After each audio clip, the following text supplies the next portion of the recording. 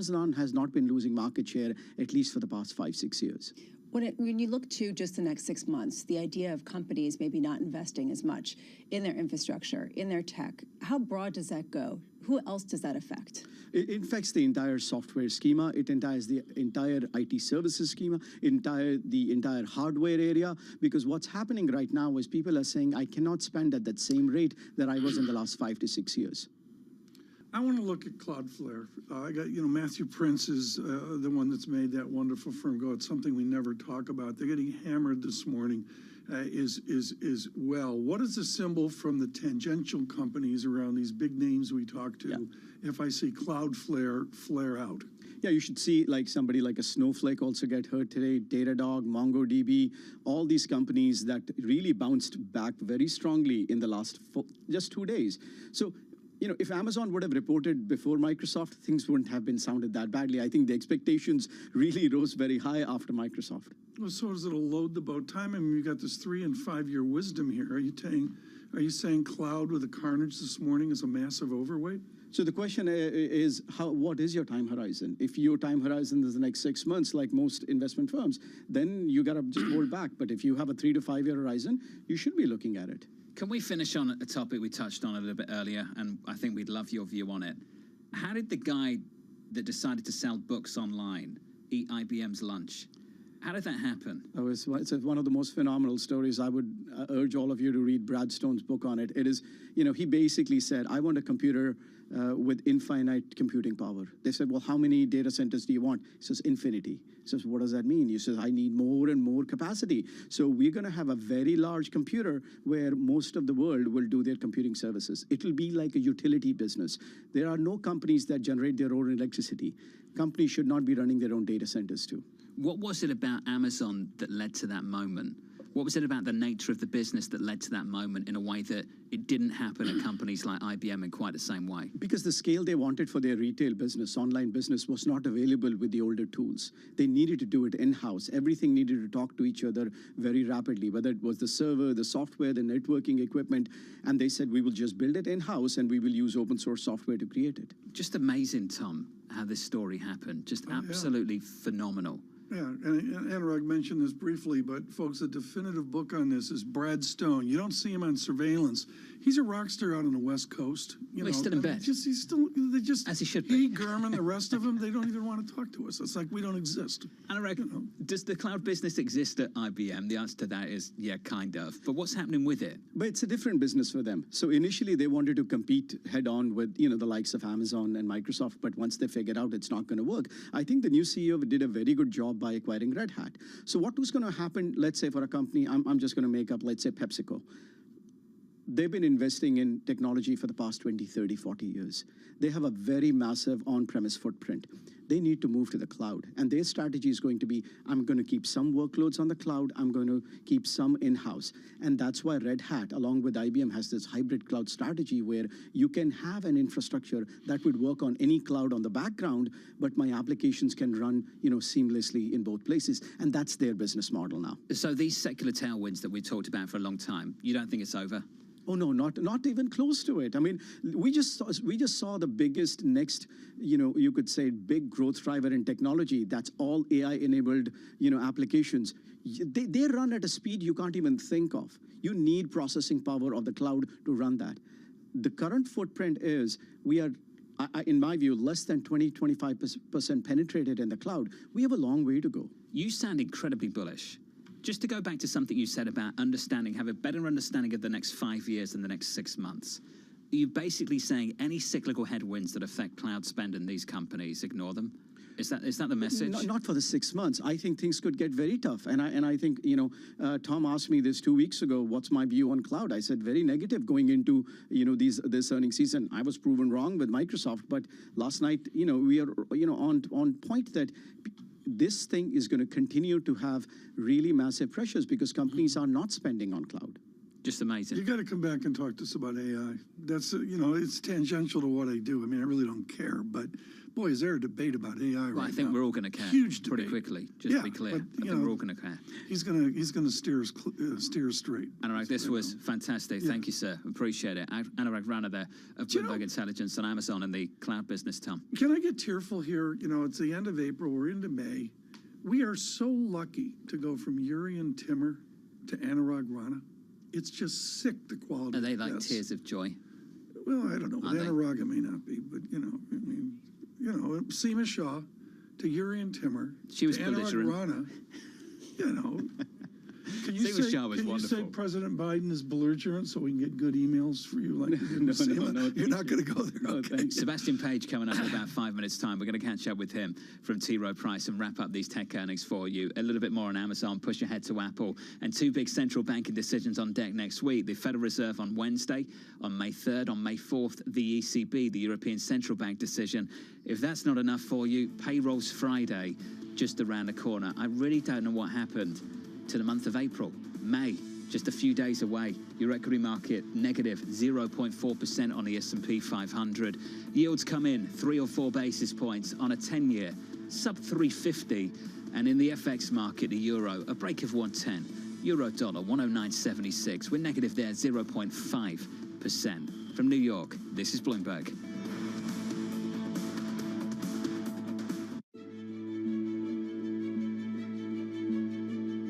Nurturing also can come from men, and it's one of the qualities, I guess, that you found in your mentors that also pushed you up. Do we need even more nurturing post-pandemic? Is the way that we talk with employees going to change? I think talent becomes the single biggest differentiator of a successful entity versus an unsuccessful entity. So you've got to do everything possible to hire, train, retain, put your arms around talent. I mean, you really got to focus on your talent. In the past, it's always been give them money, show them that they have an upward mobility and can make even more money, and that's the only reason people come to work. I think post-pandemic, we are seeing more and more people say, I have to worry about me as a person. I have to worry about my family. I want to worry about my well-being, my mental health. So we've got to start encompassing people as holistic humans as opposed to a tool of the trade, which means that we have to engage with them head, heart, and hands, not just head and hands. The heart has to be engaged. So we have to show more empathy, show that we care, that they're citizens of the community, they're members of the family, and all of those have to come into consideration as we help an executive or an employee be an employee and be a person of the community and the family. The stakes are higher. Welcome to the world of decentralized finance. You can see the massive gains for the OG crypto coin. The breakout we have all perhaps long awaited finally realized. We'll see if it sticks. Bloomberg's covering all things crypto, the people. There's no question this industry is composed of some bad actors and some good actors. The transactions. Volumes have surpassed $24 billion per day. And the technology. Stop talking about the technology, start demonstrating the utility. Bloomberg Crypto, Tuesdays. So what's the best investment advice you've ever been given by anybody? The compound interest, the compounding of returns is an incredible miracle of business, finance, and human existence. Everything you learn is additive every day, and if you keep at it and don't quit, it's an incredible miracle. And it's not just interest. It was always said about compound interest returns, compound business returns, compound human returns. They're all very additive because you learn every day. And if you keep at it, it's very, very helpful. In your observation of investors, what do you think is the biggest mistake that average investors make? Selling at the wrong time. And they sell when the prices go down? Yes. Or yes. Not keeping, look, people have conviction, or they invest for if they invest for the right reasons, just keep at it. Welcome to the world of decentralized finance. You can see the massive gains for the OG crypto coin. The breakout we have all perhaps long awaited finally realized. We'll see if it sticks. Bloomberg's covering all things crypto, the people. There's no question this industry is composed of some bad actors and some good actors. The transactions. Volumes have surpassed $24 billion per per day. And the technology. Stop talking about the technology, start demonstrating the utility. Bloomberg Crypto, Tuesdays.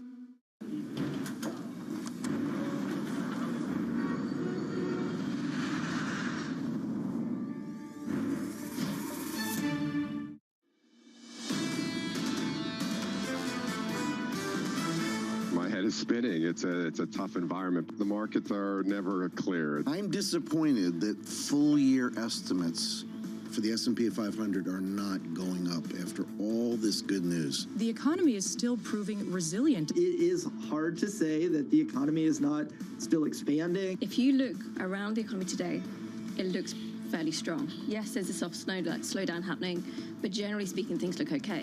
This is Bloomberg Surveillance with Tom Keene, Jonathan Farrow, and Lisa Abramowitz. Good morning, everyone. Jonathan Farrow, Lisa Abramowitz, and Tom Keene. It is the end of April. We're going to go into May, figure out if we buy in May, sell in May. We don't know what we're going to do, but we're going to do it with an environment of slower American inflation. At least that's the theme.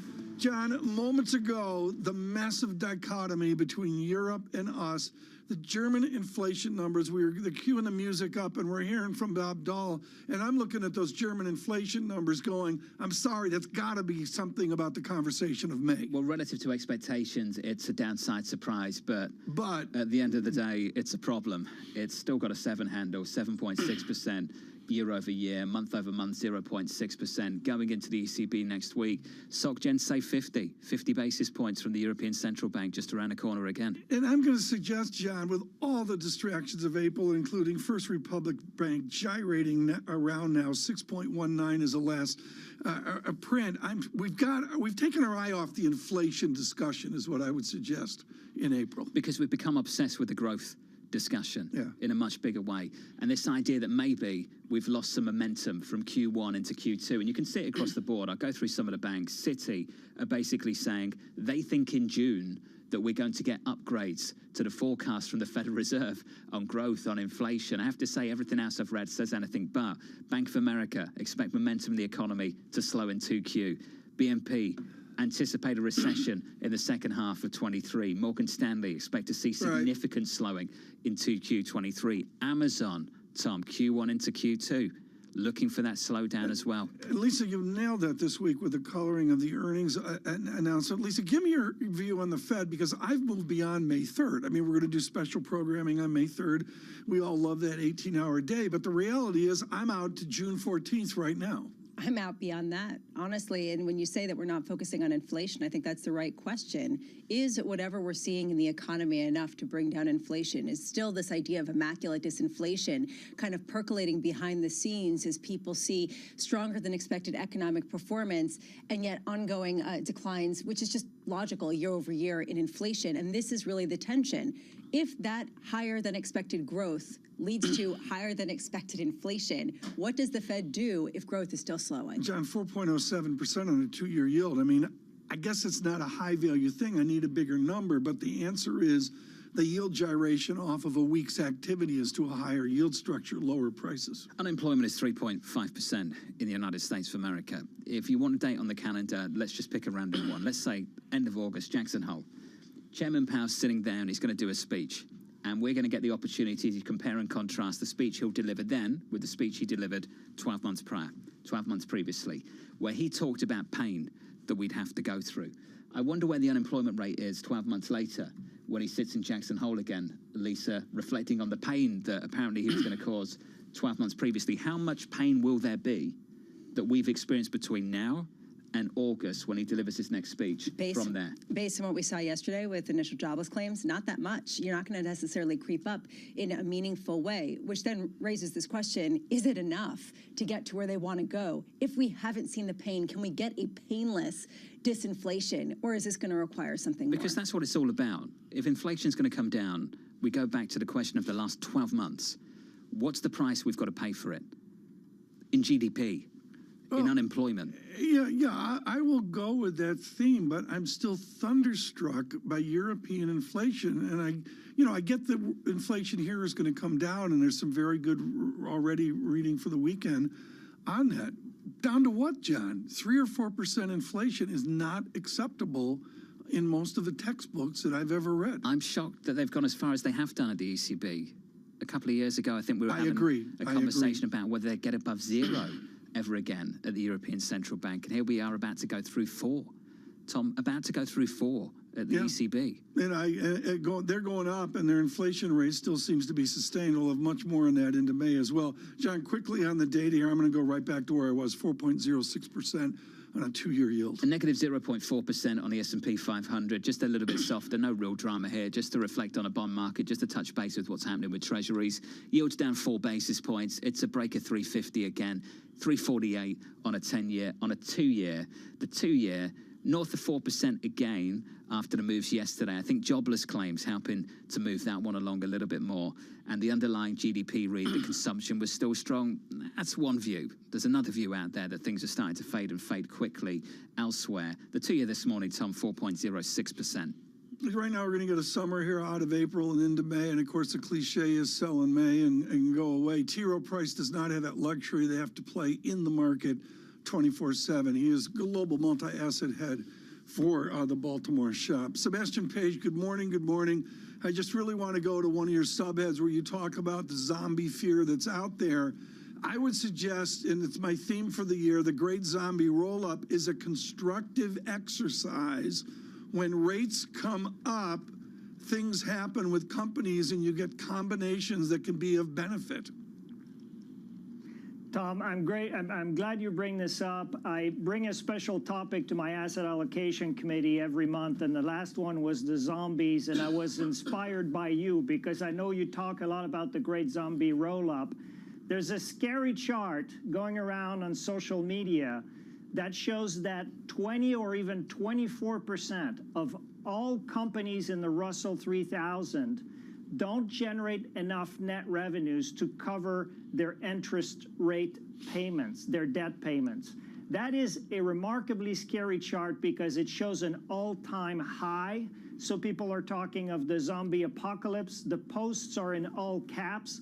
So I decided to dig into this for my asset allocation committee, and there's massive, massive caveats to add to this. And I noticed a bit of grumpiness on the show this morning, and so I want to put the caveats out there for the zombies, okay? First of all, most of them are micro caps. Second, really important, Tom, the revenues generated might be lower than the debt payments, but there are at least 3 reasons why zombies might, so-called zombies, might still be good companies, right? The sales might be growing really fast, so they'll make up for it over time. Think of a company who's growing market share, number 1. Number 2, they might have innovation in the pipeline. Some of those are biotech companies, meaning future cash flows can jump pretty quickly. And number 3, they might have a lot of cash reserves. So here's what we did. We looked at actual probability of default, looking at balance sheet, looking at sales, looking at something called the Altman Z-score, which is an actual sort of predictive probability of default, adjusted for market cap. Tom, the punchline. We went from 24% zombies, the world's falling apart, to 8.8%. Actually closer to a historical bottom than closer to a historical top. So I thought I'd bring this up since there was a bit of grumpiness today. Well, thank you for that. I feel like it's relieved all of us Lisa's of our never grumpiness. grumpy. Well, I would say that it's been a long, long couple of months, and I don't think it's just us. It's what we hear reflected by everyone. And Sebastian, you talk about how it's very hard to be a bear at this point, given some of the gyrations, and yet you continue to be somewhat bearish. I just wonder how much you're considering growth continuing to remain steady, not decline all that much, inflation remaining steady. What do you do with that? You know, I think that's a plausible scenario, and that's why we're invested, and we're modestly underweight stocks. It's not a let's go all to cash type of strategy. We don't do that anyways. And we're actually adding risk back in the portfolio by modestly also overweighting quality small caps and high yield. So from a risk posture, I think it's boring for TV, but it makes sense to be neutral from a total risk posture. I do think stocks are expensive, and you hear it on your show all the time. All the traditional indicators are flashing red. LEIs, leading indicators, red. PMIs down 17 points, flashing red. The yield curve, massively inverted, flashing red. Credit is tightening. Loan volumes down 18%. That's flashing red. I mean, look, the bearish narrative is really compelling. The only thing I would say, and why it's not a time to panic, and why I think, Lisa, your question is a good one, is that this is a cycle where we're unwinding massive COVID distortions, right? Liquidity is coming out. LEIs are flashing red. Housing is coming down. PMIs are coming down, but they're all coming down from a massive post-COVID pop. So we're looking at year-over-year data. I'm telling my team, stop looking at year-over-year data. You have to zoom out and realize that all these economic indicators went way up. M2 money supply, crazy, and then they're coming down. So it's a normalization, and it's just a different playbook. What are we normalizing to? The pre-pandemic trend line? What is it? I don't think we're normalizing all the way back to pre-pandemic, but if you just think of liquidity, right? It's worrisome that liquidity is coming out. It's definitely worrisome that we have to wait for the lagged effects of 475 basis points of Fed hikes. But we have 5 trillion extra deposits in the banking system versus 2019. So we're not, the normalization, I don't think, is going back to zero rates and the same sort of environment. I think we have a higher inflation volatility. I think we do have higher rates, ultimately higher real rates. And it is, Jonathan, I think a regime shift. I mean, from 40 years of declining rates to finally a higher high in rates means a different, not just tactical, but strategic long-term portfolio construction playbook. Could we come to the investment committee meeting one day? We'd love to do that. Wouldn't that be great, Tom? It's fun. I love doing it. I've had the honor of doing that with a number of different firms. And the T. Rowe Price, I mean, they own technology. They own some serious analysis. Seb, can we make that happen? I think he's gone, Or else he's just going to be. How rude. No, I think that's How rude. Did they cut his microphone, or is he gone? Has he gone? That's so bad. Maybe. Is that a no? I don't know. How are you asking me? How am I going to have? Is that a shutdown from T. Rowe Price? I don't think that he's shutting us We're out. not Although allowed to go. Maybe we're too grumpy this morning, and I count myself in that too. He was belligerent. I can't. But I'm going to say they cut his mic. I'm going to say they did. Did they cut his mic? Yes. We love you. Come back anytime, Sebastian. Did he just drop the headset and walk away? Like they're dreadful. Okay, I might go too. And Rita Sen of Energy Aspects joins us next. I think that was a no. Keeping you up to date with news from around the world with the first word, I'm Lisa Mateo. House Speaker Kevin McCarthy stepped up his demands for President Biden and Democrats to avoid a debt ceiling crisis. McCarthy told Bloomberg TV they should embrace the plan that House Republicans passed. He said he's willing to make a deal. You know what happens with a compromise? We can get something together. It's what I sat down with the president the very beginning in February 1st. I said, Mr. President, why don't we sit down and work through it? There's 2 things I will not do, Mr. President. I will not raise taxes, and we will not pass a clean debt ceiling.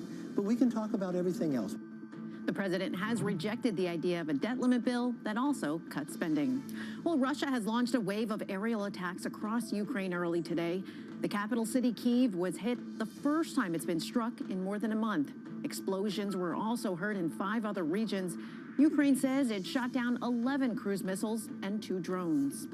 ExxonMobil posted its strongest ever start to a year. Net income more than doubled from a year earlier to $11.4 billion. Now, that's the highest first quarter profit in Exxon's 140-year history.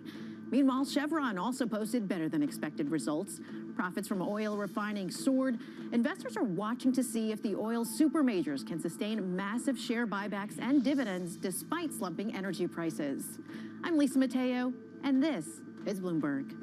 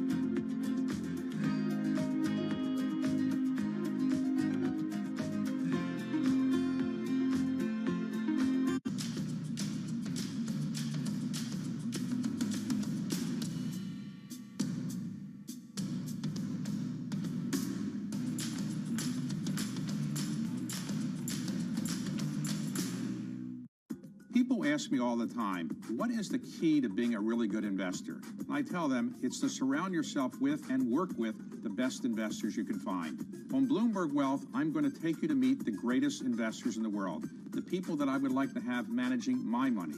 While I like home runs and grand slams in baseball, at A-Rod Corp here, we shoot for singles and doubles, and we definitely never want to strike out.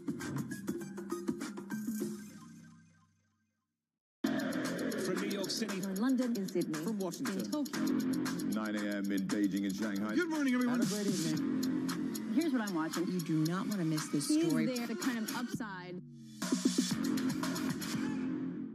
Earnings season is here. We haven't had a shocker yet. They are minting money. Markets are still volatile. I think it's going to be choppy. Bloomberg breaks the numbers first. First quarter results, impressive. The revenue beat is amazing. With exclusive expert analysis. This is really important to watch. Buy on the fear, sell on the news. Where is the upside in this market? Do we get answers to that today? Bottom line speaks for itself, and that's what moves markets. Bloomberg Television and Radio. The fastest numbers and analysis you trust.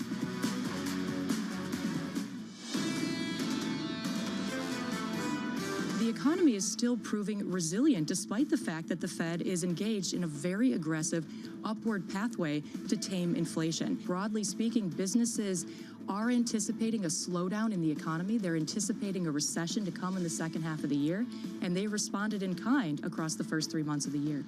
Still trying to track down Sebastian Page at T. Rowe Price. When we get hold of him, I'll let you know what the answer was to that question. Lindsay Piegza, the chief economist at Stifel, there weighing in on this economy. A bit more data for you in about 13 minutes. The ECI, Employment Cost Index. Mike McKee logged into the Bloomberg, ready to go to break that down for you. Before we get there, here's a snapshot of things for you at the moment. Equities negative 0.3%. Going into the weekend, with the week so far through Thursday, giving you an equity market that's pretty much flat on the S&P 500, positive about a 1% on the NASDAQ 100. About a quarter of the index, of course, reporting across three names on the NASDAQ 100. You know those three names, Microsoft, Meta, Amazon. It looked like Amazon was going to join the likes of Meta and Microsoft crushing it and then offer just some softer guidance around the month of April and going forward through 2Q. That stock is negative almost 3% now, Tom, which is amazing considering where that was around 5 p.m. yesterday. That's the Amazon dynamic. I'm looking at First Republic Bank as well, maybe a bit off the surveillance radar, but should not be. Are we waiting for a Friday announcement? Don't you make these announcements at 5 p.m. on Friday? I think so. A weekend shocker? I don't know what it would be. We know what the options are. We know what the options are. Let's see what they choose to do. Yeah, we'll have to see. We're going to finish strong here over the next 45 minutes into the 9 o'clock hour. You have Dr. Alarian joining you? We do in This is a about good thing. 40 minutes. Looking forward to it. Right now, Dr. Sen's going to join us. I'm Rita Sen. Really been looking forward to this, really on the microeconomics of oil, and you're shocked that it is near $69 a barrel on West Texas Intermediate, 75.06 on American oil right now. And Rita, what does the general equilibrium dynamics of oil look right now, and can it nudge oil to a $69 handle? If you get just not one, but if you get a few really poor macroeconomic data points that starts to spook the market a lot, yeah, look, we don't want to rule anything out. I mean, right now, what's been fascinating is that crude prices have been the most correlated with bond vol. You should have a look at a chart, just correlation, very high R-squared there as well. Bond volatility has spiked this week, and that's been one of the big sellers or big reasons why crude has sold off. Huge amounts of CTA selling as well. You know what, Tom, that fascinates me right now. I've rarely seen a market where we are drawing stocks. Fundamentals are actually tightening quicker than even we had expected, and yet the market isn't paying any attention to it, and it doesn't even believe in it. That's fascinating. critical. This is a critical observation, folks, and what Energy Aspects is so well known for. The market is tightening up. Why isn't price going to where so many people suggest it should go, higher? For me, you know, a big chunk of what's been going on in terms of the day-to-day trading is just the fact that people or investors, for instance, or traders just don't have enough capital. We have seen a lot of funds take big hits, big losses this year when we had prices dip to, say, Brent went down to $70 in early March because of the macro fears. Then we had it kind of coming back up. We had the surprise OPEC cuts. What ended up happening is that the rally back up was so quick, a lot of them them then ended up buying at the highs. So, and they're still down a lot on the year. This isn't necessarily about fundamentals. It's just the lack of capital right now. We just don't have enough liquidity. And that's why the CTA moves are basically aggravating the day-to-day price volatility. Back in the real world, Exxon and Chevron just crushed it. They delivered profits that we haven't really seen since oil was more than $145 a barrel, this according to Kevin Crowley over in Bloomberg News, has been crunching the numbers after getting the results. What do you make of that? The incredible profitability despite the decline that we've seen in crude. Again, a big chunk of their profitability came from refining margins. Refined products have been very, very strong, a sign that demand, despite all the Fed tightening, overall continues to hold up very well. Of course, this was last year, and we have seen refining margins come off this year as expected because we are adding at least net 1.5 million barrels per day of refining capacity. But I think the downstream sector has really helped energy majors across the board. And that's something we're not going to see that this year because of margins. But overall, I am still expecting decent results from the majors even through 2023. How challenging is that politically when you have oil prices that are starting to creep back up, gasoline prices starting to creep back up in the United States, and you have this real urgency, especially as people try to combat inflation to keep prices low? How problematic is it that the margins are getting fatter for some of the refiners? So this year, let's say right now, prices are pretty low, right, where we are, whether it be WTI, Brent, or even outright gasoline prices. I really don't think energy should even be talked about when we're talking about inflation right now. Going into the summer, if our expectations are correct and crude prices go up and gasoline prices go up, then yes, we can start talking about it. But we're still going to be quite a bit lower year on year till probably the back half of the year. So I'm really, I know there's a lot of focus still on inflation, and rightly so, because inflation still remains relatively high, but it hasn't been oil that's been the driver, at least in the last few months. Amrita, thank you. Amrita Sen there of Energy Aspects on crude. Right now, 79 on Brent. WTI looks like this, 75. Both firmer by somewhere between 0.5% and 0.8% this morning. In about 7 minutes, economic data in America, employment cost index, PCE, all that good stuff. Mike McKee with us around the table. Morning, Mike. Good morning. It's going to be fun. It will be fun for some people. For some people. If you're a nerd, yeah. Yeah, maybe. The Federal Reserve, how will they look at this data going into next week? Well, it's probably too late for any of the data to really surprise them and make a difference in what they're going to do. We've already seen enough inflation data that suggests that inflation is still a problem. It hasn't gone down enough. And we're not seeing a lot of strength out of consumers. So at this point, they can raise their 25 basis points. And then the question is, do they want to hold? And maybe there's a little bit in here about whether they want to hold if the consumer spending numbers are bad or the income numbers are weak, but they're probably on track. It's what happens next that matters. In this weekend, we're going to have the PCE deflator year over year, 4.1% is the survey. That says to me nominal GDP of 5, dare I say 6% as well. That's completely unacceptable to the Fed. How do you envision the path from 4.1% PCE deflator year over year down under 3%? Is that like you've got that staked out for this year, May into July into September, or is it a Michael McKee mystery?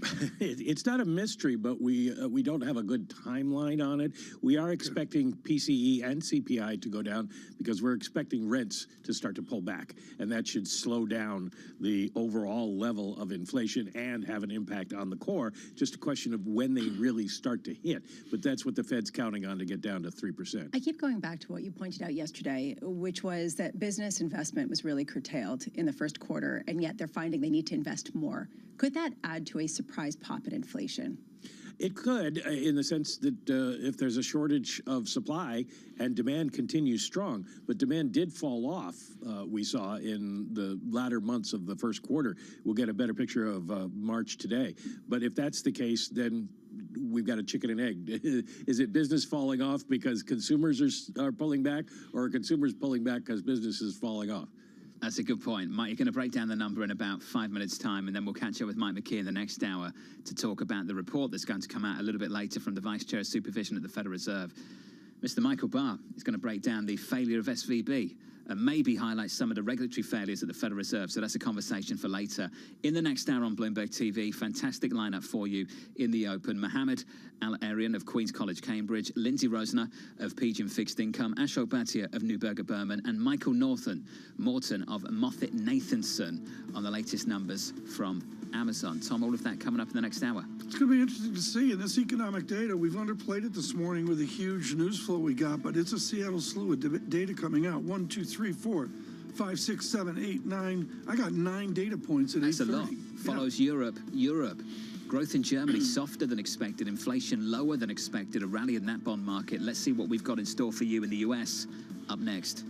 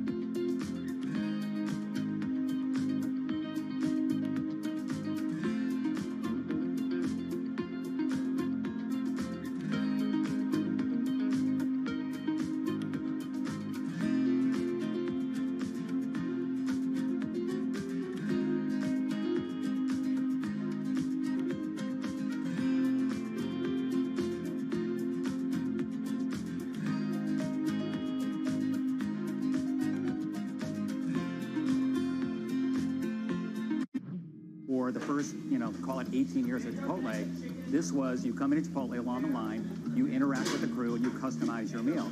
We've got this separate make line, and it's digitized, and so the orders come in, and they're really kind of staged so that if you say at noon, I want to come in at 1 o'clock, we hold that order, and we will send it to the crew like maybe 10 to 1, Right. so it's ready right when you pull up your car. How do you manage these kind of two different staffing needs, right? And Yes. making sure you have the right amount of people Yes. at the right time. We spend a lot of time projecting sales. A lot of it is, it's part art, part science. We're trying to bring more science and more AI into it. Because if you get the right sales projection, then you know exactly what your staffing needs to be. So if you get the sales right, you can get the entire restaurant staffed perfectly. With just a couple people, our average restaurant now does about over $1 million per restaurant in digital sales. A lot's happening on Wall Street. I'm quite encouraged. The center is holding. Need to catch up? This is Bloomberg Wall Street Week. I'm David Weston. We've got the information and insights A lot of these areas still have very, very good valuations. from businesses most influential and instrumental. It's knocking it out of the ballpark. Now's not a great time to be speculative. It's time for a pivot. We're talking about a significant hit to our standard of living. Bloomberg Wall Street Week, live tonight with replays all weekend on Bloomberg Television and Radio.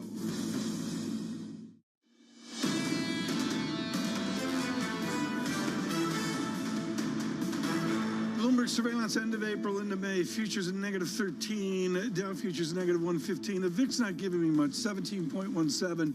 Lisa Abramowitz, John Farrow, and Tom Keene looking at a 2-year yield. Keep score 4.07%. As we look at economic data, we span the globe from the employment cost index I'm down to the PCE core deflator. Why, oh, why? Who else can do it? Michael McKee. Yeah.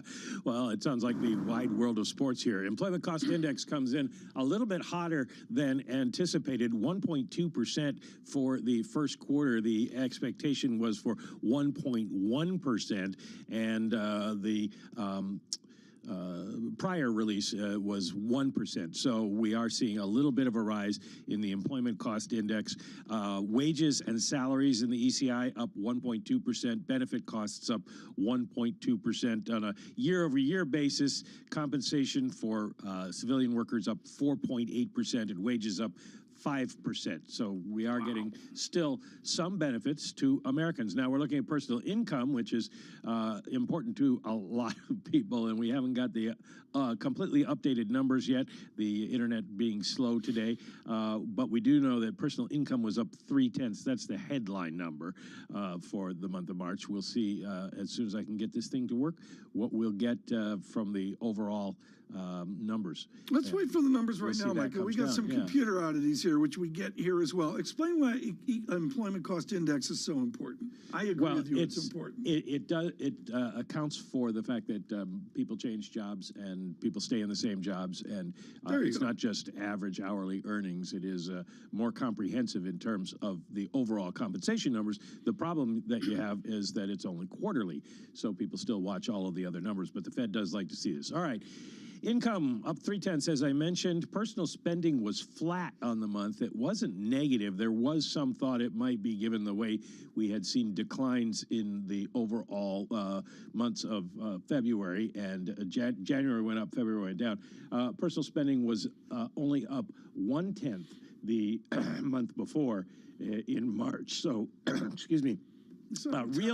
Real personal spending flat as well. Adjust for inflation and you got nothing, no change. That was down 0.2 in February. The PCE deflators, these are the Fed's inflation numbers, month over month up 0.1%, and that puts us at the year over year puts us at 4.2%. Core is up 0.3%. The core deflator up 4.6% on a year over year basis. Yeah. That's the same as the prior month, but a big drop in the year over year number from 5% to 4.2%. Base effects at work there. So we are seeing some improvement in the headline number, but of course we're still waiting. Well, and the revisions that we're getting, and the revisions that we're getting are upward revisions almost across the board, with the exception of personal spending, which makes sense given some of the concerns in February around everything. I'm surprised there isn't more of a reaction in the bond market. We're not seeing much movement in terms of two-year yields, which are basically flat after bouncing around a bit, still dead lower on the S&P and NASDAQ. But what I'm struck by is this seems to paint a picture of inflation not coming down nearly as quickly as people had previously expected. Is there anything to challenge that assumption? Nothing so far. I think what we're seeing is in the bond market is basically people had already figured out what the Fed is going to do.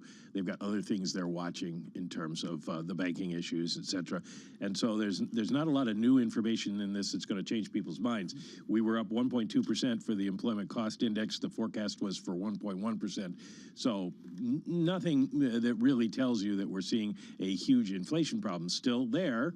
Wages still going up, but not a huge problem. Michael McKee, thank you so much on this raft of data. Michigan data at 10 o'clock as well. Right now, Neela Richardson to sort this out for us with a wonderful purview from ADP, Automatic Data Processing. She is the chief economist for the company that does so many paychecks from sea to shining sea. Neela, I look at this, and I'm sorry, as I said this morning, I've shifted from a May analysis to a Fed meeting June, Fed meeting July analysis. I don't see inflation coming down in these statistics. Do you?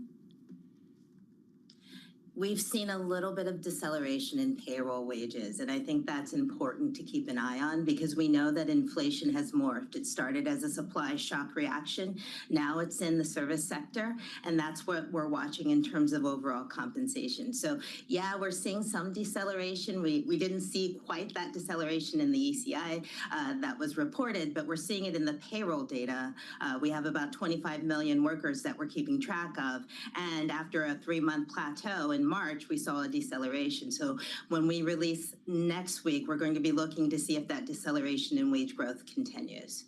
What's the pace of the deceleration? Does it feel like it's accelerating, or does it feel like it's just this tick by tick lower, just simply because year-over-year comps are difficult? Well, we're able to do year-over-year comps really rigorously because of the scale of the ADP data. We can match individual workers who stay on the job and individual workers who actually leave their job. So those compositional effects aren't in the ADP payroll insights data that we provide, and that gives us a really clear lens on what's going on with pay. And what we're seeing is that we saw a decline last month that was significant. If you look at the past year, wages and pay peaked in May of last year. Leisure and hospitality peaked in June. So leisure and hospitality, or low wage pay overall, have been driving these gains, and we're finally seeing a notable decline. But that being said, full context, it's still much higher than before the pandemic in terms of pay growth. Are you getting the sense, Neela, that the shift in labor markets is moving much more quickly than people appreciate in terms of how much things really are loosening up and really jobs are getting eliminated? You know, I know that's what the headlines say. And we see, I've seen like 5 or 6 headlines this morning before my morning coffee. But when you look at the data, when you look at the initial jobless claims data, you see that proxy of layoffs still well in line with where we were before the pandemic.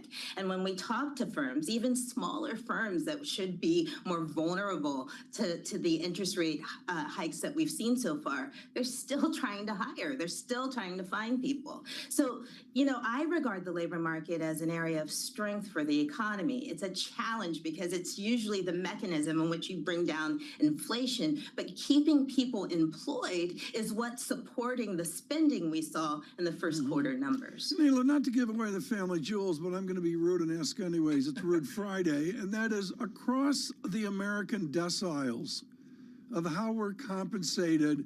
How correlated are we in our monthly dynamics of an ADP paycheck? Or is there huge discreteness across deciles in the wage dynamic?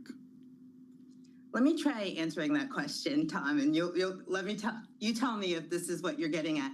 You know, where we've seen the highest and fastest wage growth is in that lowest decile. That's what took off after the pandemic, because those were the jobs, those consumer-facing, lower-paid jobs that were decimated by the pandemic.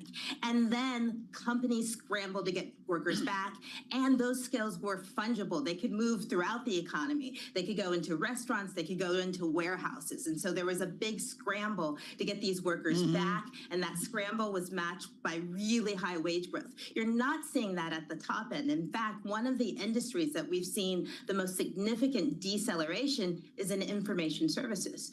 That was a sector that wasn't really hit hard during the pandemic.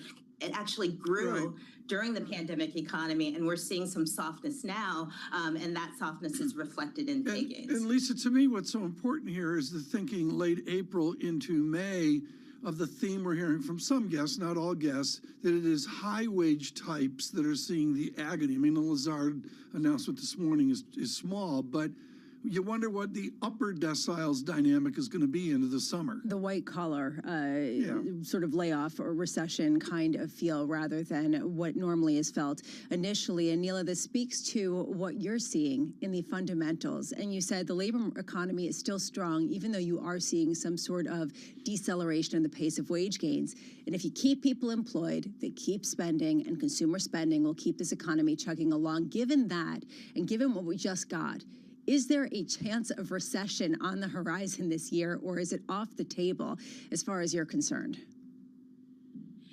Nothing's off the table, Lisa. But yes, there is a chance of recession, and we'll have to kind of watch the incoming data. There's also a chance that we skid through it, that we do not receive a recession, that we have this instance of slower growth.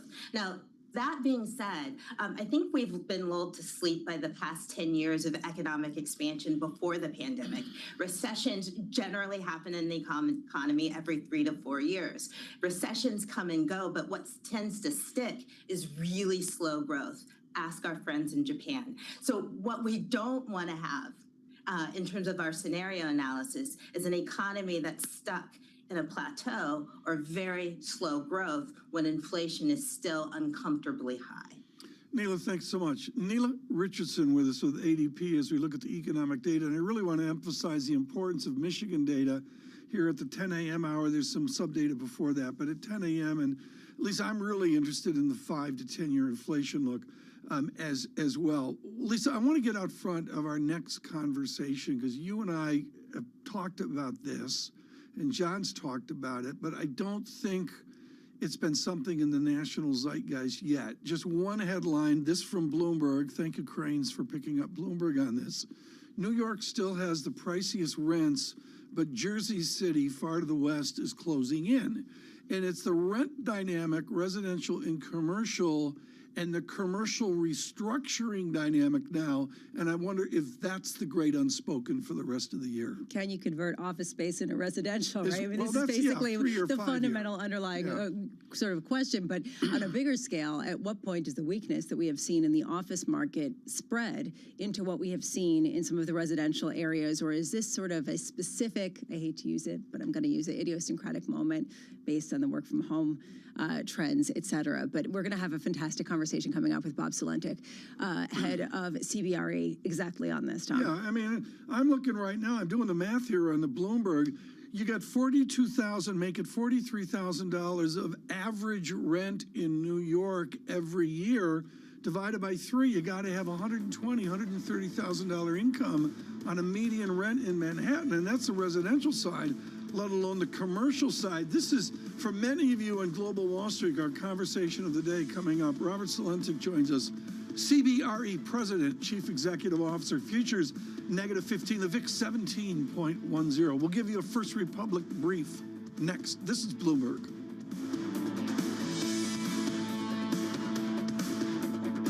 Keeping you up to date with the news from around the world with the first word, I'm Lisa Mateo. Speaker Kevin McCarthy is putting the pressure on President Biden and Democrats to embrace his plan that was passed on the House floor in order to avoid a debt limit crisis.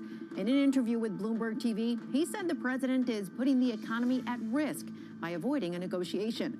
Biden opposes the measure because it includes sweeping spending cuts in order to raise the debt ceiling.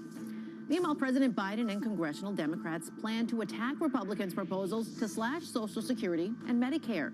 They see it as a key wedge issue in the 2024 election campaign.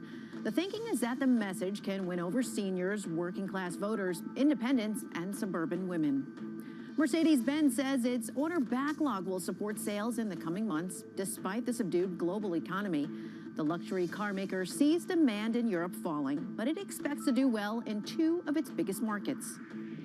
Demand in the U.S. is really good, is solid, and now, I mean, in particular towards, I mean, the tail end of the Q1, we could see the demand, I mean, coming up and coming back up again in China.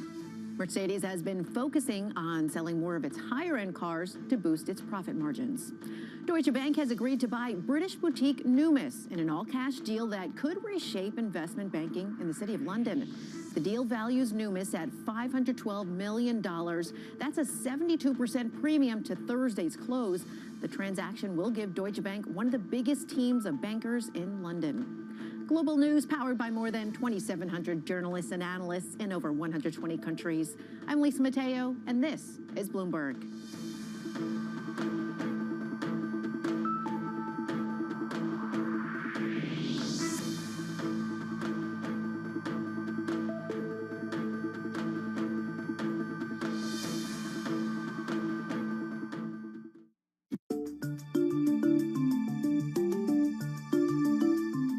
Big ideas, we show the productivity increases that are possible because of artificial intelligence. It's these companies who could be some of the biggest beneficiaries if they harness AI correctly. I think a lot of people are looking for the killer app, like they look like these viral apps that the internet delivered. The killer app for artificial intelligence is productivity gains, and any company does not harness it is probably not going to be one of the big winners out there. And just one other thing on AI. The real winners here are going to be those companies that have proprietary data and have lots of it. have the best domain expertise, best AI expertise, the best pools of high quality data to basically create new businesses. Business Week Radio, live weekday afternoons at 3 p.m. Eastern. We got a little bit of talking. Come on, are you guys ready? Harnessing the power of Bloomberg Business Week, Carol Masser and Tim Stanovic bring you the latest news from the worlds of business, technology, politics, and more. How does the Fed play into this and what the Fed does potentially? This is so exhausting and this is so all-encompassing. Listen on Bloomberg Radio and streaming on YouTube and Bloomberg Originals.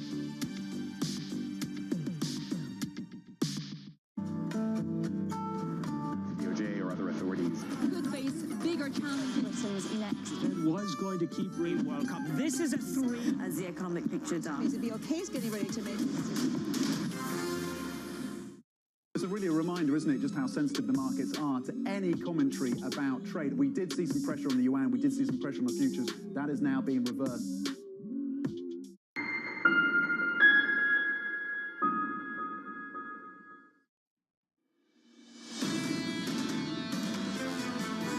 Stagflation by far. That is the worst case scenario. There is a lot of assumption out there that inflation is going to keep coming down. That is the consensus forecast, and there's very, very little dispersion in those expectations. So inflation, if it were to reignite and start moving up, that takes away everything which is underpinning the market today. Seema Shah, Principal Group, with a huge response today to her thoughts on the markets and on the state and differences across the transatlantic divide from her London School of Economics. To hear, she really made quite a splash, and so much of it was just backed up by this informed view on the markets, the uncertainty. The difficulty in gaming out an economy that has defied all projections of collapse over the past year. We're going to get right to it right now because this conversation is too important. Lisa Bramwitz and Tom Keene, Mr. Farrell waiting with Dr. Alarian for the next hour's festivities. And with us, and this is really important, is Robert Salentic. He's President and Chief Executive Officer at CBRE. Who is CBRE? What you need to know is if you're a computer guy out of Ames, Iowa, and you get a job in Texas in real estate, over a number of years, maybe it prepares you for the great financial crisis of 2007, 2009. Bob Salentic has been on the watch at CBRE, I should say, through now not one, but 2 crises, and he joins us in our studios this morning. Thank you, and thank you so much for joining Bloomberg this morning. Good to be here. You, more than anybody I know, push against the stereotype of real estate investment trusts. OMG, we're all going to die. The stocks have cratered. Your stock is down, but you've got a 12% total return over the last 12 years. CBRE is the outlier. What is your best practice removed from the volatility train wreck of REITs? The best practice in the regard you're talking about, Tom, is that we are very diversified. We're diversified across asset type, diversified across service type, diversified across geography, and diversified across client type.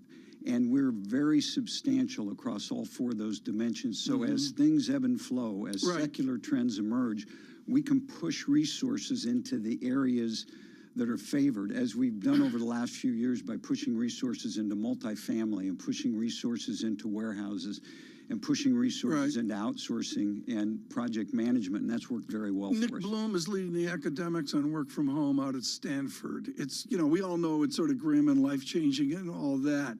That part of CBRE that is in the cliche of Midtown Manhattan, sea to shining sea, that's empty, is that gonna continue? Is this legitimate emptiness that we see now? It's a legitimate backing off of the amount of office space that'll be used, but there's some important trends that are contrary to that. So for instance, companies in general, and certainly here in New York, there's some famous examples here in New York of leaders that want to get their people back in. Well, the way you get your people back into the office is you create great environments in that office space.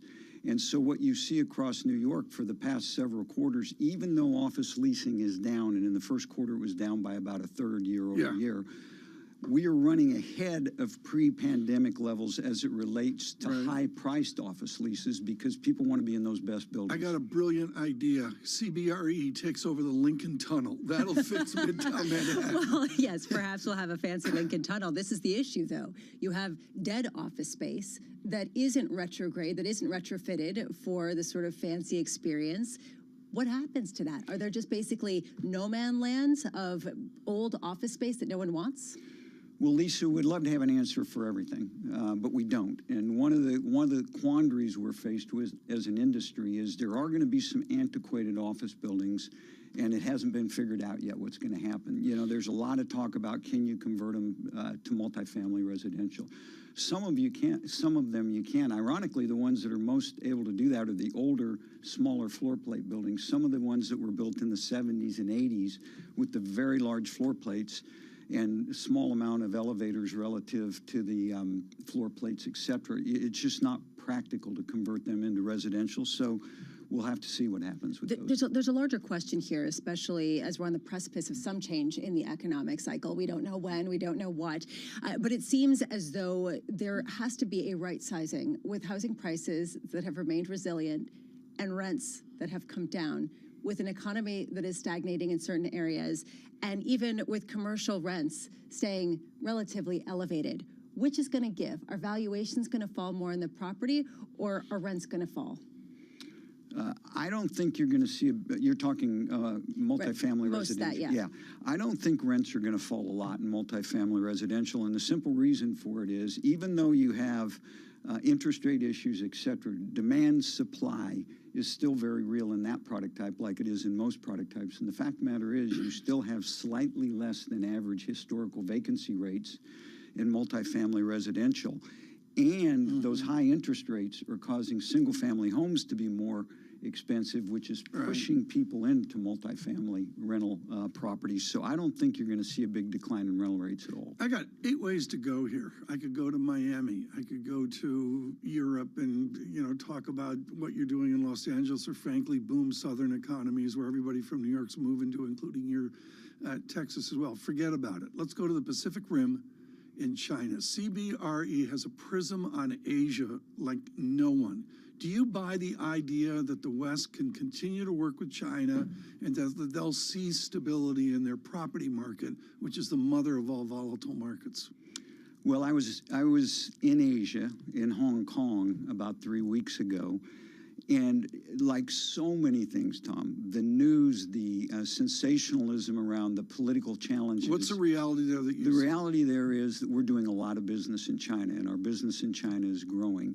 And there's a lot of business being done between the U.S. and China, and a lot of effort to get U.S. companies in there. There is political risk for sure, but those are the largest cities in the world, or some of the largest cities in the world. And one of the things that's happening as it relates to commercial real estate is intermediation, which we've had here and in Western Europe, more and more prominent there. So we expect to grow our business substantially. Before we let you go, and unfortunately it is too short, I do want to just get your view on what the pricing impact is going to be of some of these regional banks with pretty big portfolios of loans that back commercial real estate. What is the likelihood of some forced sales that really bring down prices in the near term? There's going to be some forced sales, Lisa, but here's something that it just gets missed. If you look at commercial banks' assets across the United States, less than 1.5% is in office buildings, is in office building loans. So, yeah, there is some pressure now with less capital available, less debt available from commercial banks for office building. It's being backfilled by other sources of capital, private sources of capital, debt funds, et cetera, the GSEs. There is going to be down pressure. There is going to be some trouble as it relates to the regional banks, but it is certainly not huge in a way that would be ruinous for the commercial bank industry. What about other sectors within the real estate? Are there other areas that are more exposed based on the concentration of these banks? Yeah. Fundamentals are really good in other areas. And when I talk about fundamentals, occupancy rates and rental rates. So just to give you a few, industrial, 3.5% vacant. Institutional quality multifamily, less than 5% vacant. Retail rents are on their way up around the U.S. Hotels doing very well. So the fundamentals in things other than office are actually quite good right now. I'm sure both of you have had experiences trying to get into restaurants lately. I mean, oh no, it's. No. I don't have a life. Lisa has a life. Farrell has a life. I don't have a life. So again, headlines are partially accurate, anecdotally accurate, but not holistically. Do you realize Salentek just shows up at any restaurant across the country and it's just like, Bob, yeah, absolutely. Bob, please, did you get the check?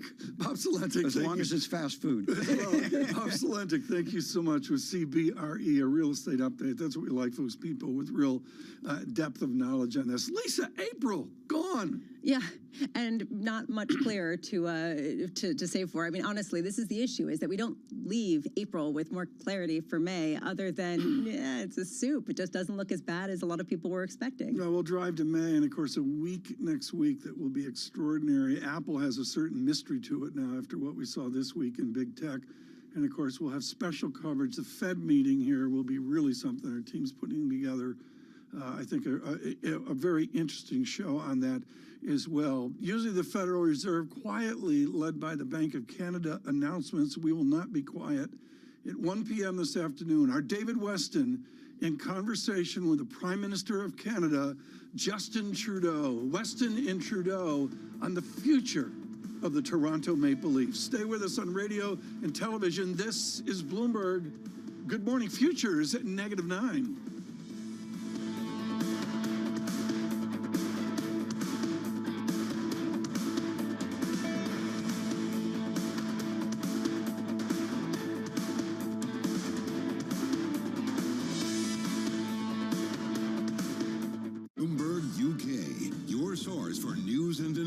Covering the biggest challenges facing the UK government, economy, financial services, and markets. Tax cuts should not be the priority. It's about a credible plan for growth over the next 2-3 years. In this post-Brexit world, how do you see actually servicing your clients? It was disruptive, and it's going to have implications to how capital raising works. Now we're having the perfect storm in the UK. Watch Francine Lacqua Thursdays at 9:30 a.m. only on Bloomberg, your global business authority.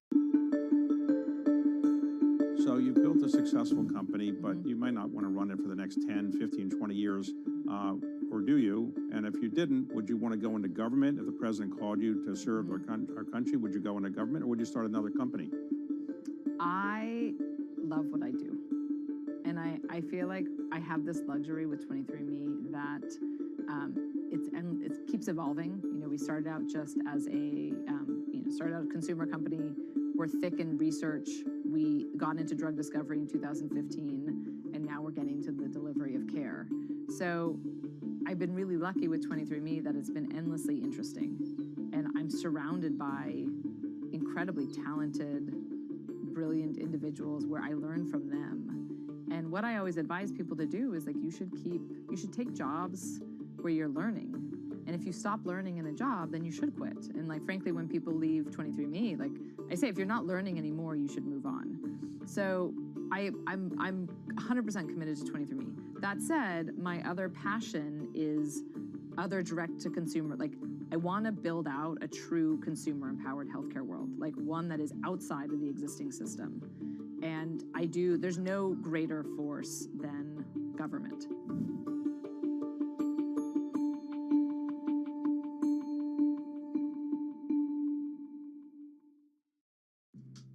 Steve's ability on the course may not be etched into any record books, but following him around, it's clear that it's not for lack of trying. Jeez. We were constantly hustling behind him as he caught up with executives in the portfolio companies and reminisced with former and current players. He's a day trader. He taught himself, self-made day trader. Yeah. And so he's on the bus after a game in New England, and he's day trading on the bus, and Bill Belichick sees him and cuts him on the spot. You know, in many ways, it's a convention, right, of the people that I don't see maybe once a year. And so it's kind of all come together. My firm, our charity, fundraising efforts, and then the friends that are around. My dad and my brother, it all happens right there as a confluence of all these parts of my life that have found its common center.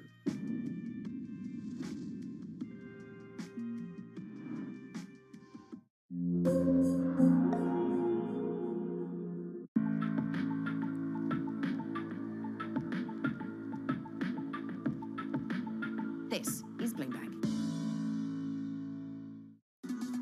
Live from New York City, let's get you to the weekend. For our audience worldwide, good morning, good morning. Your equity market just a little softer, negative 0.25%. The countdown to the open starts right now.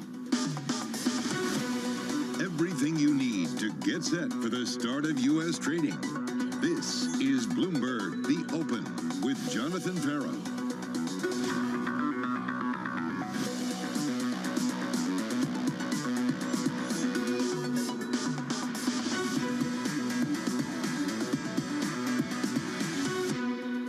Live from New York, coming up, the latest data likely locking in one more rate hike.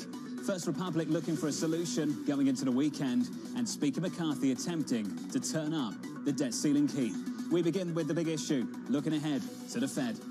The Fed's not done. The Fed's job is not done. 100% of May will see another hike. You've got inflation that's still sticky. That is what the Fed is looking at. I think they'll do one more. I think it's entirely unnecessary. They have said that they're very data dependent. The data that the Fed is looking at is mostly coincident and lagging. The things it's going to gravitate to are the low level of unemployment in the U.S. So it's leading indicators that continue to weaken. They are going to have to start to talk those forward expectations up. Almost no one is talking about beyond May. The market has been all over the place. To have the Fed cutting interest rates, to have inflation be well under control, and then to also have earnings basically come in at 220 and the economy continue to grow. I mean, it's just not going to happen. The market is pricing cuts more likely than not starting in Q3. I mean, it's the most wishful thinking that we've ever heard of.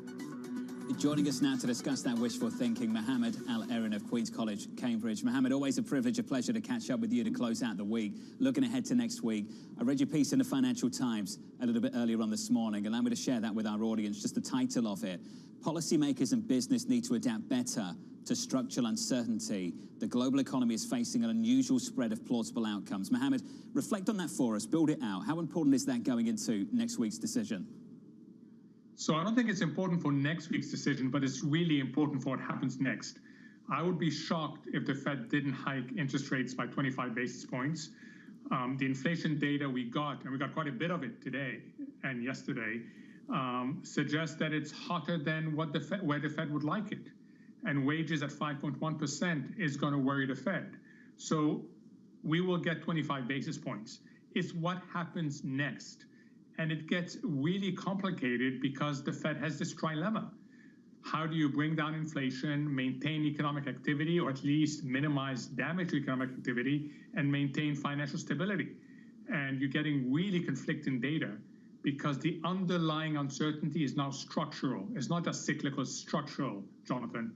Well, that makes it even more difficult then. Mohammed, one feature of our conversations over the last several months has been a Federal Reserve that you've suggested is too data dependent.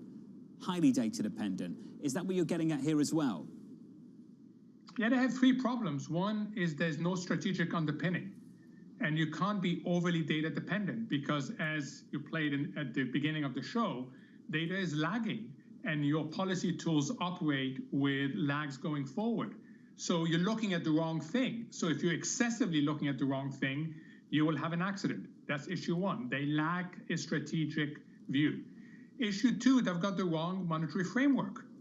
So it's as if they are trying to control inflation on the ground, but they're not controlling the skies because the framework they have is for a world of deficient aggregate demand, not a world of deficient aggregate supply, which is the world we live in. And third, they don't learn from their mistakes. So that is why it's become so complicated. That's why the narrative has changed I don't know how many times. That's why the 2-year has been all over the place and it hasn't been anchored. So that's a fundamental element of policy adding to the uncertainty as opposed to reducing it, Jonathan. How would you suggest they develop a better strategic view when you acknowledge some of the structural issues are becoming increasingly uncertain? So I think this is my viewpoint, there are things that you can bet on. You can bet on supply will be less elastic going forward. And we talk about these issues all the time. Companies are rewiring their supply chains for resilience. Geopolitics is having a bigger influence on economics. We see that every single day. The labor market remains tight, and we have major transitions coming forward, including the energy transitions. All that suggests that supply will be less elastic. That has to be reflected in how you think about this economy. Secondly, you've got to make a decision. Do you believe in the separation principle or not? Do you believe that monetary policy should be directed at inflation and other tools should deal with financial stability, the ECB view expressed over and over again? Or are you willing to commingle the two? They've got to be really clear on that, John.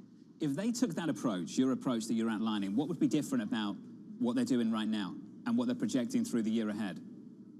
So what certainly would have been different is they would have started earlier.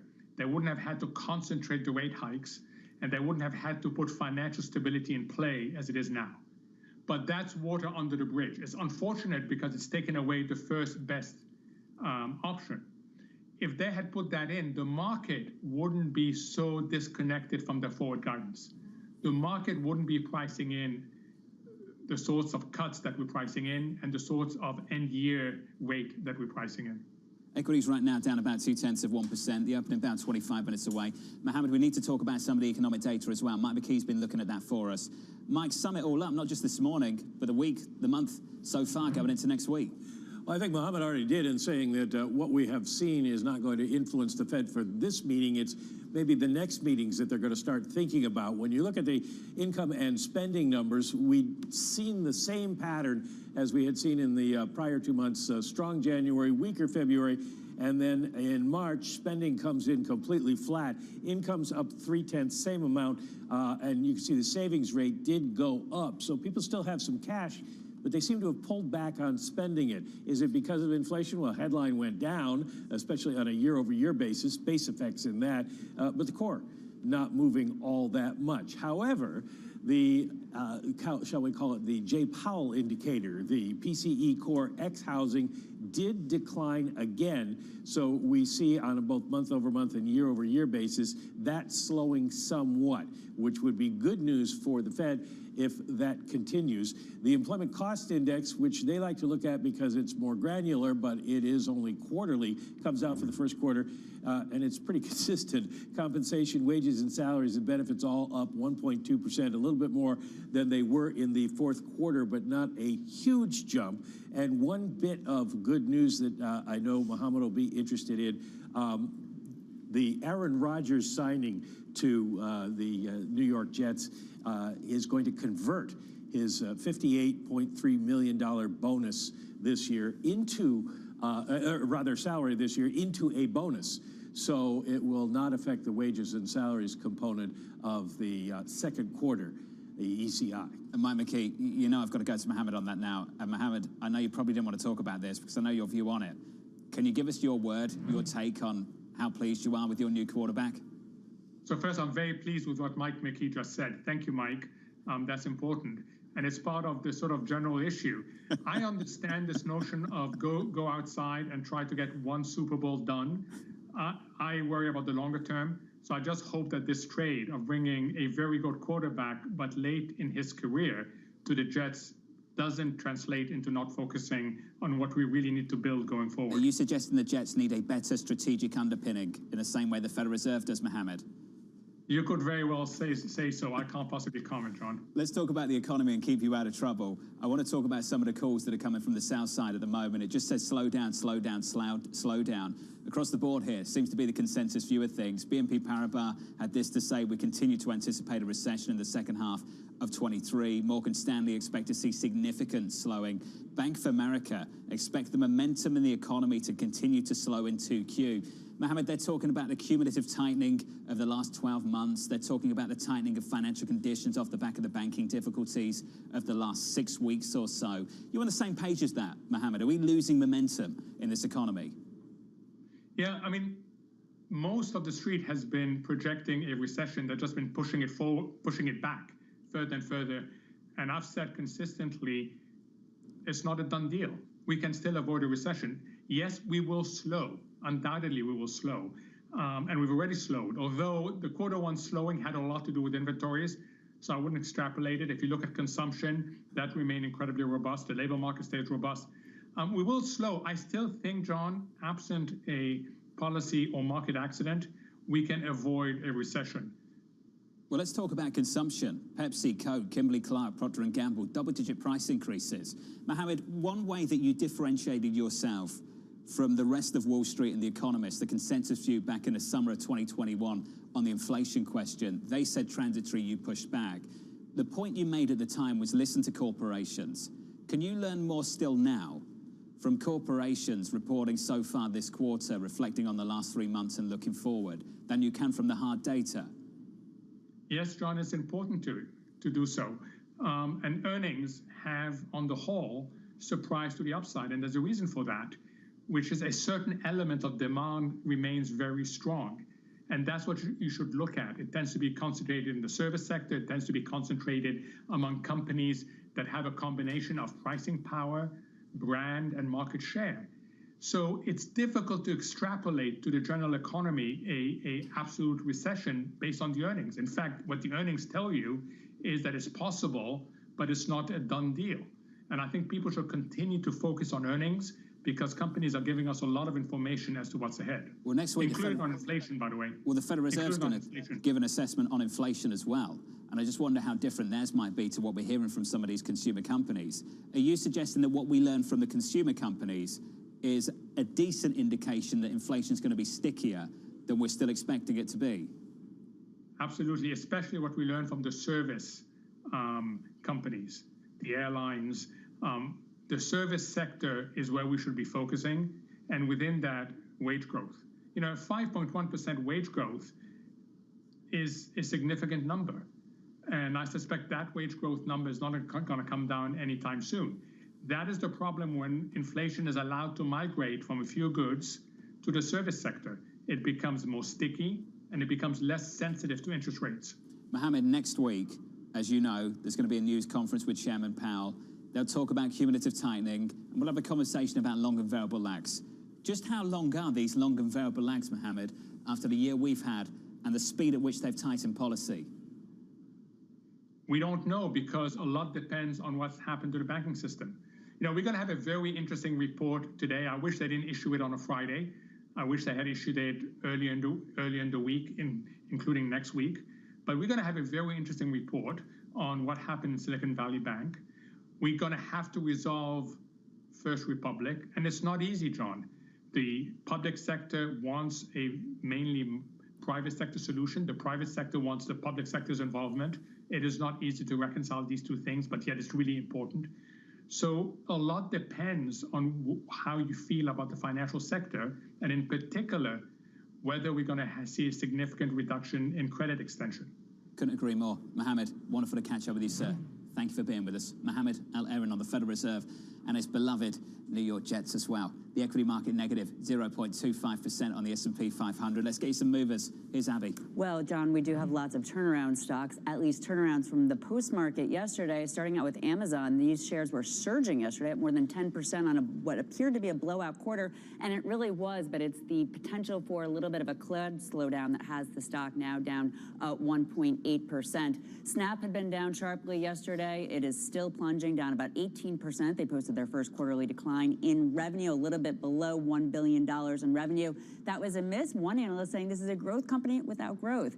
Intel, this is another reversal. These shares had been lower yesterday, but now up 6.1%. Their first quarter data center and AI revenues beat. Analysts saying this is the potential bottom. And then finally, ExxonMobil, record profits on rising output. They blew out estimates. Those shares up 0.7%. Abby, thank you for that. Coming up on this program, investors gearing up for Chair Jay Powell. Given the fact that inflation is slowing but still elevated, the Fed probably hikes once more next week. That conversation up next with PGIM's Lindsay Rosner and Neuberger's Ashok Bhatia.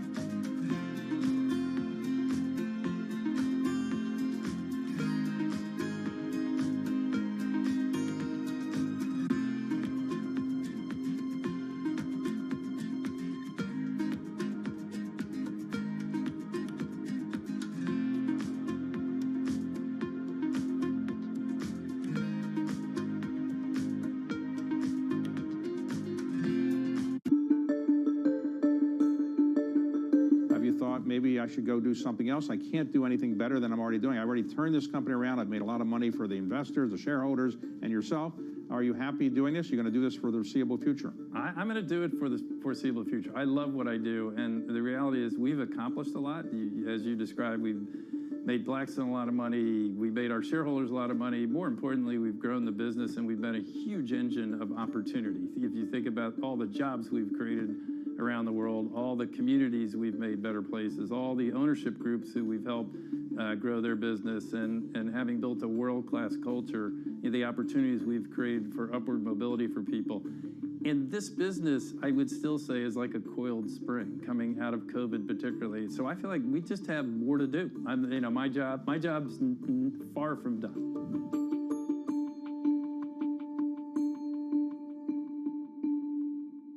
Why do the biggest names in business choose Bloomberg? That is a great question. It's a great question. Great question. Great question. Best question I get all night. Bloomberg, top experts, great questions. BSO Now is your online home for weekly Boston Symphony Orchestra and Boston Pops performances. See new concerts that go behind the scenes, plus acclaimed archival concerts. Visit bso.org/now, where the music plays on. BSO season sponsor, Bank of America.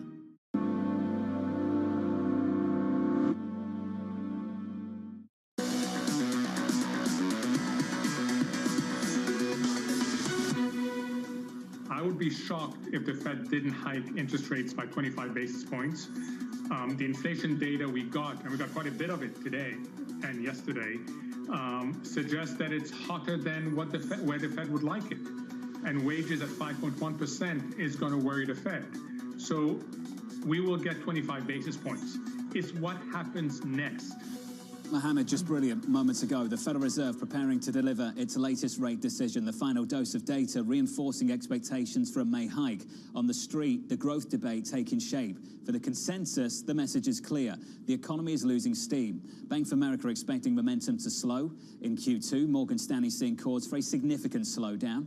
BNP Paribas calling for recession in the second half of this year. On the other side, Citi's Andrew Hollenhorst looking for Fed officials to revise up growth and core inflation forecasts in June.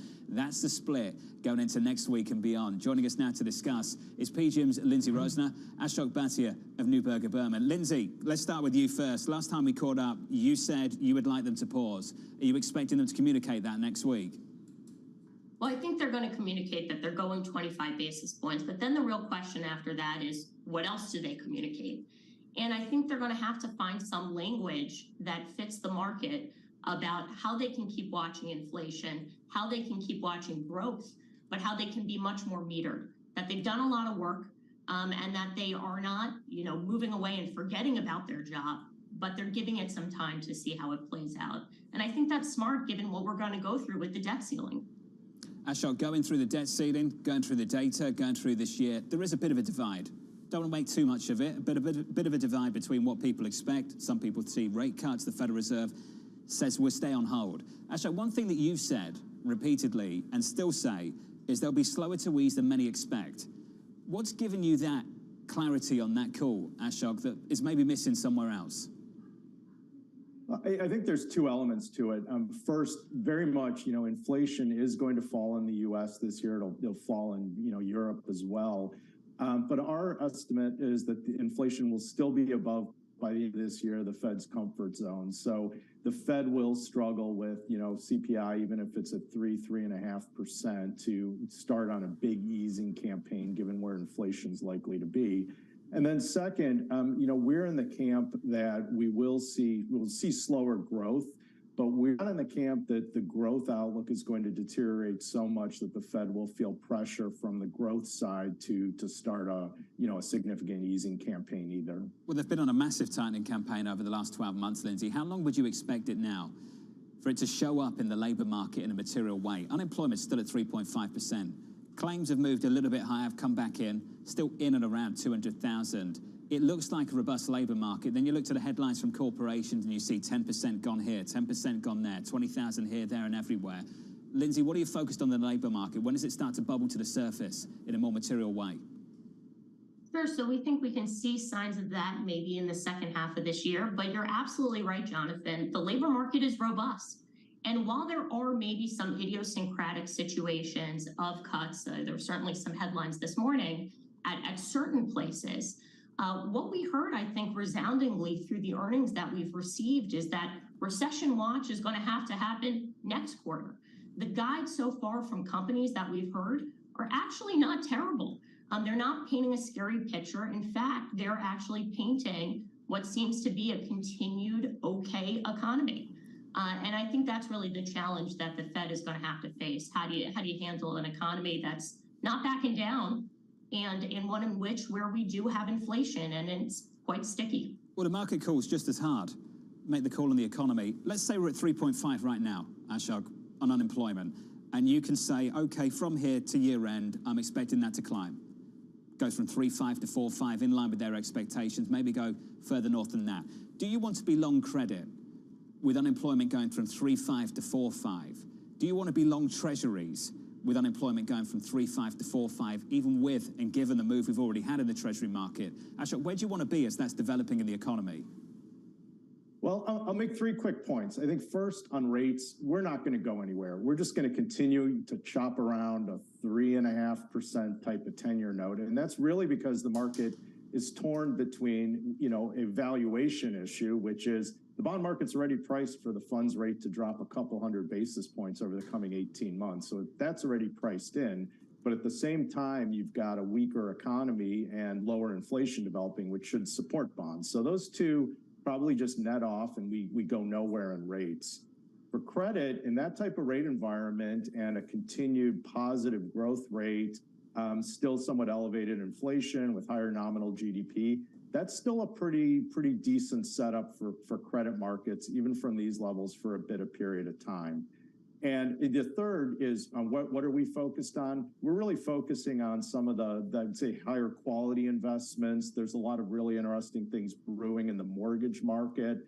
And we've been devoting a little bit more capital to that area in particular. Let me pick on the first 2 points. Treasuries go nowhere. There's opportunities in credit. Lindsay, do you agree with that? Yeah, I think it's complicated right now in treasuries. The debt ceiling is a real issue. I know it feels a lot like deja vu. Haven't we been here before? And in fact, we have. Since 1960, we've raised the debt ceiling 78 times. But the world looks really different now versus when we had a really big standoff in 2011. I think that's important to keep in mind. And with that backdrop, that makes us kind of cautious on just this overall spread risk, thinking that spreads are going to tighten and you want to have that beta. We're positioned cautiously, but what's great about the opportunity in fixed income right now is you can be positioned cautiously, but still have a ton of yield. And we've talked about this before with the opportunity for security selection. There is a ton of dispersion out there, and that's the perfect market to be able to do that kind of work. I agree on the agency mortgage-backed security front. That's something that looks really interesting to us right now. I think there's so much hysteria about FDIC selling this book of mortgages, what that's going to be, the pressure, the overhang on the market. But I think we have to take a step back and contextualize, right? The size that's being sold, which is the Silicon Valley Bank book and the Signature book, is actually really small if you compare it in duration equivalent terms to what we get in the auctions from the Treasury every month. And in fact, as we're learning more about how this sale is going to happen, there's actually an opportunity out there to take advantage of the mortgages that may be attractive on this book. And also, I think when we're learning more about the mechanism, we're finding out that it's actually going to be probably a shorter timeline and less impactful than the market's worried about.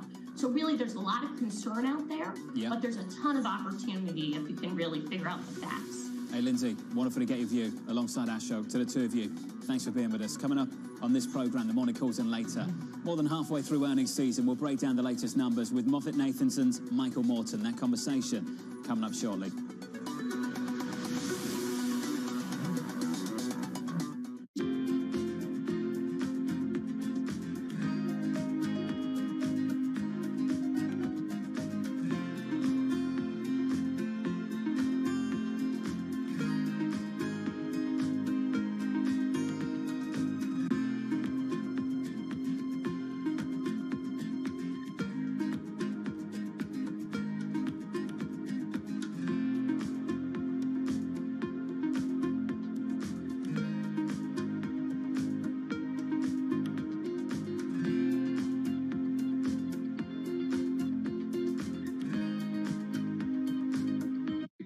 crucially important. And I think we've moved from this attitude from it's an indulgence, a waste of time, almost an illness that needs a cure. For something as universally important to human life as sleep, mysteries surrounding its necessity and utility have only just been recently uncovered. Some of our biggest discoveries were in the 1970s or 1980s, and so it makes it a really exciting field because it seems as though we're uncovering new insights each and every day. Some scientists are going further to find out how sleep and what happens there can be harnessed to further expand our understanding. It's easy to memorize things. That makes you smart if you can spit back a lot of facts. But if you want to be wise, if you really want wisdom, you've got to know when and how and why to use information. And that's what your brain figures out while you're sleeping.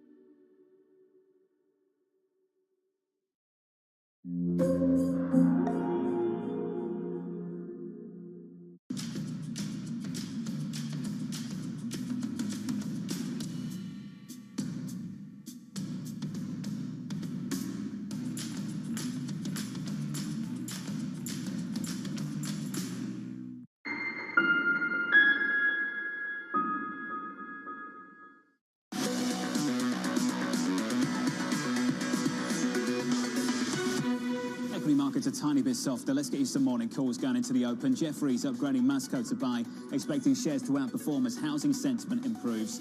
Next up, Benchmark upgrading Intel to buy, saying the worst could be over with Q1 likely marking a bottom. And finally, UBS raising its Amazon price target to 130, expecting a more favorable setup in the second half. That stock is down 1.75%. Coming up, Amazon guidance throwing cold water on the tech rally. That conversation with MoffettNathanson's Michael Morton. That conversation up next.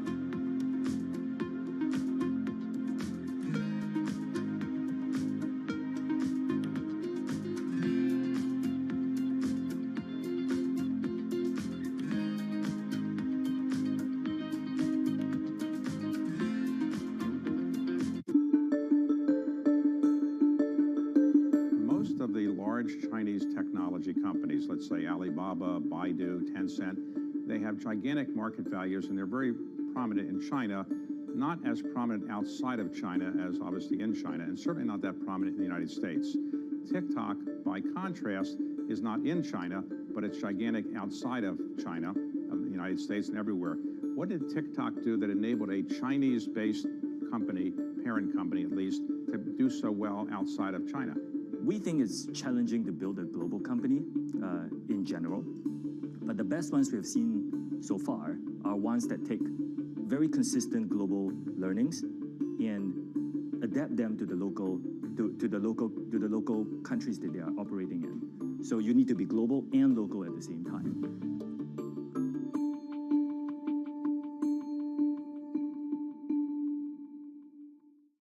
People ask me all the time, what is the key to being a really good investor? And I tell them it's to surround yourself with and work with the best investors you can find.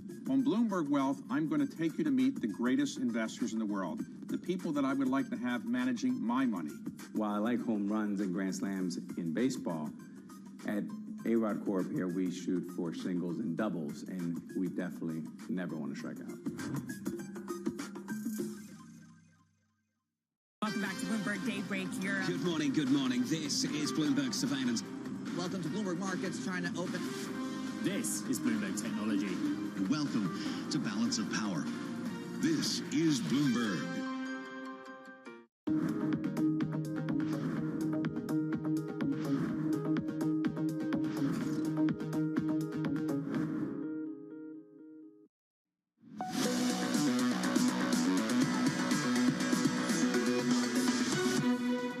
Where did April go? The first quarter felt like a decade, and then April went just like that. Equity futures right now, negative 0.2% on the S&P. On the Nasdaq, negative 0.1%, there and thereabouts. Amazon was flying after the close yesterday and then rolled over as we got some soft guidance. We'll talk about that name in just a moment. There's your opening bell. Switch at the board and get to the bond market. Coming into the Federal Reserve next week, yield to lower by 8 basis points on a 10-year, 344. Looking to Europe, growth softer than expected, inflation lower than expected in Germany.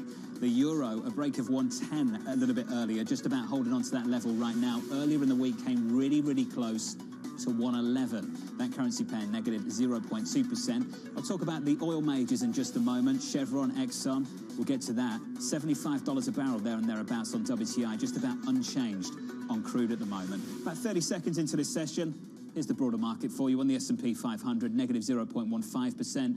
Similar move on the Nasdaq. One stock to watch that is anything but unchanged over the last 12 hours or so. Amazon. The company's guidance pointing to slower growth. Shares taking a hit on the news. The CFO saying this: customers continue to evaluate ways to optimize their cloud spending in response to these tough economic conditions. We're seeing these optimizations continue into Q2.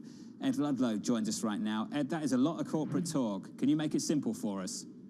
Yeah, simply put, sequentially from the first quarters of the current period, Amazon quantified that the top-line growth for AWS would slow by 500 basis points. That's not the direction of travel that investors wanted to hear, because remember, in many quarters over recent years, AWS has accounted for almost all of Amazon's broader operating income. There was real hope from the street that AWS would hold up in this tougher environment because it is the market leader when it comes to the hyperscalers. But go back and look at Microsoft and Alphabet and Google, what they said about their cloud business. Remember, Google notched its first profit on the cloud unit ever. So it was an interesting moment. The roller coaster ride was we were up like 12% in after hours, and after those comments, we're lower. We're now lower a percentage point, so I guess it could be worse. Broadly speaking, macro trends are improving, right? Think about the e-commerce business. Inflation is easing off, according to Amazon executives, and consumer strength in emerging markets and international markets looks good. The question really is the depth of the cost management, and what we saw was headcount fall 10%, Jonathan, which would indicate cuts deeper than the 27,000 corporate jobs that Amazon had announced. But remember, seasonality coming off the holiday quarter. Elsewhere in the technology sector, I'm paying really close attention to Intel. The market is buying the commentary around green shoots that Pat Gelsinger is talking about for the second half of this year. It's normal for the chip sector to have a good second half, but it looks like Intel has troughed, basically. The street saying, look, this is a really difficult time for Intel, but they've hit their trough. It can only get better from here. They're forecasting a loss of 4 cents per share in the current period, almost double the 2 cents the street was looking for. Margins are really under pressure because they lowered capacity of factories while customers work through inventories. There are signs that's improving, and they gave a quite bullish full-year PC shipment figure as well. 6% gain, John. I think that's the biggest jump since November. So, this is a real reaction in Intel, but a really tough quarter gone. A decent gain, and I'm looking forward to the program a little bit later and that interview you've got with the Intel CEO, Ed Ludlow there, catching up with Mr. Gelsinger a little bit later. Pat Gelsinger in conversation with Ed Ludlow, 11:30 later on this morning. Turning to crude, profits from Exxon, Chevron blowing past estimates and showering investors with cash. Chevron redeeming itself after an ugly Q4, and Exxon reporting its best start to a year on record. Abby has more. Hey, Abby. Hey, John, and all of this with oil below $80 per barrel for many months. But tell that to these two companies that did beat both top and bottom line estimates. Record profits out of Exxon, as you mentioned, really strengthened the Permian Basin here in the U.S.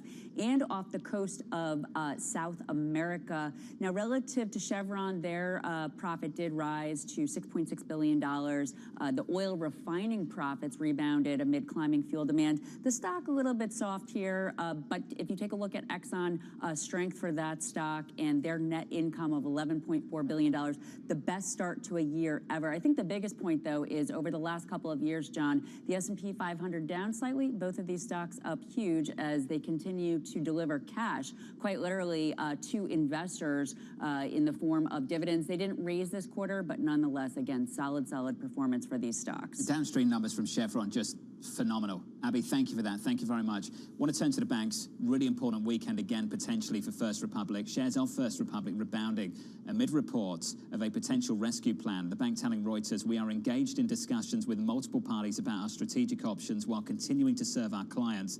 That stock, as you know, through Thursday, down 95% this year. Shanali, do we get a solution going into the weekend? The greatest question of all, John. Remember, we have known that they've been exploring strategic options. They have been in talks with multiple parties for weeks on Wall Street. The difference now is Reuters reporting that the FDIC, Treasury Department, and the Federal Reserve are among government bodies holding talks, orchestrating talks with financial companies for some potential solutions here. Now, when I talk to my sources as well on Wall Street, what the big worry here is any potential sale or even receivership here, it makes those underwater loans come to realization here. Now, the trick here is avoiding those markdowns. Can a deal be reached without putting this bank into receivership? That is certainly the preferred option, both for the industry, the FDIC, as well as the bank. Now, can they avoid that? This is a bank that has dropped 56% this week so far in trading, now getting a lift just a little bit above 1-2% here, just about. Trading at all week, really, about 7-8% of its book value. This is a bank also, John, there's a lot of questions about whether it limps along as a zombie. A lot of options here for First Republic. For the market, I think people are hoping for a resolution sooner rather than later so that the headlines don't keep bleeding through. Two things to focus on, that bank, Shanali, and a little bit later we get a report from the Vice Chair of Supervision of the Federal Reserve, Michael Barr. You're going to break that down for us in about 10 minutes from now. Looking forward to that coverage in just a moment. Let's get back to tech. One big move, Snap, on track for its biggest intraday drop in more than 6 months. This after the company reported declining sales amid a major change in its ad tools. The company saying this: we anticipate that it will take time for some of our advertisers to fully recover and for our models to become better tuned to their new objectives. Katie Greifeld joins us now. Katie, that stock getting hammered. Big time. And it's not just Snap. You also have Pinterest down double digits as well. So social media really getting slammed this morning. Let's talk about Snap, though, because currently you look at the shares off by 19%. Of course, it did post its first ever decline in revenue, but it was that advertising picture that seems to be getting shareholders really nervous here. Like you said, John, again, citing continued disruption in demand for advertising from both macro pressures and Snap's own product changes. Snap also warning it's going to take some time for advertisers to fully recover. You can see that disappointment in the shares right now. Let's quickly talk about Pinterest as well, because it's also plunging this morning. First quarter revenue, it actually beat estimates, but the quarter's net loss of $209 million was larger than expected. And as an analyst noted, Pinterest spending is ticking higher at a time when big tech is reining in costs overall. You can see that's hitting shares this morning, down almost 14%, John. Katie, thank you. Snap down almost 20%. Unreal. Thanks for being with us. Let's get to Michael Morton of Moffett-Nathanson on Amazon. Amazon still with an outperform rating. You still got a 118 price target, Michael. Has it gone back to 118 now? Yes. Good morning, John. Thanks for having me. We have a 118 price target, and we value Amazon on an EBIT multiple, as we think it's the most valuable indicator of what investors are focused on and where we think the stock will trade over the next 12 to 24 months. Michael, one question you asked this week going into these numbers, are we all too bullish? Michael, I'm going to allow you to answer your own question. Are we all too bullish? Yeah, it depends what business segment you're talking about. I think there's a lot of upside opportunity, and we are extremely bullish in regards to the retail segment. It's growing through a tough macro environment, getting leverage through the fulfillment business, a lot of opportunity to improve unit economics. For AWS, we're continuing to see the headwinds that we've faced for the last several quarters. The pressure from customer optimization is bleeding into next quarter. We saw that 500 basis point step down. So I think, as the title of our note this morning stated, is the glass half full or is it half empty? We're in an environment where the improvements from retail are being offset by the disappointments in AWS. Talk to me about AWS and the guide that we got yesterday. Compare the guide to the numbers. 1Q seemed pretty good. The stock was up by more than 10%, up 11, up 12, then rolled over aggressively. What did you make of the guidance they've given for us going into April and beyond, Michael? Yeah, there was a little bit of confusion in communication that came from the company after fourth quarter when they told you they were exiting the quarter at mid-teens. Investors and Wall Street analysts all thought that meant 15% and progressively worked it down. So then when they put up results from the quarter of 16% growth, there was this initial gut reaction that, oh wow, they're managing expectations. They kind of sandbagged. This is going to be a lot better than we thought. When then they guided down for the next quarter with a 500 basis point step down, everyone just started scratching their head and realizing Amazon's interpretation of what mid-teens is, what they had told us in the prior quarter, was probably in the 17 to 18% range.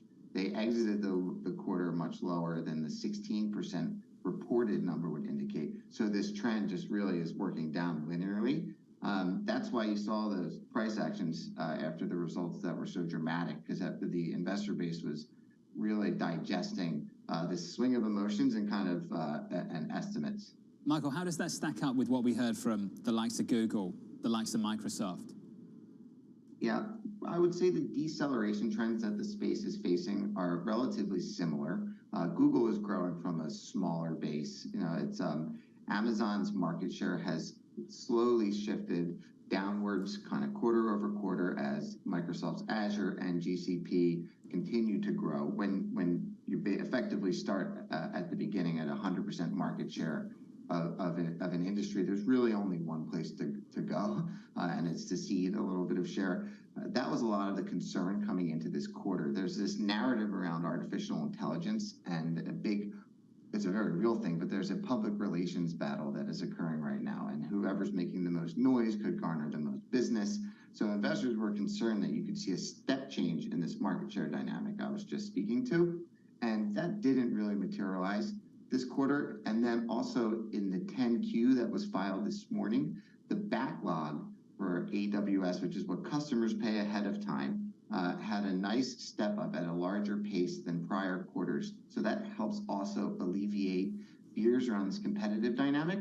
But still, this decreasing demand on the back of optimization, a lot of uncertainty, and it's really hard to underwrite assumptions in the near term. Michael, just finally on the AI piece, you brought that up. I thought what you said was pretty interesting just then. Are you saying that some of the names that have benefited from this conversation are just doing a better job at talking about it as opposed to positioning their company for it? Well, I don't want to put everybody in the same basket here, right? The solutions that are offered by Microsoft, offered by Google, and by Amazon are very real. I'm sure at the end of this quarter, we could run a search for the amount of mentions of AI by all companies, and it's going to be this parabolic step change. But what's occurring is some companies, like Microsoft, has made a lot more noise, a lot more press releases and investor days and news publications about their AI solutions than Amazon had initially out of the gate. You saw in the last 2 weeks, AWS has put out several press releases, highlighted the fact that they actually have chips offering solutions focused on AI and large language models, highlighting that they've been in the machine learning space as a product for AWS since 2017 with SageMaker. But if you're a CEO talking to your team saying, like, we need to think about our AI and our LLM strategy, you've been inundated with more headlines from Microsoft than you have from AWS. So that just, the fear is that it puts Microsoft top of mind in the executive suite. And this is just a narrative and PR battle that's currently being fought out in the marketplace. Several years from now, the increased compute requirements that are created from these large language models is going to be a tide that lifts all boats in the public cloud space. It's a conversation you and I are going to have for a long time. Michael Morden of MoffettNathanson. Thank you, Michael. Good to catch up, sir. Number 3 waiting on the S&P 500, Amazon. Amazon right now is down by more than 4% in the early part of the session, Coming up, the debt limit debate heating up. What the House did was the action to deal with the debt limit. The Senate's done nothing. The president has ignored this problem. That conversation up next.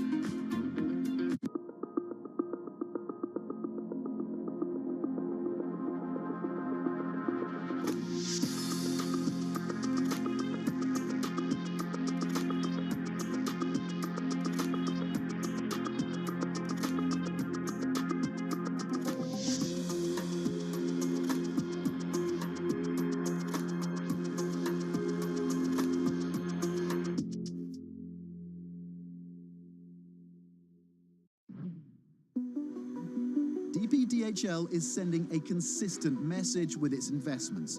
The company spent 123 million euros to upgrade its logistics centre at the Cologne Bonn airport, designing it around key strategic goals. What I love about this building is it actually shows the big mega trends which formed our strategy 2025, which was inaugurated in 2019 when this building opened. So globalization, connecting the world. E-commerce, we have a lot of sortation facilities here for smaller e-commerce shipments. Sustainability, it's a very sustainable building with solar panels on the roof and everything. And digitalization, and well, you can obviously see that it is quite automated. How did the team pitch this investment to you initially, and how hard was it as a sell for them? How quickly did you turn around and say, yes, this is worth 123 million euros? Of course, you always have to make sure that you have the right capacity for the growth in the network. And at that time, they came and said, hey, we will really see a strong growth in e-commerce volumes on top of the regular B2B growth. We need more sorting capacity. We need this building. And of course, there are always debates. Does it really have to cost 123 million euros and so on? But fortunately, they convinced us, because then with COVID and the volume surge, we urgently needed the capacity.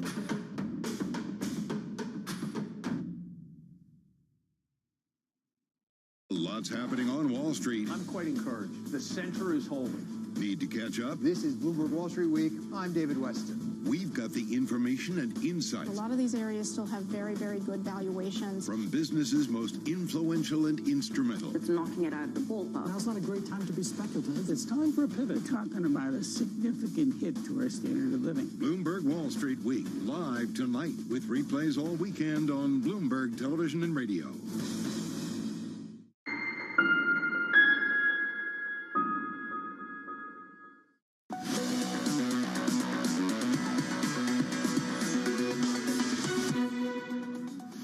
Coming up on a debt limit here in June or July.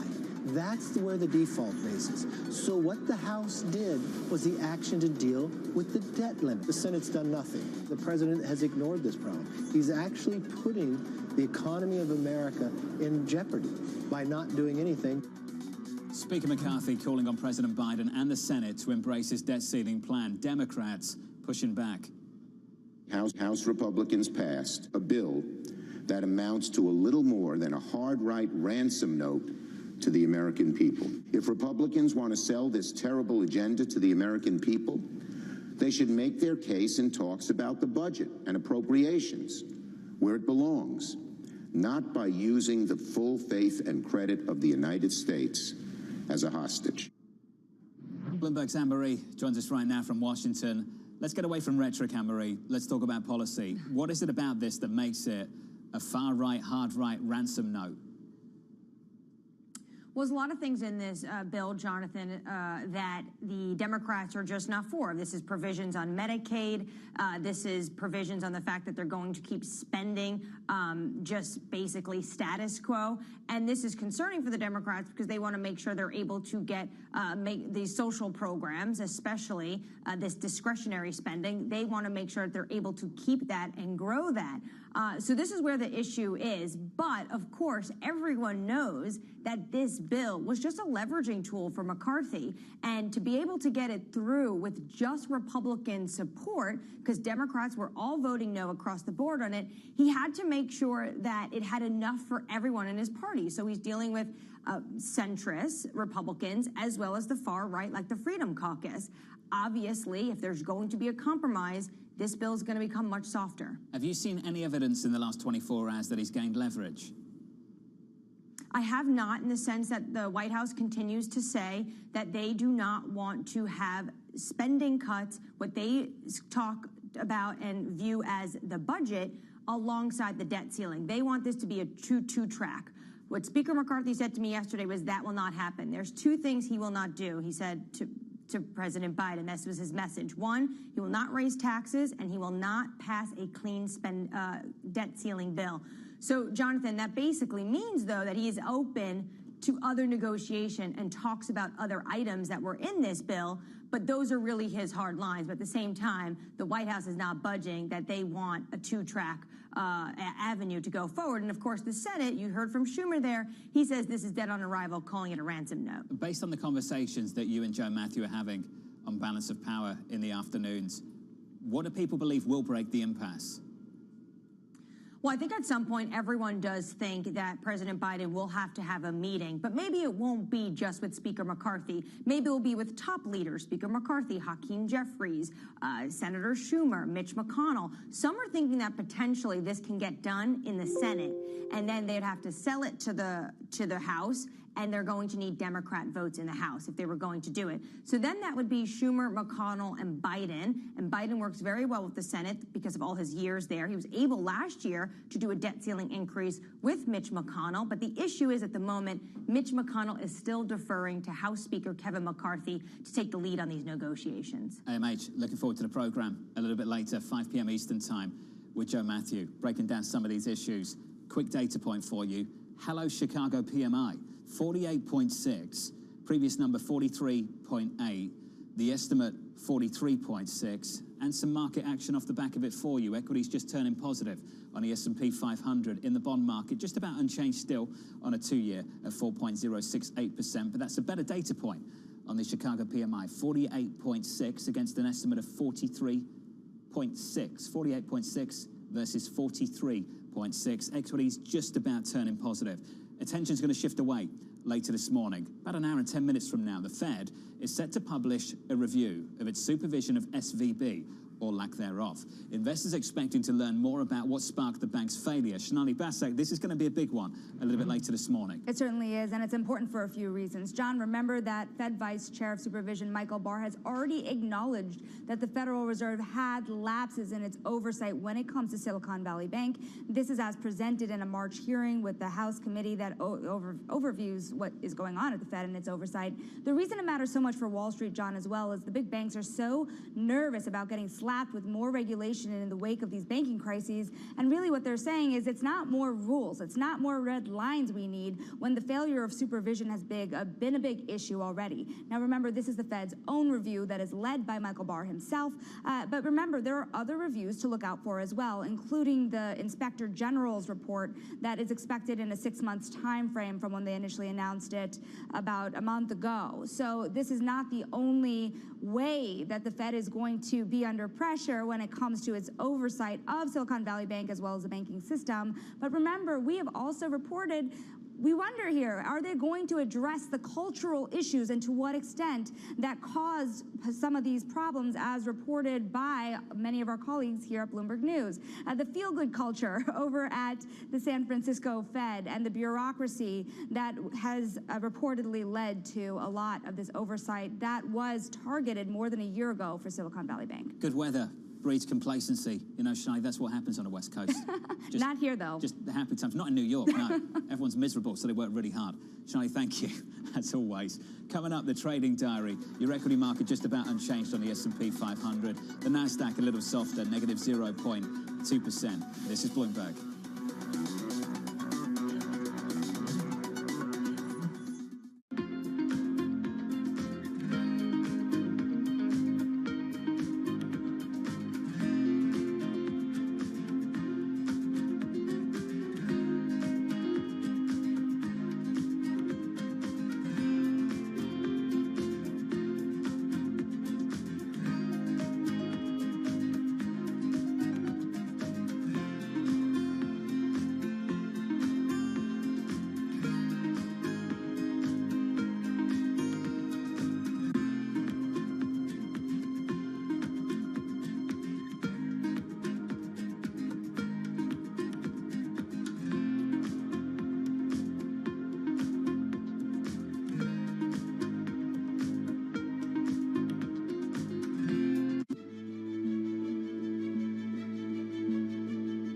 We can replicate Tesla. Tesla is a unique because when they founded and then the personality behind it, The product is beautiful, technologically very, very strong. So in many areas, Tesla is Tesla, but Xpeng is Xpeng. We want to focus on what we think is important for our customers.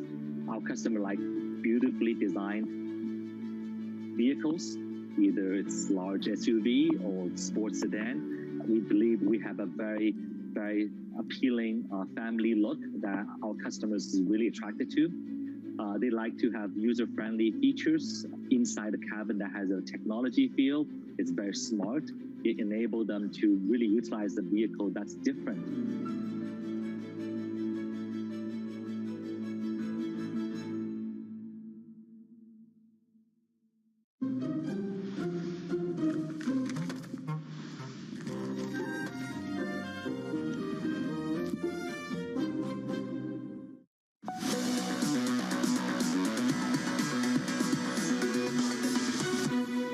Equities just about positive on the S&P 500. Let's get to the trading diary, the week ahead for you.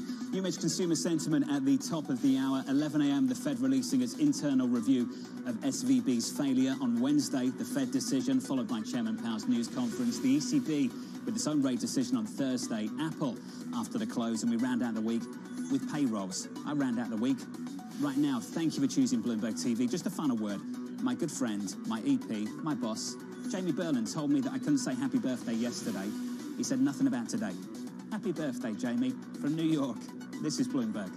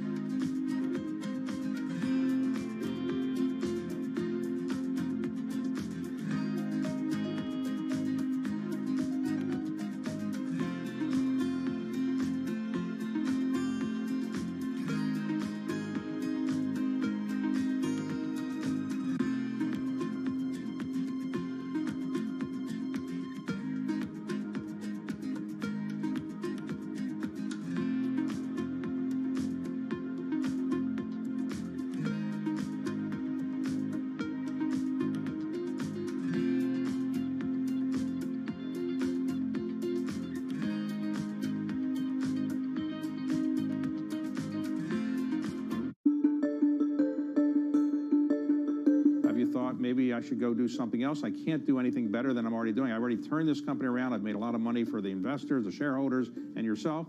Are you happy doing this? You're going to do this for the foreseeable future? I'm going to do it for the foreseeable future. I love what I do, and the reality is we've accomplished a lot. As you described, we've made Blackstone a lot of money. We made our shareholders a lot of money. More importantly, we've grown the business, and we've been a huge engine of opportunity. If you think about all the jobs we've created around the world, all the communities we've made better places, all the ownership groups who we've helped grow their business, and having built a world-class culture, the opportunities we've created for upward mobility for people. And this business, I would still say, is like a coiled spring coming out of COVID particularly. So I feel like we just have more to do. My job's far from done.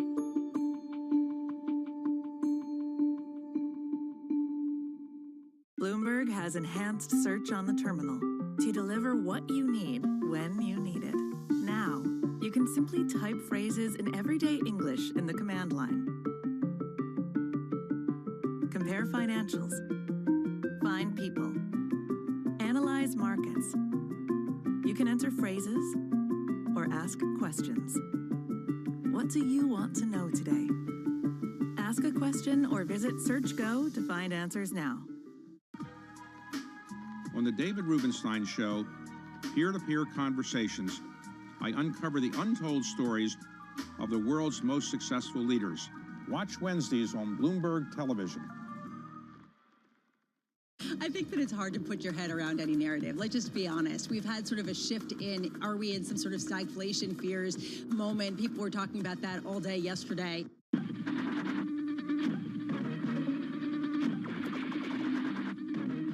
Pepsi Pepsi's Number Fever campaign in the Philippines has probably gone down in history as one of the biggest marketing disasters in history, mainly because of a human error that led Pepsi to print more winning caps than they planned.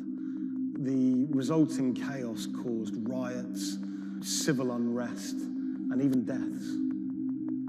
Reporting this story took over a year, and it resulted in me flying to Manila in the Philippines to meet unlucky winners and to find out exactly what happened back then in the 1990s.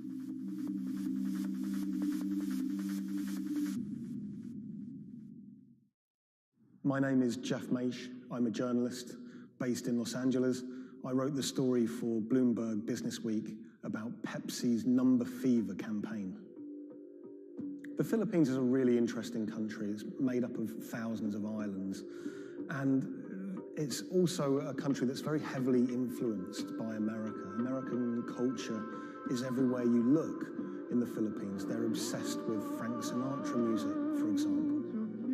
They love all things America, and that extends to their love for soft drinks, Pepsi Cola, Coca-Cola. In the 1990s, it was everywhere. Pepsi and Coca-Cola were embroiled in what is now known as the Cola Wars. It was a fierce battle for market dominance. Number Fever was already a really popular promotion. It had been rolled out in America to great success. And so Pepsi decided to roll it out internationally, particularly in Asia. They thought it was the answer to their problems. They thought it could finally help them beat their biggest competitor.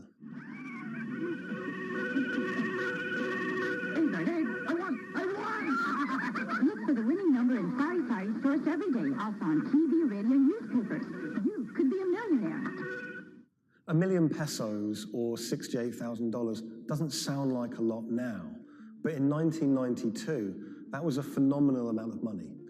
You've got to remember that in the Philippines at the time, the average monthly income was about $100, so $1 million pesos was wealth beyond anyone's wildest imaginations. Number Fever caught fire in the Philippines. Kids were saving up their pocket money to buy a bottle of Pepsi. Parents were squirreling away all of the bottle caps in bags. You would walk down the street and people were going through trash trying to find discarded bottle caps. It was a national phenomenon. Pepsi boasted that half the population of the Philippines was playing it. Number Fever boosted Pepsi's sales every month from $10 million to $14 million. It had a huge impact on Pepsi's bottom line. Number Fever quickly became number hysteria. Maids were being jailed for stealing their employers' winning bottle caps. There was even some murders over winning bottle caps. People were fighting in the streets over these caps. There were signs that there were going to be problems with Number Fever very early. Pepsi had rolled out the competition in Chile, and a garbled fax had caused some kind of problem with the winning number. They'd announced the wrong one in Chile, causing riots. There were signs that there could be big problems ahead if they didn't keep their eye on the ball. So in 1992, Pepsi decided to extend the campaign in the Philippines, and they announced that the competition would go on for a few more weeks. One night, on the television news, they announced the latest winning number, 349. The problem was, 349 had already been allocated as a non-winning number in earlier campaigns. So there were literally hundreds of thousands of bottle caps with 349 just floating around the Philippines. Hundreds of thousands of people all across the Philippines, thousands of islands, were finding winning bottle caps. 349, 349. Some people had 10 lucky 349 bottle caps. People were dancing in the street, celebrating. They thought their problems were over. They were millionaires. It's still not certain exactly how many winners there were of lucky 349 bottle caps, but we know that Pepsi printed over 600,000 of them. Pepsi realized very early that there was a problem. Hundreds of people started arriving at their bottling plants with their lucky bottle caps. They realized something was seriously wrong. Pepsi tried to solve the problem by offering a small token donation to anyone that brought a lucky bottle cap to their bottling plant. But it wasn't enough. People didn't want just a handful of pesos. People wanted their million-peso prize. Within a year, violent protests and riots outside Pepsi factories would leave dozens injured and 5 people dead. At one Pepsi factory in the Philippines, a grenade was thrown through the window. It killed 3 Pepsi employees. Anacita Rosario was a school teacher living near Manila in the Philippines. She was one of the tragic victims of this whole thing. She was walking to a nearby store to buy some rice one day when a Molotov cocktail was thrown at a Pepsi truck in a violent protest. It bounced under the truck and exploded. It killed her and an innocent bystander who was just a child and injured many others. When I was in the Philippines, I tracked down Anacita's daughter, Cindy, and her husband, Raul. It was clear to me that they were still very upset by the whole thing. You know, a family had been ripped apart by this competition. And Raul told me that he'd never remarried. He'd told me that he'd gone to meet Pepsi executives after his wife was killed. And he was angry. He said to them, you know, this wouldn't have happened if it wasn't for you, if it wasn't for Number Fever. The biggest revelation from my reporting was rumors that Pepsi was somehow involved in bombing their own trucks. I found a newspaper report with a headline that said, "Pepsi goons bomb their own trucks." And when I visited the NBI, the police department in the Philippines, they presented me with documents and interviews with people who claimed that Pepsi had paid them to cause riots and to cause trouble outside their plants in order to destabilize the situation and to frame the owners of the coalitions that were fighting them to try and curry favor. I just thought that was so shocking. And of course, Pepsi denied it, but how bizarre that a company would be accused of bombing their own trucks.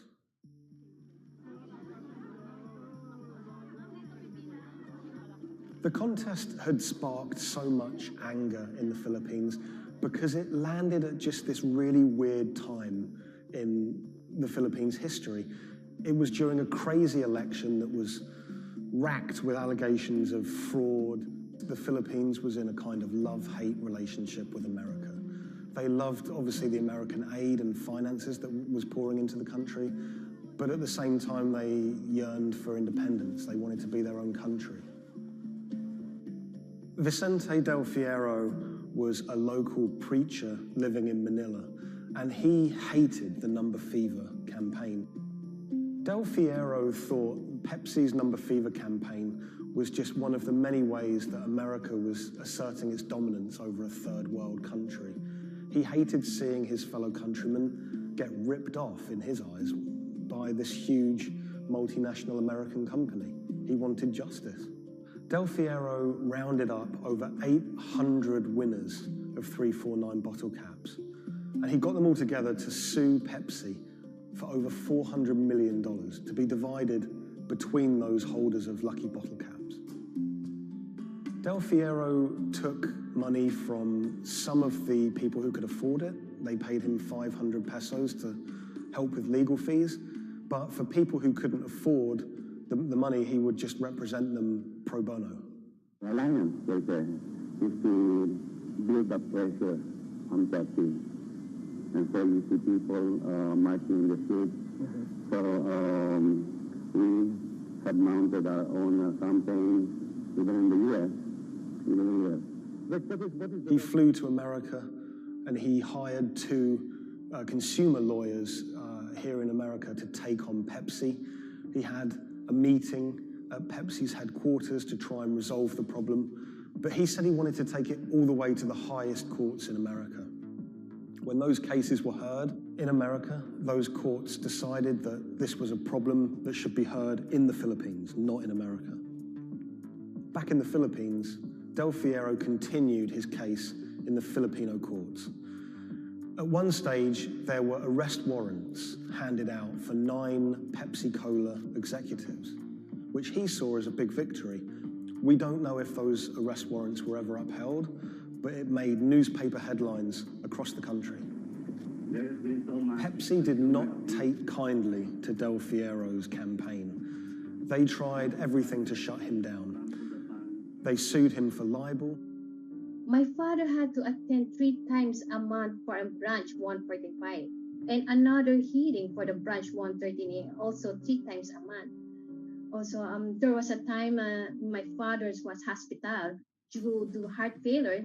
Still, he had to attend the 2 branch hearing. Otherwise, for not attending, the judge will issue warrant of arrest to my father. My father passed away January 13, 2010. After staying for almost 1 year in the hospital, he died of complication due to heart failure. After the death of my father, I was inspired to do the website. PepsiCo will be remembered for what they did to the consumer in the Philippines and to my father. When I reached out to Pepsi for comment for this story, they claimed that they didn't have access to anyone who was working at Pepsi that was around in those days. They also said that during COVID-19, they didn't have access to their documents about this, but you know, they were very careful to say that they were sorry for everything that happened, and we do know that Pepsi did try everything to try and make this right. The Pepsi number fever disaster cost the company millions. We know that they paid up to $10 million in those goodwill payments, but the financial effect could be much greater. After the disaster, we know that Pepsi sales dipped. They were overtaken by Coca-Cola again. Pepsi's number fever disaster changed the legacy of that soft drink in the Philippines forever. Some people of a certain age won't touch it. For many people, Pepsi is a taboo word. A lot of the people that I spoke to were still quite traumatized by their experience, by that experience of winning $1 million pesos, losing it, and then returning to their normal life in poverty in Manila.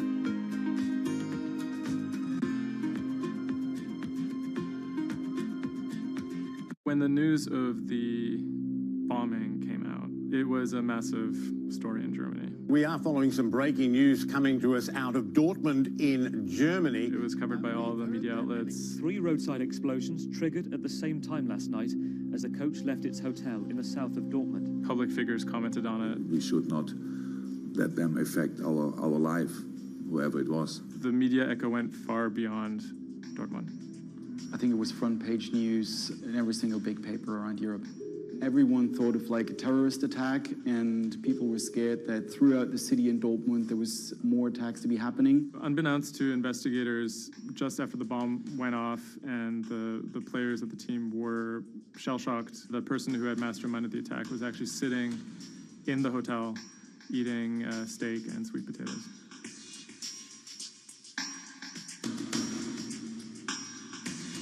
My name is Thomas Rogers. I'm the journalist who wrote the article, The Get-Rich-Quick Scheme That Nearly Killed a German Soccer Team.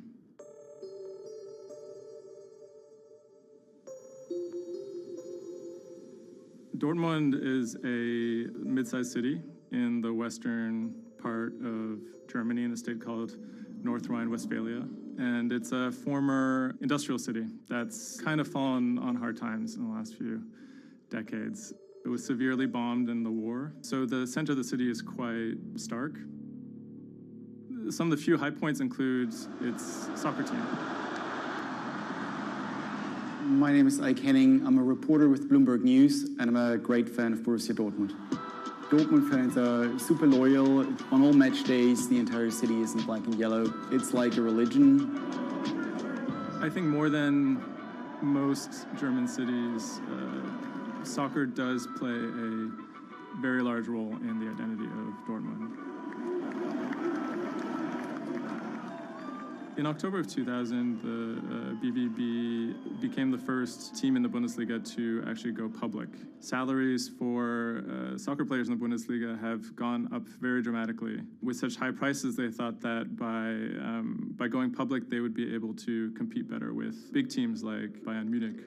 Unfortunately, that didn't go too well. Dortmund bought too many expensive players, high wages, and the club almost went bust in 2005. The price of their shares, it has sometimes gone up, but mostly gone down since they made that decision. So on April 11th, 2017, the team was staying in a hotel on the outskirts of Dortmund. Match days are always special in Dortmund. Everyone is looking forward to it. The team always meets in the same hotel ahead of matches. They stayed in this hotel in order to have a kind of neutral space before games so that they could concentrate, be sort of isolated from distractions, things like that. Everyone was pretty optimistic. They had a chance to go really far, maybe into the finals. I was in the office and getting ready for match day. I was going to meet with a friend, a fellow Dortmund supporter, in a pub. As always, the fans are very excited about matches. On that day, they were heading to play in the quarterfinal against AS Monaco at Signal Iduna Stadium, which is in the center of Dortmund. Shortly before 7 p.m., the players of the team boarded their official team bus. When the bus took off the parking lot of the hotel and turned on the street, there were three detonations, 3 bombs that exploded and hit the bus of Dortmund. 3 explosions occurred close to the Borussia Dortmund team bus. The B team bus had just left the hotel. The explosions destroyed 2 windows in the rear part of the bus. People screamed, people jumped to the ground. The fellow Dortmund fan I was supposed to watch the match with, he called me and said, turn on the TV, there was an attack on the Dortmund bus. And I thought he was like, that was impossible. Some of the players screamed at the driver to keep driving as fast as possible because they were worried that people might storm the bus. German investigators say the explosive devices used in the attack on the Borussia Dortmund bus contained metal pins, and the one had pierced a seat headrest. Unbeknownst to the team members, the actual mastermind behind the attack was, as they were disembarking the bus, was actually eating steak and sweet potatoes at the hotel they had just left. Authorities are attempting to verify a letter left at the scene claiming jihadists were behind the attack. Because there had been a series of attacks by Islamic terrorists in Germany and Europe, there was widespread suspicion in the media that this was another Islamic terror attack. 3 letters were found at the site of the bombing that took credit for the attack on behalf of Islamic State. There were, however, reasons to doubt this particular narrative. Would actually be a surprise if ISIS were actually part of this attack. Possibly could be a ploy by other groups like the far right wing to try and shift the blame. The letters had some strange qualities. They were written in a strange German that used big, sophisticated words, but had basic grammar mistakes, as if someone was native German speaker, but pretending to be a foreign person. Federal investigators have detained 1 man suspected of links to Islamist terrorism, one of 2 suspects whose apartments were raided this morning. Shortly after the bombing, a man in Austria named Rudolf, who was a big BVB fan, he noticed that something strange was going on the stock market related to the team's shares. He emailed the lawyers of BVB, who then forwarded that email on to investigators. The email stated that someone had bought 60,000 BVB put options, a wager that the value of the shares of the team would fall below a certain amount at a certain date. Why would someone buy that ahead of a match and then 3 bombs go off? Something isn't right here. For the person to make money off of that, it required the stock to go down quite a bit in a fairly short period of time. And it wouldn't just be the team losing a match, it would require something much bigger than that. There was another big red flag about this purchase, which is the fact that it had actually been made, number one, on the day of the bombing, but also from an IP address that had been traced to the actual hotel where the bombing had taken place. When 3 explosions targeted the bus carrying the Borussia Dortmund footballers on April the 11th, written notes left at the scene claimed the attack was the work of ISIL. The truth, as is now alleged, is remarkable. On April 21st, the police arrested a man in a southern German city called Tübingen. He was on his way to work, and his name was Sergei Venergold. He seemed like an unlikely suspect because he had no known connections to the Islamic terror world. He didn't seem like a far-right extremist. He didn't seem like a left-wing extremist either. He seemed to be a completely unremarkable young man. A 28-year-old German-Russian man, named only as Sergei W., stayed in the same hotel as the players on the night before the bombing.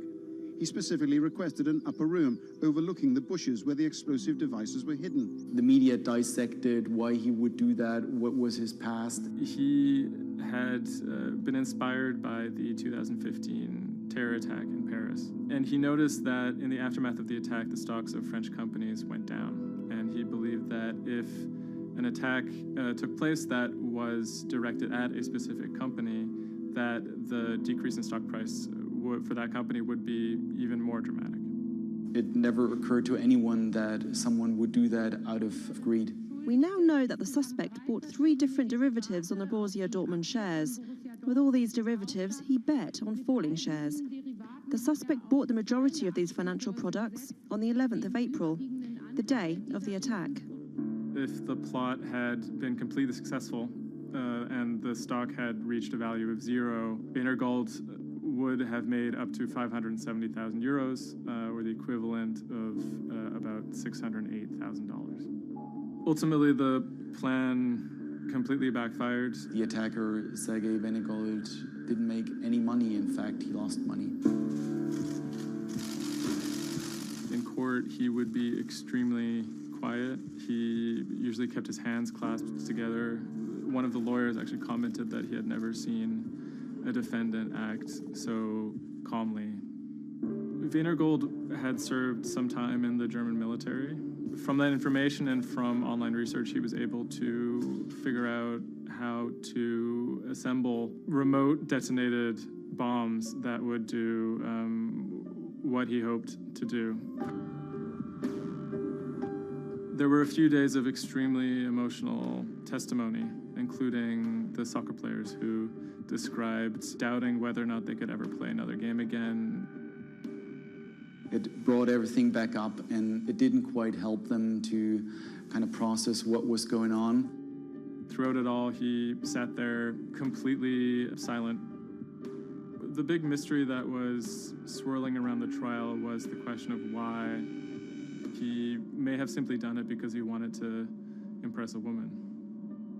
Rebecca is a young woman who has a very troubled home life. She ultimately sees her relationship with Venergold as an opportunity to leave that troubled home. Venergold is a Russian immigrant to Germany. He speaks with an accent. He has anxiety in large groups of Germans. She begins to resent the fact that he has these fears and feels a little bit trapped. Rebecca attempts to dump him on multiple occasions, and he threatens to commit suicide if she leaves him. Venergold apparently told Rebecca that she would soon be seeing a surprise. After being dumped via text message, he apparently began planning for this attack in earnest. Wiener Gold was charged with 28 counts of attempted murder, which carried a maximum sentence in Germany of life in prison. He claimed that he had nothing to do with the attack, but as time went on, he admitted that he had actually been the person who had built the explosives and had set them off. But he claimed that he didn't want to actually kill anybody. Ultimately, Wiener Gold didn't receive the harshest possible sentence. He was given 14 years in prison, but it's still a considerable amount in jail in Germany.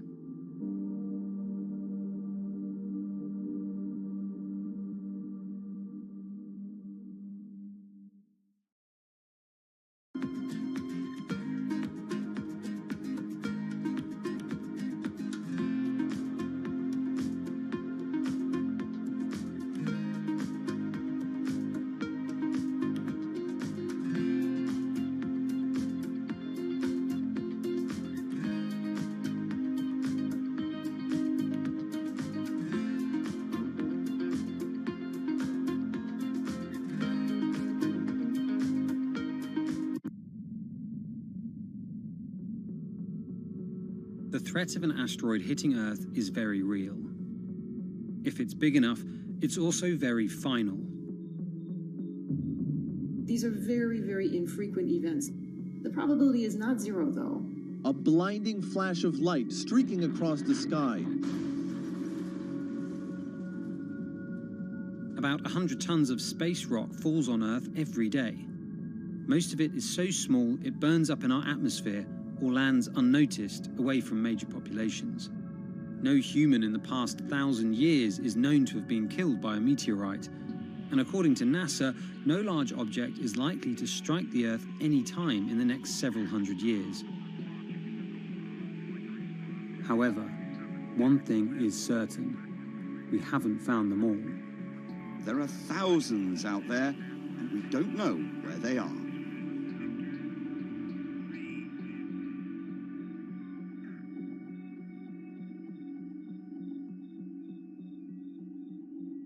There are a lot of asteroids in our solar system. They number in the billions. Scientists all over the world are working toward detecting and deflecting the most catastrophic of natural disasters. The race is on to find as many of these objects as we can. We have a way of calculating whether or not an asteroid is potentially dangerous or not. I mean, I think it's something worth investing in. It's our existence at stake, right?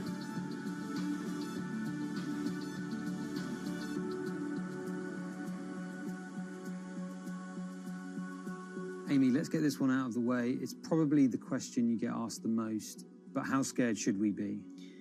Asteroids and comets are a natural hazard that's out there like a lot of other natural hazards. These are very, very infrequent events, these collision events, where an object actually impacts the Earth. The most important thing that we need to know about asteroids is when the next impact is going to happen and how bad it will be. What we know is that an object that's about, say, a kilometer across is capable of causing very, very wide devastation across the planet, really, truly global devastation. The object that wiped out the dinosaurs was somewhere in the neighborhood of 5 to 10 kilometers across, so even bigger than that. At a kilometer, it's still going to be very bad and will have global effects. For objects that are capable of causing what I would call sort of regional damage, kind of a large major metropolitan area, a city and its surrounding environments, sort of around 100-ish meters. It depends on the details of the composition and so forth. By the 1980s, NASA was cataloguing near-Earth objects. In 1994, stargazers watched as comet Shoemaker-Levy 9 hit Jupiter. The resulting zone of chaos was estimated to be as large as the Earth, and the event became a turning point in the search for asteroids and comets in our solar system. In 1998, Congress tasked NASA with finding 90% of asteroids and comets 1 kilometer wide or larger. Soon after, Hollywood blockbusters Armageddon and Deep Impact brought attention and fear to the masses. The great news is that the vast majority, more than 90% of all the really large 1 kilometer near-Earth objects have been found. The challenge now is working down to these smaller sizes that are still quite capable of causing a lot of damage, but they're just harder to spot because they're fainter, they're smaller. Can you give us a sense of how many are out there in our solar system? We know that there are a lot of asteroids in our solar system. They number in the billions. Most of them, however, are between Mars and Jupiter in what we call the main asteroid belt. This is a region of space where most of the asteroids in the inner part of our solar system live, and they stay there for many billions of years. There is another population, though, that kind of leaks inward and gets into the region somewhat close to the Earth, and we call these near-Earth objects. We think that there are millions and millions of near-Earth objects that are out there in the total population. As of today, we know of sort of around 20, 25,000, something like that. When we first spot an object, we really know very little about it. We just see something moving across the sky. So all you get is just sort of a handful of snapshots, just enough to be able to tell that this isn't an asteroid that we've already seen before. And then once we can calculate the distance to it, we can now start to make predictions about its true size. Is it large or is it small? So we have a lot of information that we have to get pretty quickly to really understand what's going on. Finding asteroids is just one piece of the puzzle. Planetary scientists are extremely skilled in determining the orbits and speeds of asteroids based on relatively small amounts of data. NASA runs simulations of the trajectories asteroids could take, which is useful but time-consuming. A team of scientists in the Netherlands have found a way that could buy us more time. Our method is very quick. So you can very quickly get an assessment of whether or not the object is dangerous or not. If you look at the classical way of determining the danger of an asteroid, it may take days of computing time on very big machines to determine this hazardousness. The current problem is that there's just too many asteroids out there to spend a huge amount of computational power on all of them. So the neural network allows us to focus on what really could go and pose a hazard to Earth. A neural network is a computing system that mimics the way the human brain operates to find underlying relationships in a set of data. By training the network in this way, you train it in recognizing those objects that are most likely to hit the planet. And once it's trained, you can apply this network to all the unknown asteroids. And then you can make a selection and saying, hey, these are the ones which appear to be having orbits similar to the ones which we know are hitting the planet. That doesn't mean that they do, but it only means that they look very similar to the ones we know they do. What else did you find? Should we be particularly concerned about anything? One thing that we did find is that our neural network was able to go and identify a handful of asteroids which weren't considered potentially hazardous, that when we went and integrated them forward in time, they came quite close to Earth. We find a handful which were not detected before or not considered being dangerous before, and we think they are potentially dangerous. It's very hard to simulate kind of going forward in time an asteroid that's going to hit Earth because, well, the Earth is really small. And space is really big, and then you have to have very exact parameters to shoot an asteroid that goes and hits exactly Earth. And then Simon had the ingenious idea of not even trying to do that and just launching the asteroids from Earth's surface and integrating backwards in time. It's very hard to make it hit. So you need a lot of calculations which all end up in nothing. And the idea was then well, let's not do that. This is basically what NASA is doing. NASA is taking an asteroid, making multiple copies of them, shooting them all forwards in time, calculating their orbits, and then see what fraction sort of gets close to Earth. Not even hitting Earth, but getting close to Earth. And that they call it a potential impactor. So you calculate the solar system forwards in time for, let's say, 1,000 years. And then you launch asteroids from the surface as if you go forwards in time, would fall on the surface. You calculate them backwards to today, and then you get your orbital parameters of today's asteroids, which you know will land on the planet. And those you can use as known impactors and compare with all the other asteroids in the solar system.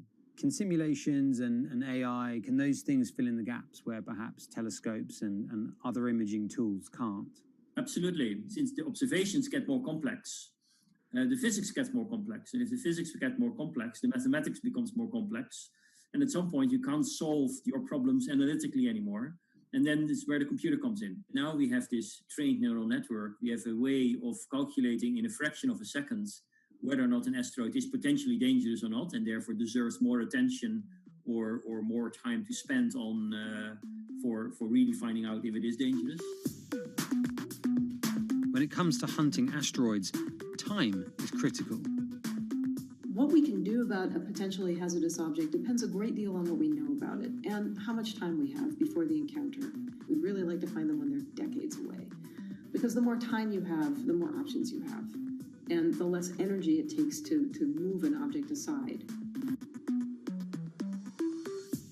It also means we might not have to resort to launching a nuclear warhead at an asteroid. Until recently, pretty much our only choice. That's an option of last resort, in my opinion, yes. We have lots of options available. You can just simply bump into the object and just nudge it out of the way. That's one possibility, and that's kind of, in a way, sort of the simplest thing to think about, just nudging it off its path a little bit with, a massive object, a spacecraft, let's say. It's just kind of like bowling, if you will.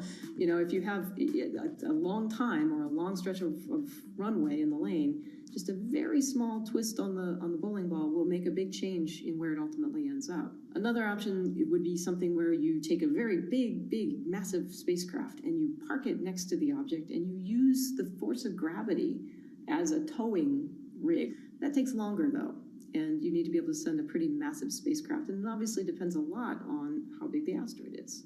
Other options start to get more and more complicated, and they range from painting one side of the object a white color and painting the other side dark, and then letting the pressure of light sort of perturb its orbit. In a departure from the lab and computer simulations, NASA has real plans to rehearse kinetic impact deflection. In 2021, the agency will launch DART, the Double Asteroid Redirection Test mission, which will intercept a 160-meter asteroid in 2022. Better to practice now before we have to deal with an actual threat. In the meantime, discovering asteroids is our best bet. Thousands of scientists and amateur astronomers around the world make up an informal network that survey the heavens. But that may not be enough. NASA wants more resources to map our solar system and better technology. We need to ramp up our network of sensors, and also we need to just continue to strengthen our network of international observers so that we can get follow-up, because we find these objects when they're distributed all over the night sky. Once we get more observations, we get better data, we can make better predictions. If you look at the big impactors we have had in the last, let's say, 20 years, or maybe 30 years, or 50 years, most of them we haven't seen coming. So the real danger, I think, comes from the objects we don't know about, and not from the objects we do know about.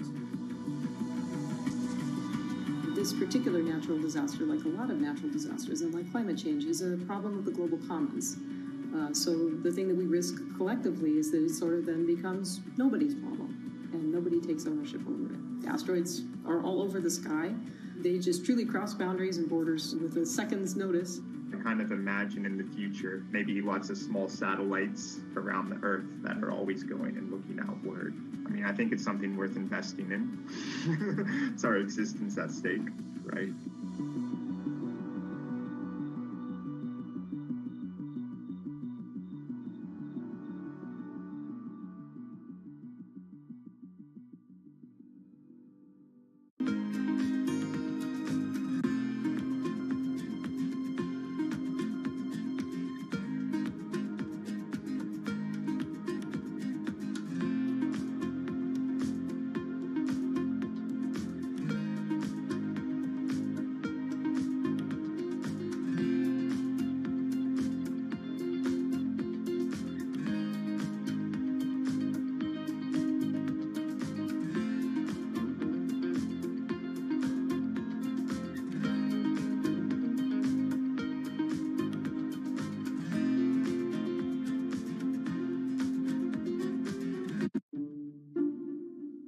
The pandemic has affected everyone in different ways.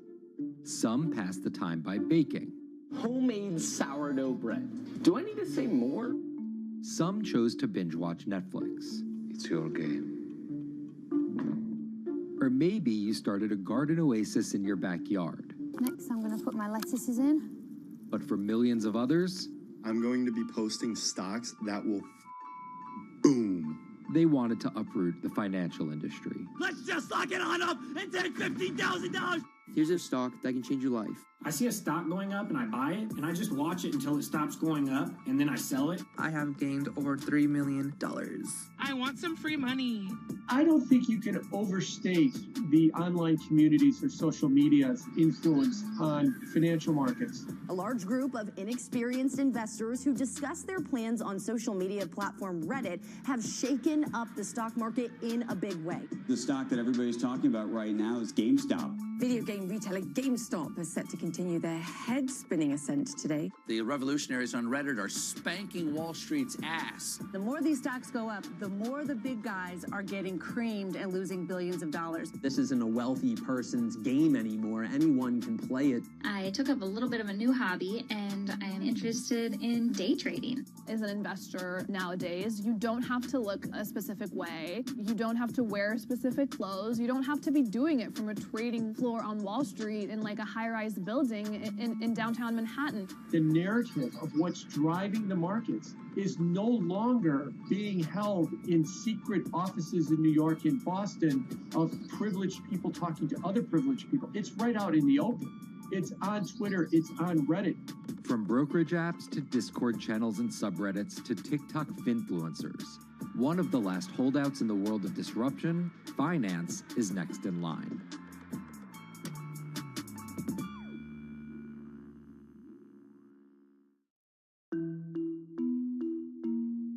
Investing should be as ubiquitous as shopping online. That's Vlad Tenev, the CEO of Robinhood, the online brokerage app, talking about how he wants his app to disrupt the world of stock trading like Amazon disrupted the world of home shopping. And I think that speaks to exactly the mission that a platform like Robinhood has, which is to democratize investing.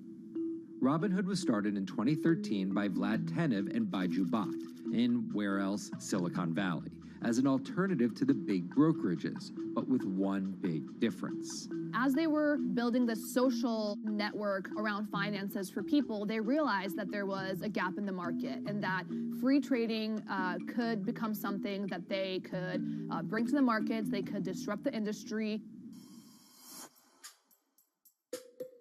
While no-fee trading is industry standard today, it was unheard of when it was first introduced. The online brokerage industry was really innovative when they came on the scene 10, 15 years ago, but they kind of stopped innovating where you haven't seen those commissions come down beyond $5 or $6 or $7. Robinhood think that by offering zero commission that they're going to push people onto this platform. And on top of no-fee trading, the customers Robinhood was courting have been long overlooked in the world of finance. So the typical customer of a Charles Schwab, for example, is putting a lot more money in that brokerage account than the typical customer at Robinhood. Even today, with all of its popularity, the median account size is about $240. There's Fidelities and the Schwabs and the E-Trades of the world. They look down their nose at those kind of accounts. I don't want a $1,000 account. They're just a headache. I want a $100,000 account. And this is key here, right? Because the thing about Robinhood that's different than every other single brokerage platform is how easy it is to use. The design of the Robinhood app really has in mind a user who might be coming at this absolutely cold. The fonts are very well sized, the shapes, the colors, all of that is something that the founders of Robinhood paid really close attention to. And by creating an interface that catered to a newer investor, they were able to gather a pretty healthy group of customers. And by 2019, they had about 10 million customers. Those 10 million customers were a huge success story for Robinhood, but no one could have predicted its explosion after the arrival of COVID-19. Remain indoors to the greatest extent, and 100% of the non-essential workforce must stay home. What we saw when the pandemic hit was the growth of Robinhood users absolutely turbocharged. And oddly, you saw this surge in interest in stock trading. Then they saw the absolute surge in 2020 in customer growth. And now, by many accounts, they have more than 20 million customers, which is pretty extraordinary. So the next step for them is to figure out how to monetize those users and how, even with their small account sizes, to get them to grow with the company and, as it releases more products, come along with them.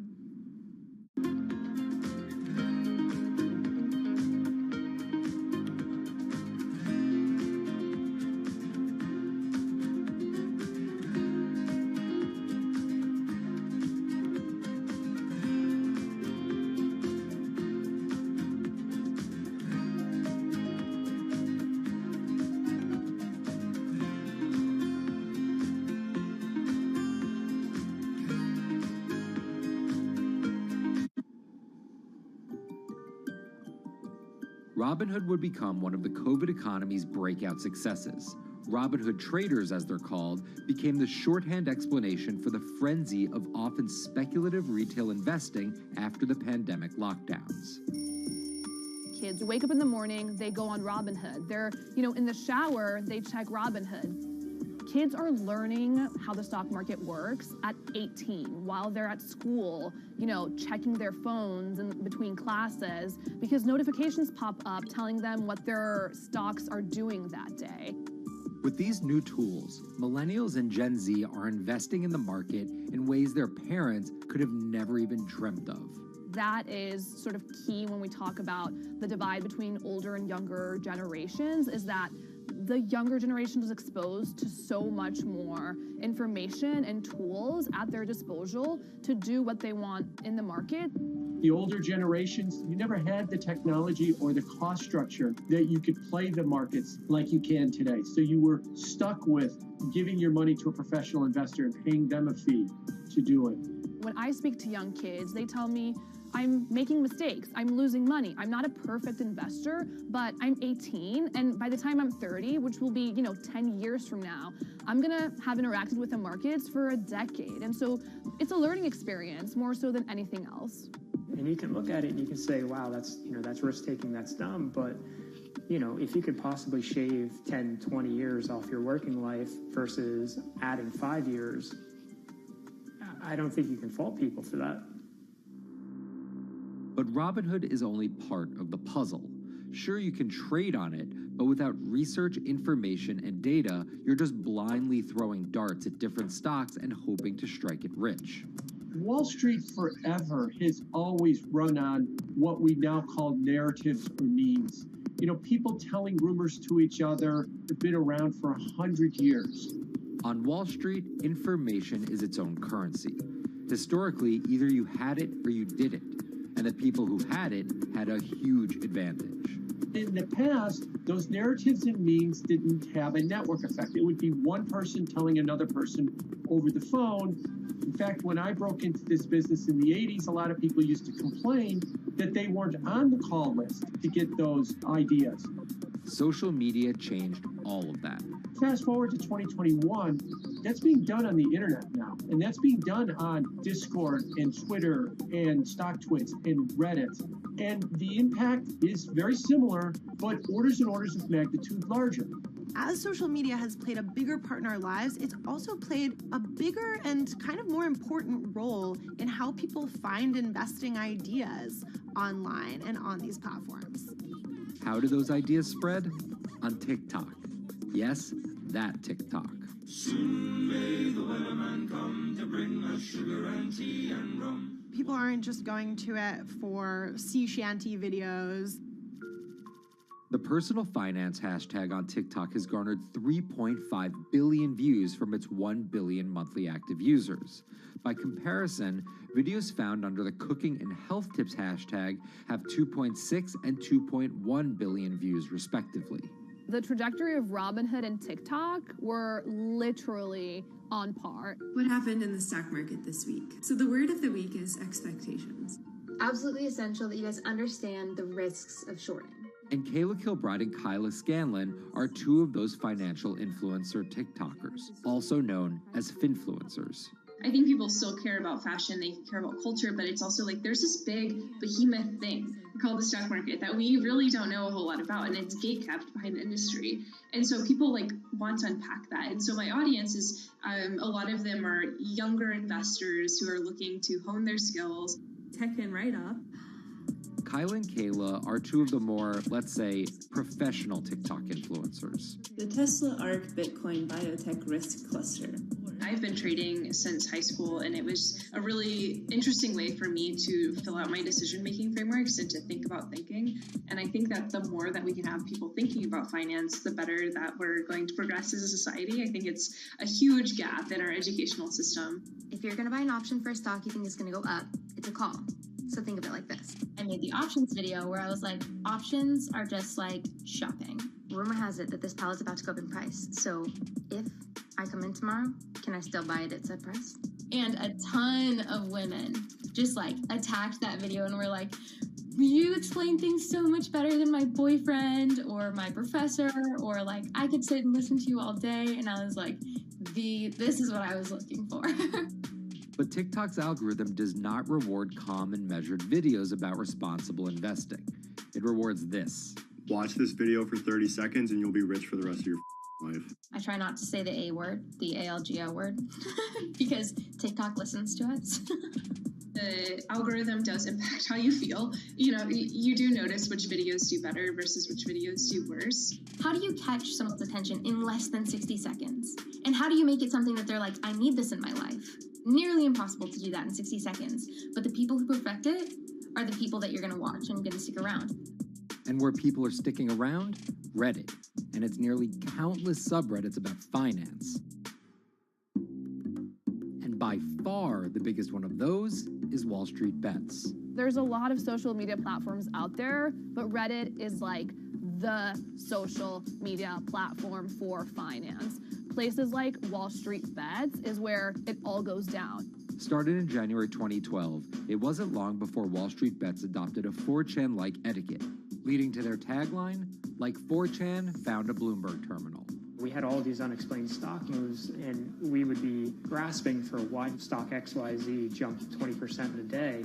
And you would look at Wall Street Bets, and you would see people there talking about buying options in that stock, and it sort of squared the circle, so to speak, and started making sense. And it was at that point that it was like, wow, we have to start paying attention to this. Some people on the platform really spend tons of time, and others are just looking for entertainment and to have a little bit of fun, effectively gambling or looking for an outlet, trying to make a little bit of money. Then on top of all of that, there were stimulus checks. Now, clearly, this money is going to people who need to use that to eat, to live, but there's a lot of people who use this money to invest in the stock market.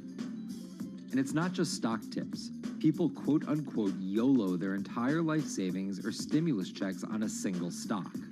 They post what is called gain and loss porn, screen-grabbing staggering hits and misses on stocks for the entire community to see.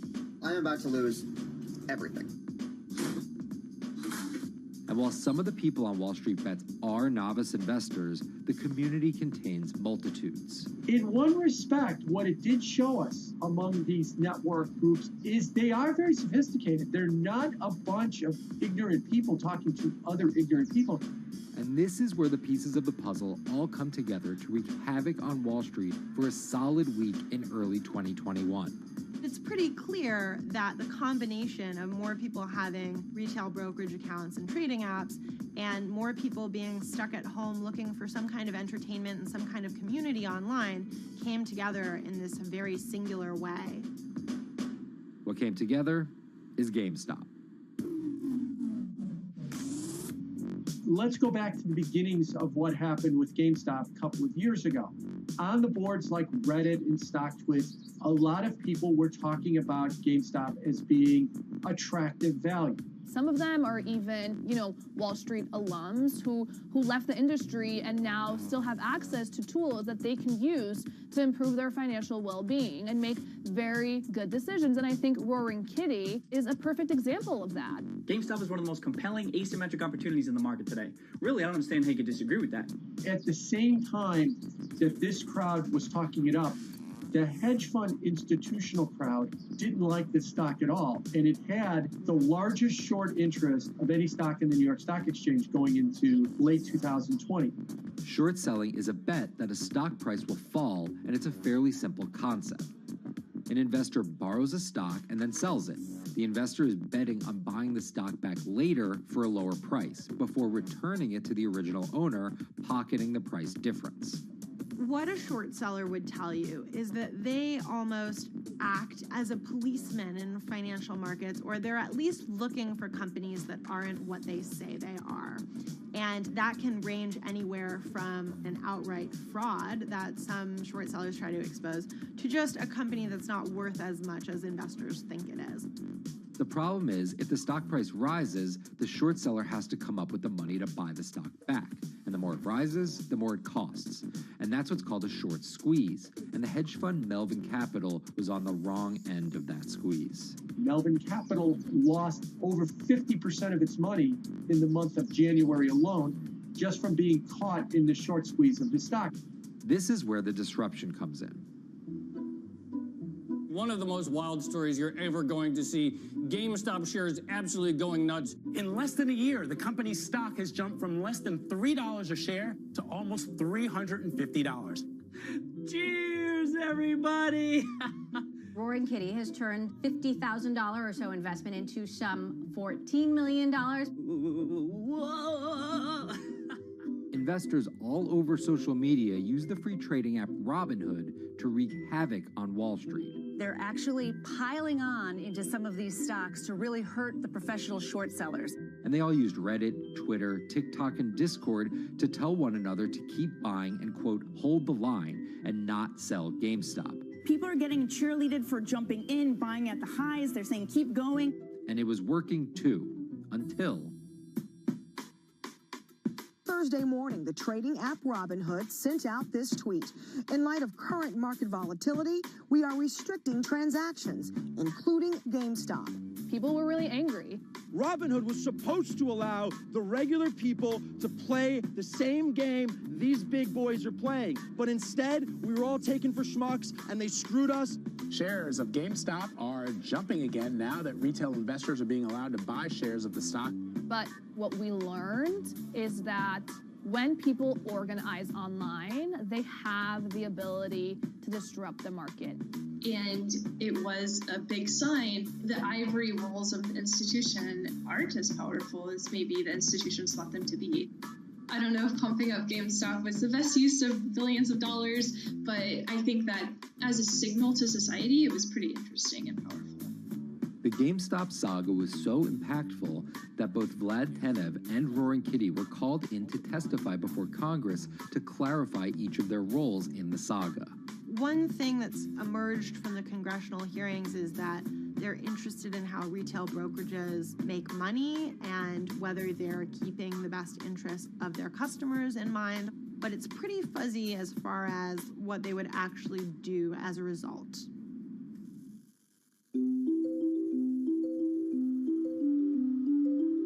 While the frenzy around GameStop eventually subsided, it didn't take long for retail investors to find other areas to invest their money. Take a look at Bitcoin going bananas over the weekend.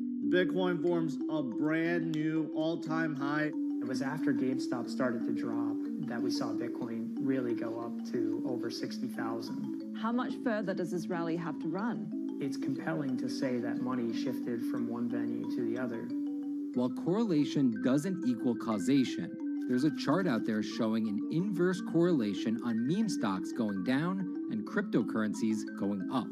There's definitely an aspect where people are making money on stocks and then moving, they're agnostic, they're not hedge funds. They can invest wherever the hell they want. It's a classic sort of momentum trade. They're going to wherever the winners are and they're willing to jump on and, ride it. So whether it's meme stocks like GameStop, meme coins like Dogecoin, or entirely new ways to invest in art like NFTs, the new kind of retail investor is making its presence known. Over the next 10, maybe 15 years, you're going to continue to see, whether by choice or by force, that baton go from older generations to younger generations. I don't think any single app is going to be the thing that disrupts. I think people are the disruptors. How people get ideas about what to invest in has become increasingly entwined with social media. And as social media companies govern more and more of our lives, the fact that now they're tied in more intimately to people's wallets is something that we might want to understand better. Usually what disruption, I think, means is technology comes in, whether it's blogs to the newspapers or online retailing to brick and mortar.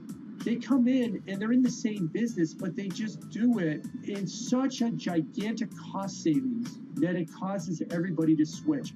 Well, that's the risk that happens here, is that it's so much cheaper to just manage your own money. We're not there yet, but costs and conveniences are moving in that direction. So I'd say, Wall Street, you haven't been disrupted yet, but you could be in the coming years, and that the final chapter on this story hasn't been written.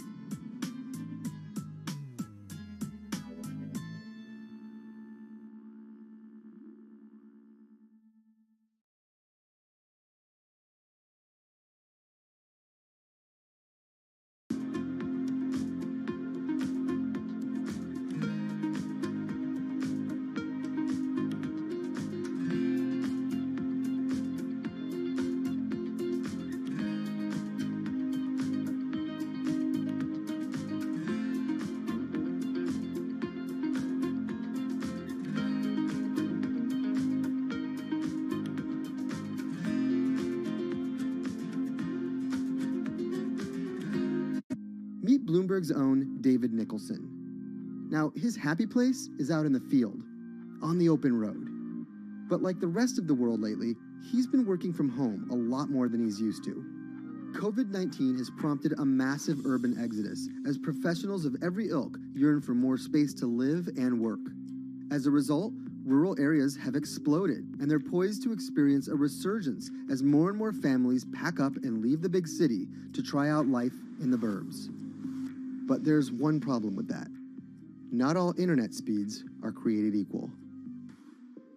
Anyone who might need to upload or download large files for a living may not want to pack up and move to that cabin in the woods just yet. Now, David's house isn't a cabin, but it is in the woods, and inexplicably, his internet is workable. My internet is okay. I pay a lot for it. It's around $140 a month. The download speed's great, and the upload speed is terrible, which is really bad for my work because I have to upload these massive files. But I'm definitely one of the more lucky ones in this community. Just a few miles down the road, my buddy has awful internet. It's usually under 2 down and under 0.2 up, so it's often unusable.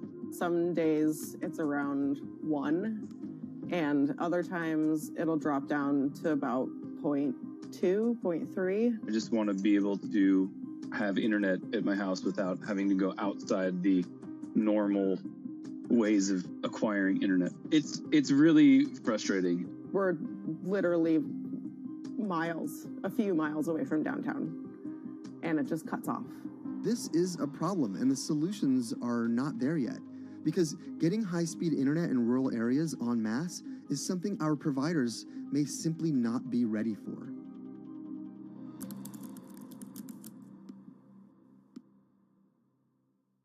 If your internet service doesn't have fast download and upload speeds, then you don't have high-speed harmony. You have. Americans on average pay about $70 a month for internet at home. But in rural areas, it could cost a lot more for a lot less service. So the pricing for a fixed wireless provider here can be something between $80 and $150 for about 25 megabits per second. However, gigabit service, which is 1,000 megabits per second and symmetrical, is running at about $119 a month or $130 a month. That's John Paul. He co-owns Spiral Fiber, an internet service provider here in Nevada County, California. And for the past 10 years, he's been trying to bring an affordable fiber optic network to town. It all started when he applied to be part of the pilot program for Google's fiber service. Across the country, civic boosters have been going to extremes, chanting, singing, and marching trying to get the search engine giant to look at their town. The internet these days is crucial to be in the world, to be a part of the world, and to be connected to your community. Google ultimately went with Kansas City, Missouri, which left Paul on a mission to get funding to lay out fiber optic networks for gigabit service.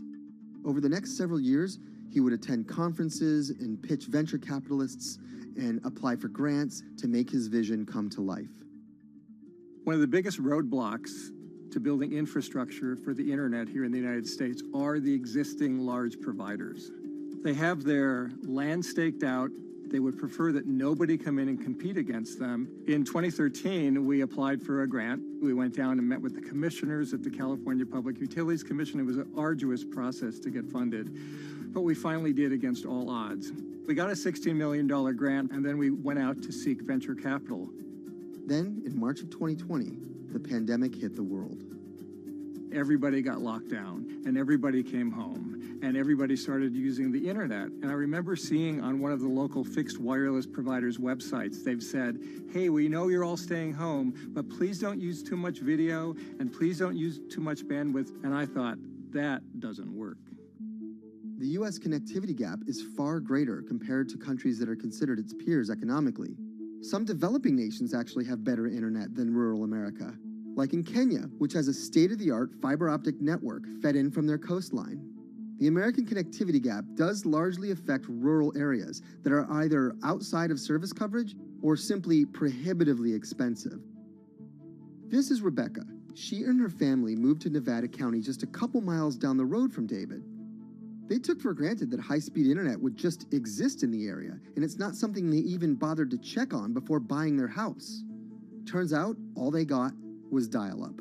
We wanted to move where we had a little more space, room for the kids to run around, just be out in the mountains a little bit more. Having come from a bigger city area where Wi-Fi is pretty readily available, we hadn't really considered that in our purchasing of the house, whether that would be an option or not.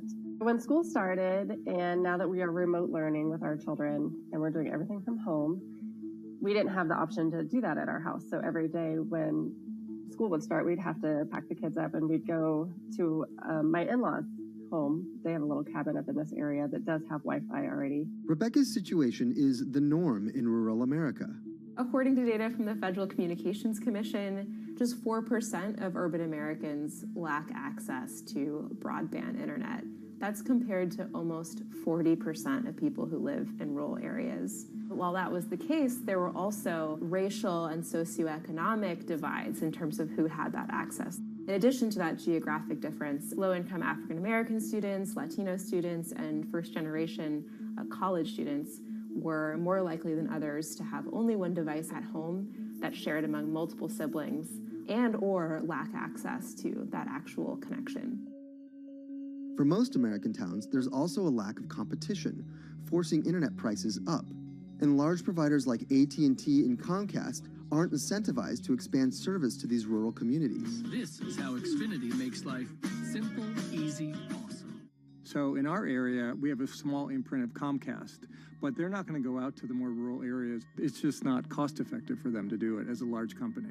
In order to lay fiber cable, you're actually physically digging trenches into the ground. And for internet service providers, they're primarily focused on maximizing their profits. And so the fewer customers you have, in any square mile and the more fiber you have to lay, that's just kind of harder to pencil out from a purely economic standpoint. AT&T released a statement on the matter, expressing the need and desire for government assistance to fund fiber optic expansion to areas deemed unprofitable. Comcast released a similar statement encouraging more public-private collaboration on this effort. Federal agencies do offer grants to help communities build broadband networks, but many have argued that there's not enough flexibility on how to use these funds. The COVID-19 relief package passed by Congress in March and signed by President Donald Trump awarded $43.3 million to 51 projects on the East Coast alone. But it also stipulated that these projects needed to be up and running by December 30th.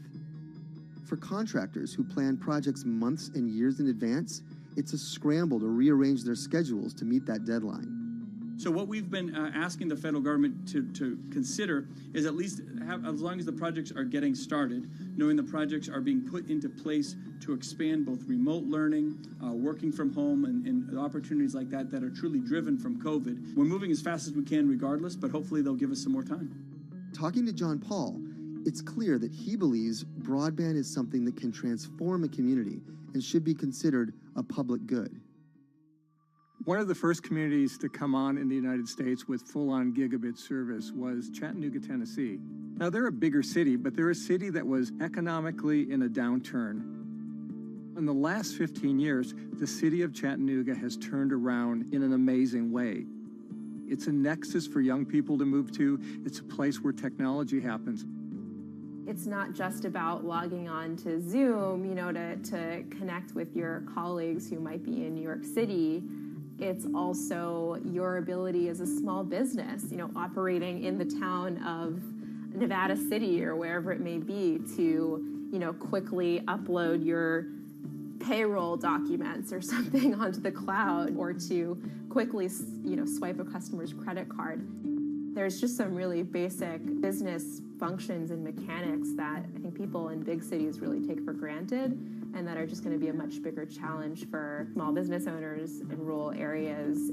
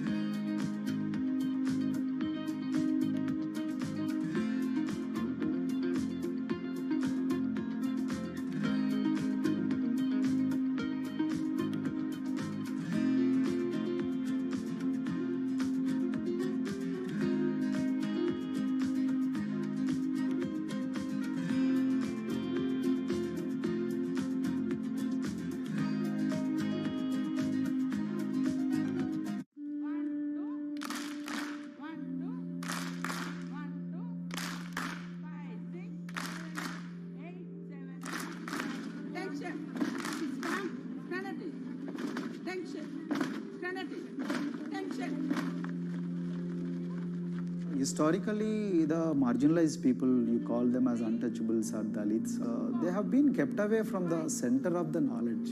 Once you are born into a caste, it is very difficult for you to grow beyond that. You are stuck in that identity.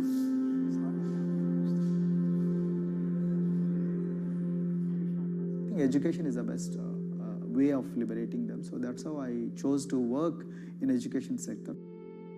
The kind of education that we are giving to the marginalized people is going to change not just the fate of these communities in Telangana, but it is going to be the source of inspiration, source of hope for all the marginalized in this country.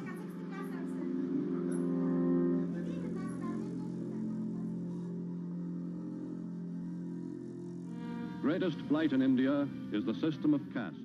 For generations of Indians, the social code known as the caste system has defined how people earn a living and whom they marry. Although outlawed 7 decades ago, castes remain a significant factor in deciding everything, from family ties and cultural traditions to educational and economic opportunities. Dalits, people who are on the lowest rung of the caste system, constitute almost 1/5 of India's population of 1.3 billion.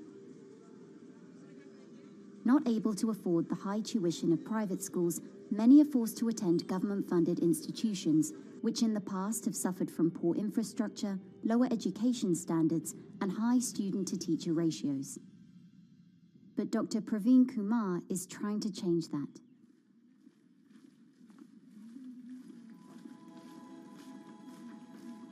I am currently working as head of Telangana Social Welfare Residential Schools.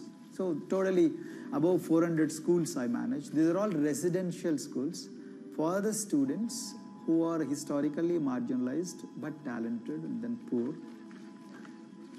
My friend also Of them, 60% are girls and then 40% are boys, because girls are more marginalized among the marginalized. Their voices are always suppressed.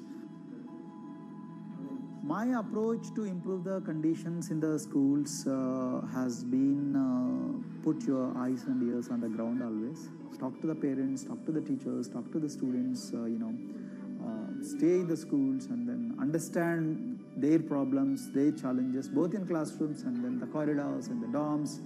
Then go to the dining halls and see what kind of food they are eating, and then go to their homes and then what kind of food they are getting and what kind of challenges the parents have. One of the important changes that I brought in after I took over was to complete the transformation of mother tongue to English medium, because English medium, as I said, English is the language of emancipation, a language that connects you to the whole body of knowledge in the world. So we had to train a lot of teachers. Refer to the dictionary also, okay, and find out the new meanings, as well as describe about. Hey, Richita, how are you? Hi, Sindhu. Fine, thank you. And how about you? I'm fine too. It's been a long time. Identity is extremely important.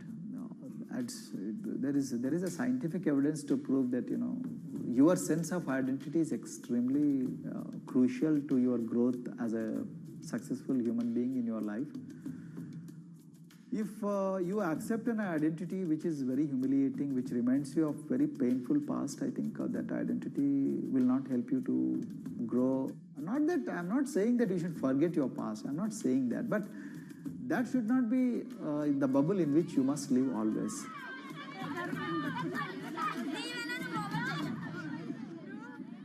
Sweros is an alternative identity. S stands for state, W stands for welfare, Aero, SW, and then Aero is Swero. So the idea is your dreams have to be skybound. So that is what we are trying to achieve by changing the identities. Like, you say, I'm a Swero and I aim to be a doctor. I am a Swero, I aim to be a top-notch engineer. I am a Swero, I aim to be a top bureaucrat of this country. I'm a Swero, I want to be a very good actor or a musician in this world. So these are the positive images that are associated with the identity.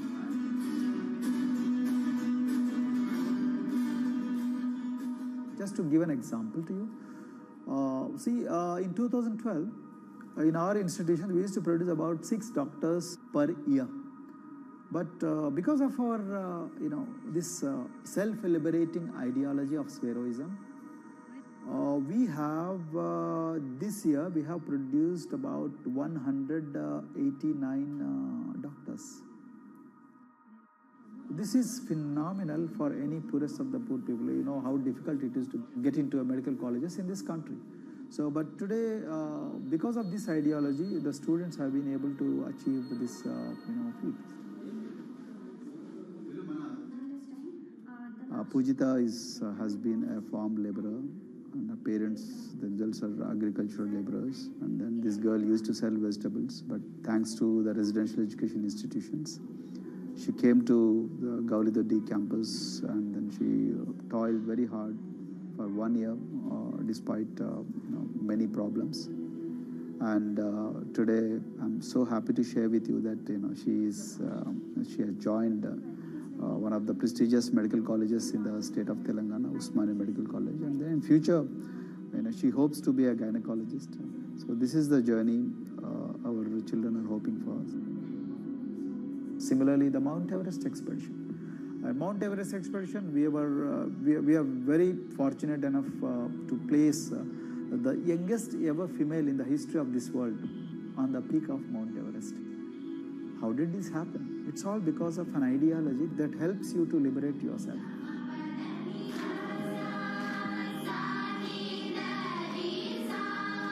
We brought a lot of extracurricular activities, and most of them got institutionalized now. So, for example, music. Similarly, the games. We have so many coaching academy. We have boxing academy, we have wrestling academy, we have handball academy. So we have, kabaddi, the traditional Indian sport. We have golf. We have introduced golf also. Like golf is generally played by so-called rich people, but today even poorest of the poor people also are being trained in golf in our schools. Wow. So our intention has been to give all 360 degrees, type of opportunities to the students, so that whoever is interested in whatever activity, they can go and then do it. Break the barriers, break the fence, at least mentally, because poor people have been programmed to be victims, programmed to be subjugated, programmed to be on the margins, always, programmed to feel inferior. We wanted to change on that. There are certain games which are exclusive to rich people. There are certain languages which are exclusive to middle class and upper middle class in this country. To put it in one word, the sole aim of introducing all these co-curricular activities is to break the stereotypes which are recklessly imposed on these people. Their stereotypes Dr. Kumar knows all too well. Born a Dalit, his grandparents were labourers and access to the village well was restricted. Dr. Kumar credits his parents' belief in the power of education with helping him realise his aspirations. He went on to join the Indian Police Service, attended Harvard University, and then began pursuing educational reforms back home. I attribute whatever I am today, it's to my mother primarily. They educated me in the village, although there were no good schools. So then I stayed in social welfare hostels, the hostels which are managed by government for the poorest of the poor kids. I passed with reasonably good grades. Then I went to university, and then I faced worst form of discrimination in the universities. Like there were, in those days I'm talking about, so the bathrooms and the toilets were exclusively meant for scheduled castes and scheduled tribes. We used to fight discrimination on one hand, and then again, try to excel in academics, day in and day out. So that's how I came to education, because I deeply believe that education is the only important weapon that can really, place the poorest of the poor people from a very victimhood orbit to a prosperous orbit. I think in future, this is going to be a game changer for the marginalized in this country.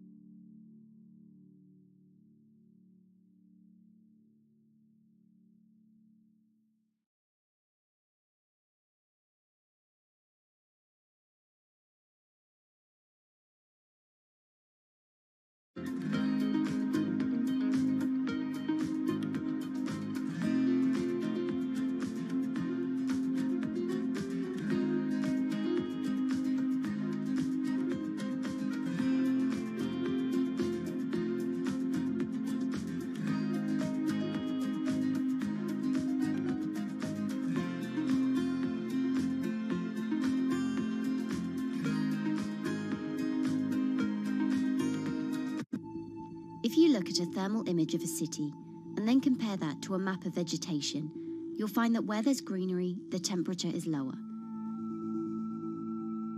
That's because things like asphalt, concrete, and shingled roofs absorb more heat from the sun than trees. This is the urban heat island effect, and it accounts for higher temperatures in cities, often by several degrees compared with their surroundings. It's becoming a huge risk to human health as growing urban populations exacerbate the heating effects of climate change. Heat waves kill more people than any other extreme weather event, more than tornadoes, hurricanes, and even floods. That's why urban heat island mitigation strategies are being studied in Singapore by a group of researchers. The government-backed project called Cooling Singapore is now in the process of combining everything they've learned to create a digital tool that can help cities all over the world, starting with Singapore.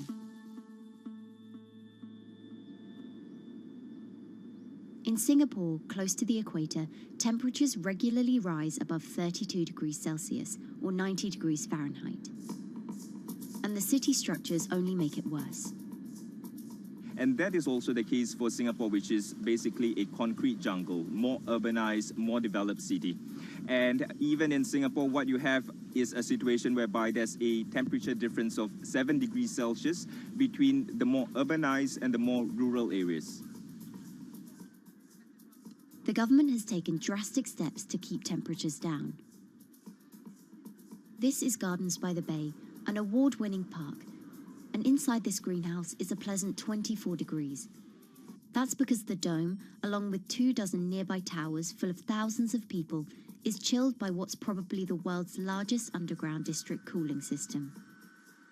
It uses a large central plant that cools water and then pipes it into banks, residential towers, an exhibition centre, shopping malls, and the city's iconic Marina Bay Sands hotel and casino complex. So one of the biggest perks of using this system for the buildings is that they can save 40% in terms of electricity usage compared to your traditional air conditioners. And with Singapore relying on natural gas for most of its power, this new system means emission savings equivalent to removing 10,000 cars from the city's roads. That has big implications for the rest of the world. If things stay as they are, more than a third of the world's electricity could end up being used to cool buildings and vehicles by 2050.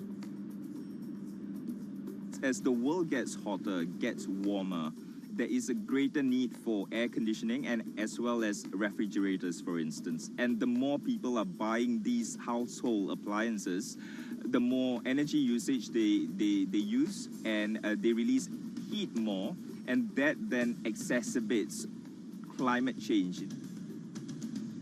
It's a vicious circle. And so since 2017, researchers at Cooling Singapore have been identifying design solutions that reduce our need for so much cool air in the first place. One thing many cities have in common, and that's the importance of vegetation. That's a very important measure to mitigate the urban heat because of the shading effect, of course, and the psychological effects of the vegetation, and also because of the possible evaporative cooling effect of the vegetation. Vegetation can be, of course, on the ground floor in form of trees and shrubs, and you can walk under them. This is the so-called canopy layer that the vegetation forms above us. But vegetation can also go up the facades of buildings, and it can go to the roof of the buildings. Luckily, Singapore has been striving for the garden city feel for quite some time. It was a vision initially introduced by then Prime Minister Lee Kuan Yew in 1967 to make life more pleasant for people. And today, Singapore is one of the world's greenest cities in terms of urban vegetation.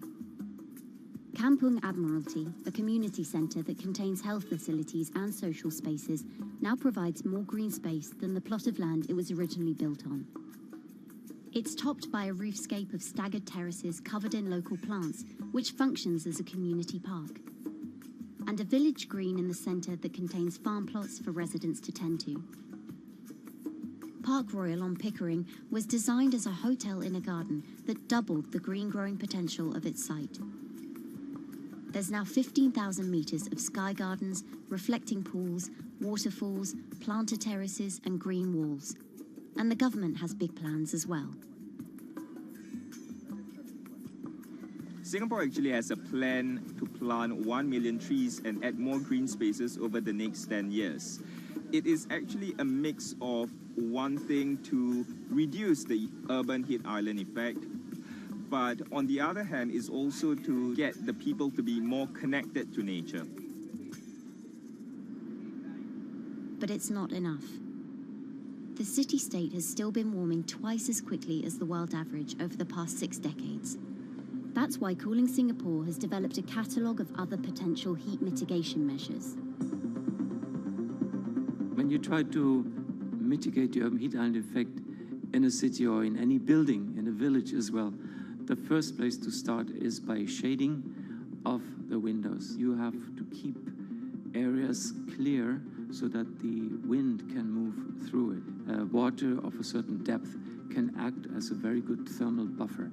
If you have to construct heavy buildings such as high-rises, at least you can make the surface, the facade, less heavy, and you can protect it from direct sun penetration. We have to make sure that no combustion engines will be in the city in the middle, in the medium to long-term range.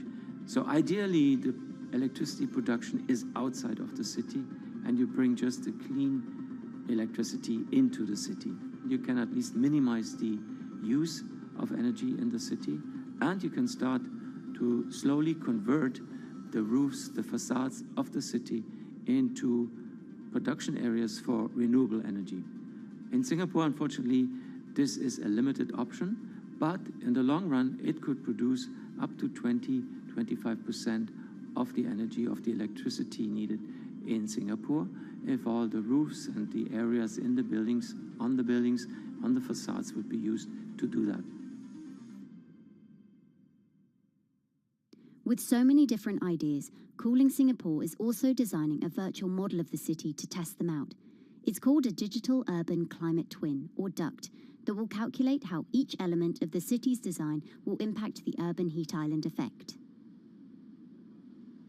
That means we model not only the geometry of the buildings digitally, but also we model the transportation, the insulation, the temperature, the radiation coming from the sun, the weather, the local climate, the even very, very microclimate of the city, the water, the movement of people in the city. We can invent scenarios, we can design scenarios, test them before we actually build them, and if they test very well and we are sure that they will function, then we can start to build them and put them into reality.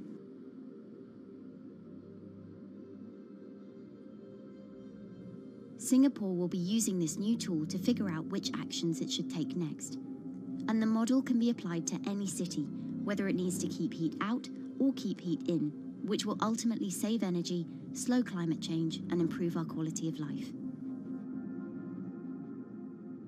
So this is something that Singapore will be able to export, maybe even together with its city development systems that it already has.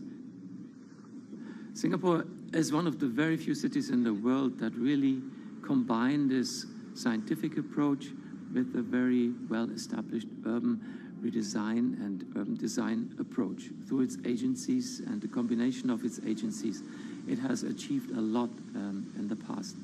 If it keeps following the scientific path and the combination with the other knowledge in the city already, we think that it will be a very comfortable and very livable city in the future, even more than today.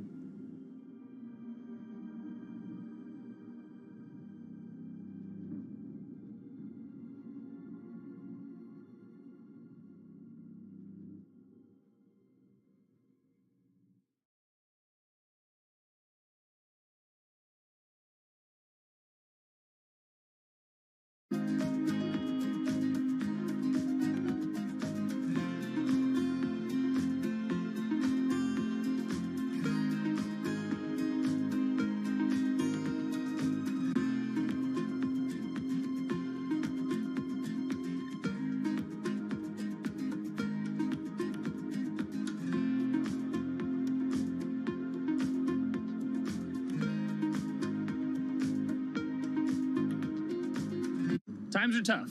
Jobs are scarce. It's risky to be outside and around others. Seems like there's very few ways to make extra money during a pandemic. So I guess I'll just hunker down and binge social media until this all blows over. Wait, don't these people make money? How do these people make money?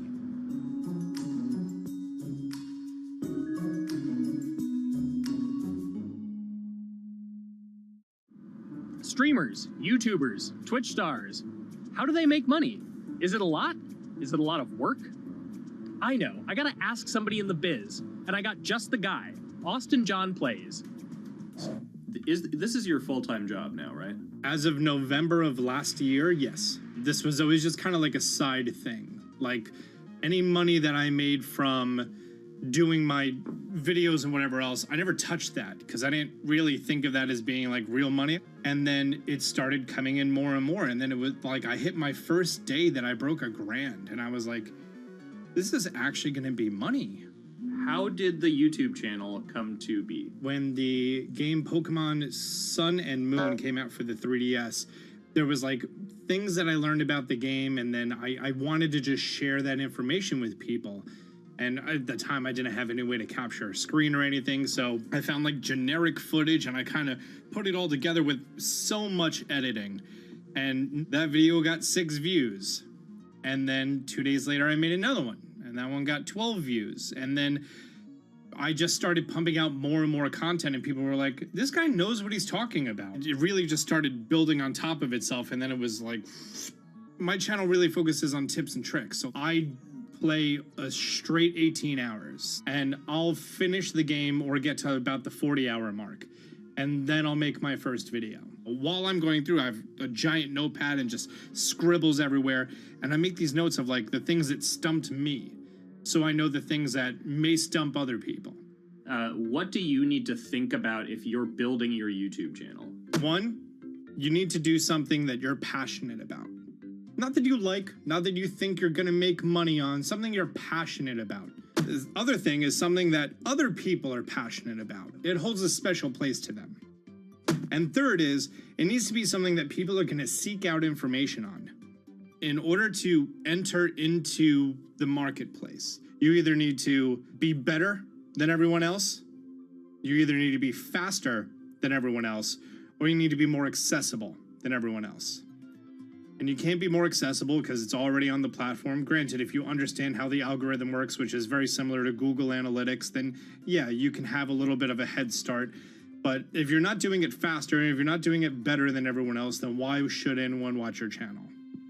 So my income as a YouTuber kind of breaks down to 3 different ways. 1, which is the bulk of it, which is ad revenue. Whenever you go and you watch a video and then there's an ad and then you wait 5 seconds and you hit the bottom right corner and then you go on to the next video, or a non-skippable ad, or the video starts immediately, you get the little banner ad at the bottom, or if you scroll down from the video, the first thing that shows there is an ad. Those are the 4 different types of ads that can appear on every single YouTube video. And all of them pay a certain amount. It varies on lots of things, like the country of the person who posts it, the country of the person who watches it, the time of year, where you are in the quarter, if there's anything going on with a reduction in ad revenue. Like, great example, COVID-19, companies weren't spending as much on advertising. So because of that, CPM went down. CPM stands for click per thousand. I'm using the Roman numeral for 1,000. And that means that for every 1,000 views, you get a certain amount of money. Now, on low ads, when I first started off, my CPM was 30 cents. So every 1,000 views, I made 30 cents.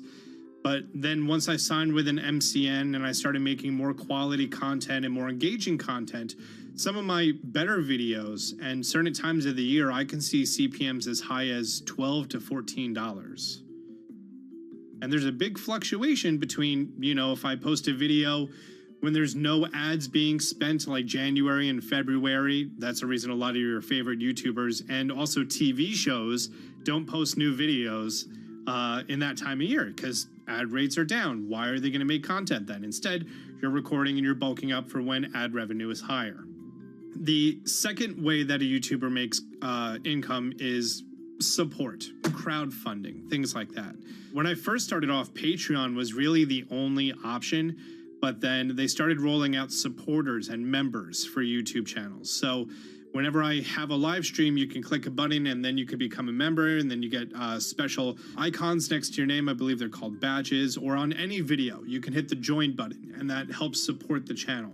And then the third aspect of that would be merch. And for me, my merch has been somewhat basic. In fact, I'm wearing one of my t-shirts from last year right now.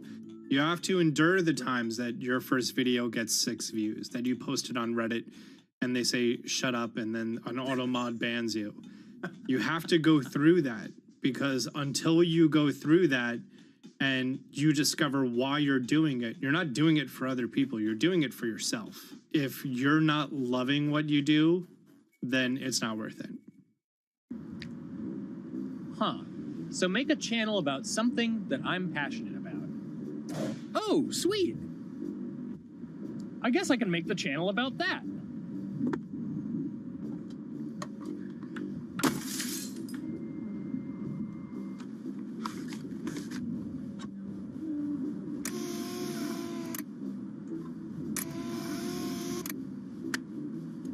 Now, how do I grow an audience? How do I get popular? It's all about diversification, right? You have to have a massive Twitter following. You have to have a massive Instagram following. You have to have a massive YouTube following. Of course, you have to be on Twitch, which is the key platform. But basically, any way you can get in front of your audience, you can engage with your audience, is going to drive those clicks, which ultimately drives the advertiser revenue that you get back from all of these platforms. It's me and Dan playing video games and talking in a funny manner over them. They're not just people who are good at games, they're actually people who are good at online engagement, online entertainment, first and foremost. You have the right to remain stylish. Anything you wear can and will be used against you in the court of fashion. The streamer is either very, very talented at the game. The best player in the game is generally going to draw a crowd because people like watching people who are very good. On the other hand, they're either very, very good or funny, charismatic, whatever it is on that side. Oh, no. You know, it becomes more of a show where they talk about other things outside of the gaming world, and gaming becomes really just a backdrop and an excuse to engage with that audience. There were those weird, like, Ronald McDonald, like, straight to VHS movies. You remember those? I'm personable, I'm chatty. I would kind of, when boring things were happening in the game, I would ramble on about, movies I'd watched or books I'd read and, or conversations I'd had and stuff like that. And so I think being personable was a big part of that. It's not just getting on and playing games. It's getting on and being an entertainer. You are putting on a show. All right, now let me go ahead and grab the samurai sword that every gym has. Okay, he's dead. To have a larger audience and to have that audience, I think, stay with you, you have to bring something extra. You have to find your niche. You have to find what works and what connects with the audience and what makes them laugh and what makes them keep coming back. You gotta make it a little more exciting, all right? Throw in a hanging bishop. Have everybody in suspense for a moment. I think the real most important thing is to just get used to being on camera. Like in any sort of performance thing, is get used to talking on camera. My first few videos were terrible, but because I sat down and did it for 6 to 8 hours a day, I just got used to talking and I got over that uncomfortable hump. If you go into Twitch purely with the expectation that you're going to make money, make a job out of it, have all this growth, and it's going to be great, you're probably going to burn out prior to getting to that point because there's very little payoff for a long time, right? Like multiple years generally before you really start to see a payoff. And so, those first few times you're streaming, nobody is there. One person shows up every 30 minutes, says hi, maybe, and leaves, right? Like, it's very discouraging, I think, for a lot of people. And so you have to be there just loving it. You have to love talking to yourself when nobody is around. You have to love just the game that you're playing, all of that stuff, because it takes a while. And I think a majority of people burn out prior to getting to the profitable point of it. And there you have it. My very own YouTube, Twitch, Discord, and streaming channels all ready to go live. It's a veritable social media ecosystem just on the verge of thriving. So don't forget to smash like and subscribe and visit my Patreon for perks. Also, go to my merch page. And one last thing, stay cool, my friends.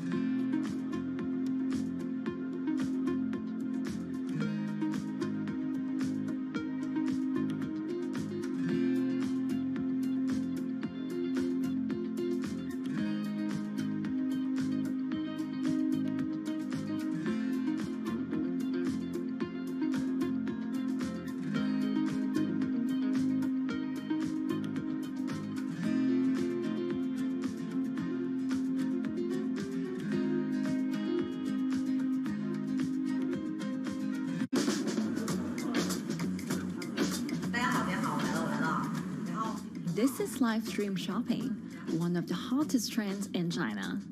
Every night, tens of millions of people watch live shows hosted by influencers like Via and buy the products they recommend. On e-commerce and social apps like Taobao and Douyin, the sister app of TikTok. 我觉得已经改变了大家的购物的方式。其实各种各样的产品，哪怕你不买，你也可以来看。当然，你看了，你就有可能会买。It's not about, only shopping. It's about the experience. It's about having fun. You got to see 3D. You got to see in some kind of action. It's almost like a theater act. The internet craze has taken over China. By the end of 2020, the country had almost 400 million live stream shopping users. China's live stream e-commerce market has also grown dramatically, with an estimated value of $161 billion in 2020. It's becoming popular outside China as well. So, is live streaming the future of shopping?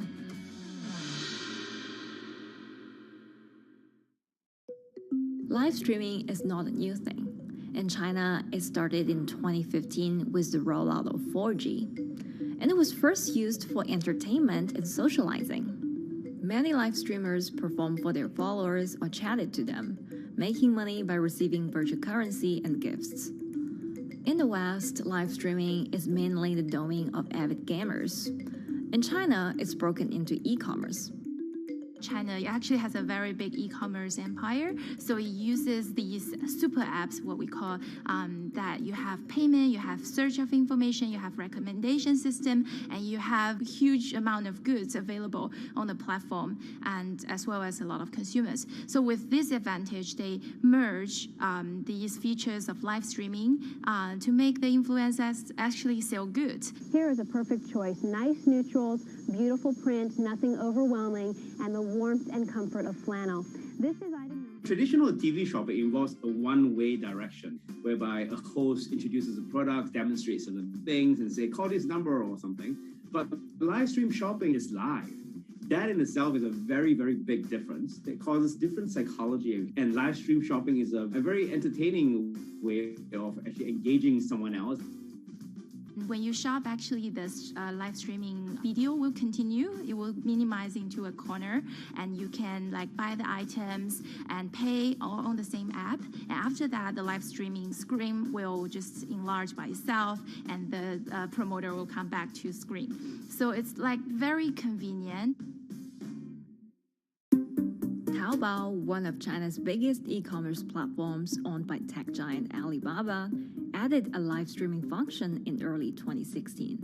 In the following years, other e-commerce and social platforms like JD and Douyin also integrated this feature.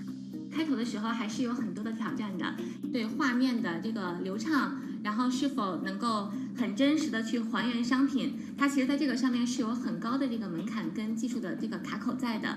不管是我们的这个用户的接受度，还是商家的这个上手的这个难度都很高，但是这几年下来，基本上难点在不断被突破的。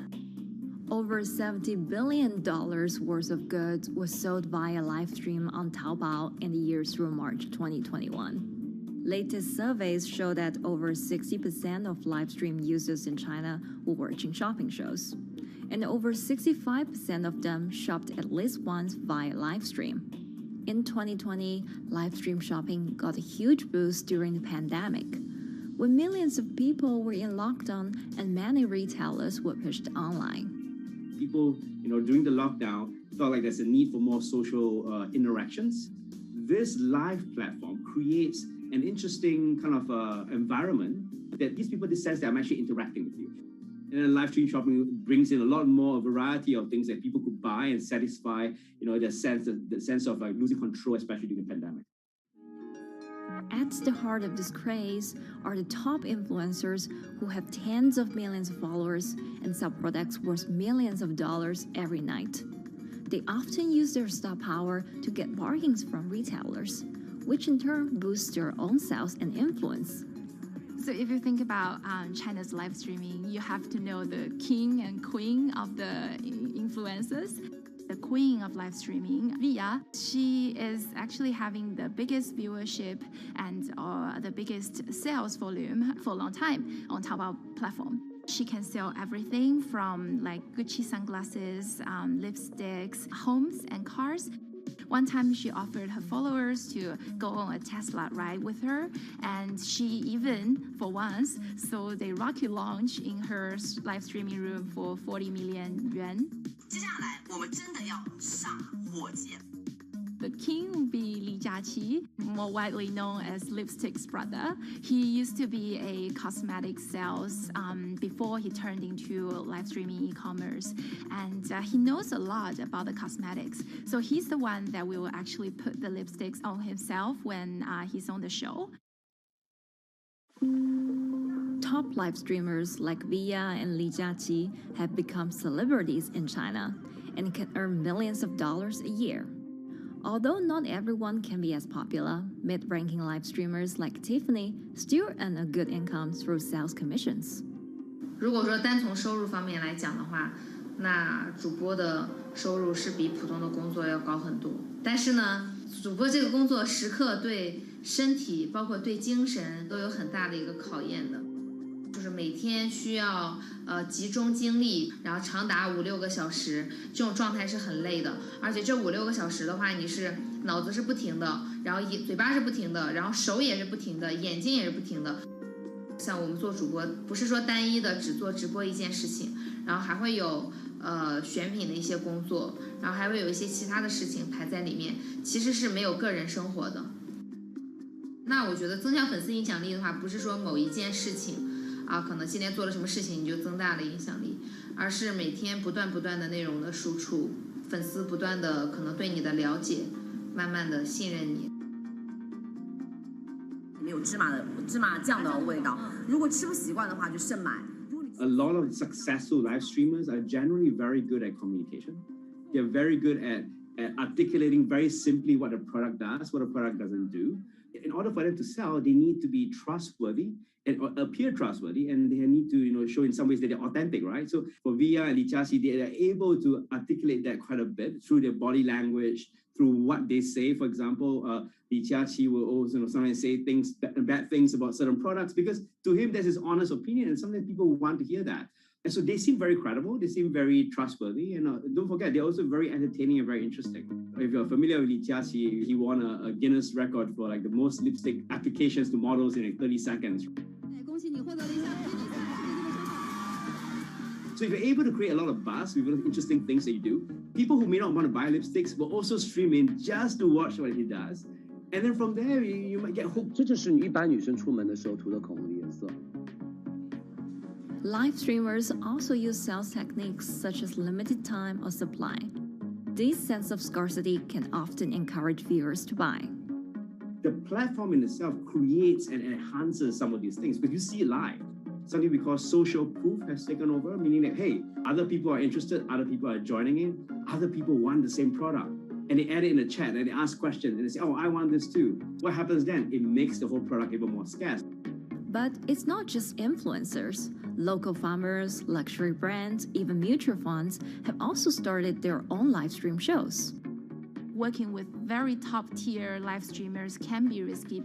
It's not necessary that the benefits will end up with the brand. So we see company executives opening their own shows. And we see like P&G have their own sales room, which runs shows every day as well. We also have like local governors in like small towns to sell their agricultural products. So the live streaming is definitely transformed the way product owners can think about how to reach their consumers, and it enables a lot of players to actually sell.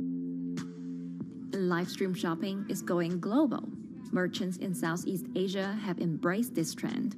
And in the West, Amazon has upgraded its live streaming function, adding interactive features like chat rooms. Companies, including Google and Facebook, are also developing and investing in technologies to integrate video and e-commerce.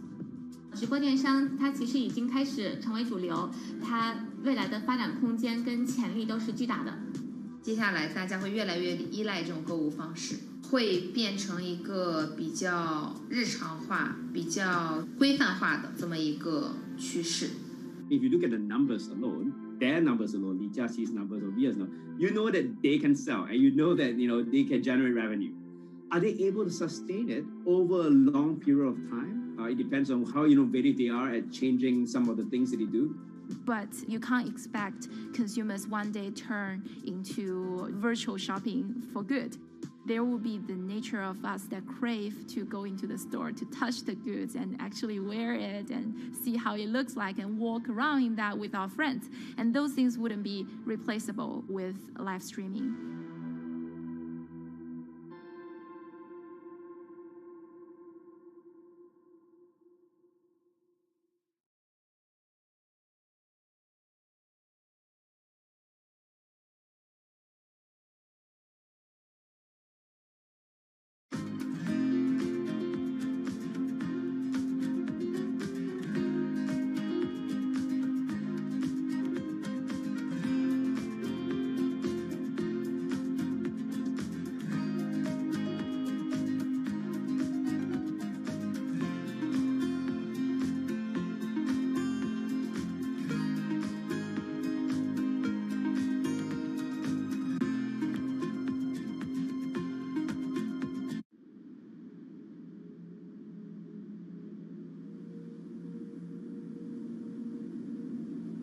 You could imagine that the oceans are actually the largest battery. We're storing huge amounts of energy in the oceans. The wave motion can be very deep. It can extend down several hundred meters. And once it gets to the near shore, from about 50 meters, the whole water column is moving backwards and forwards. As we search for ways to reduce our reliance on fossil fuels, some are looking to a largely untapped potential source of renewable energy. In theory, waves off the coast of the United States alone could generate over 2 trillion kilowatt hours of electricity a year, enough to power more than half of the country. Waves intensify and subside not as quickly as the wind, and that means that it can produce a smoother power generation curve. One of the potential advantages of wave energy is that it could act as a complementary source of power compared to other renewables on the grid if it were to be scaled up to commercial scale.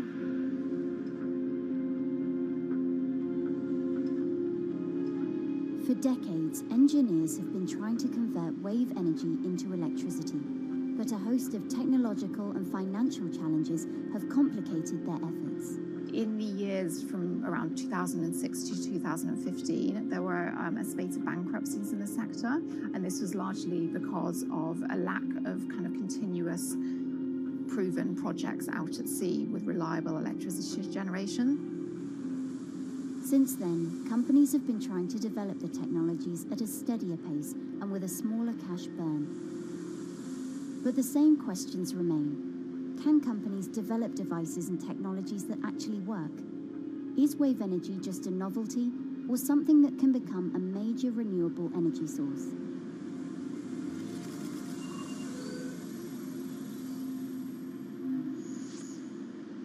The sea is a very challenging environment within which to operate a power project. So seawater is corrosive and conditions are very rough. So this means that power projects don't have a very long lifetime, and it increases operating and maintenance costs.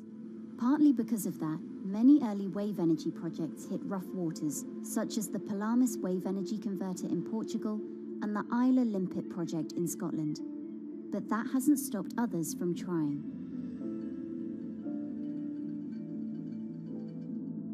Companies are focused on testing projects out at sea, proving their durability, trying to raise capital and bring down cost.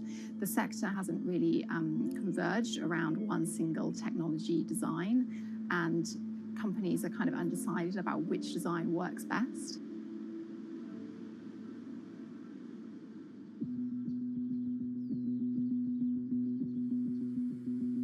Finland-based AW Energy is a veteran in the sector. The first proof of concept of the company's device was made in the 90s after diver Rauno Koivusaari observed the strong back-and-forth movement of a hatch cover in a shipwreck in the Baltic Sea. the waves are generated far from the coastline.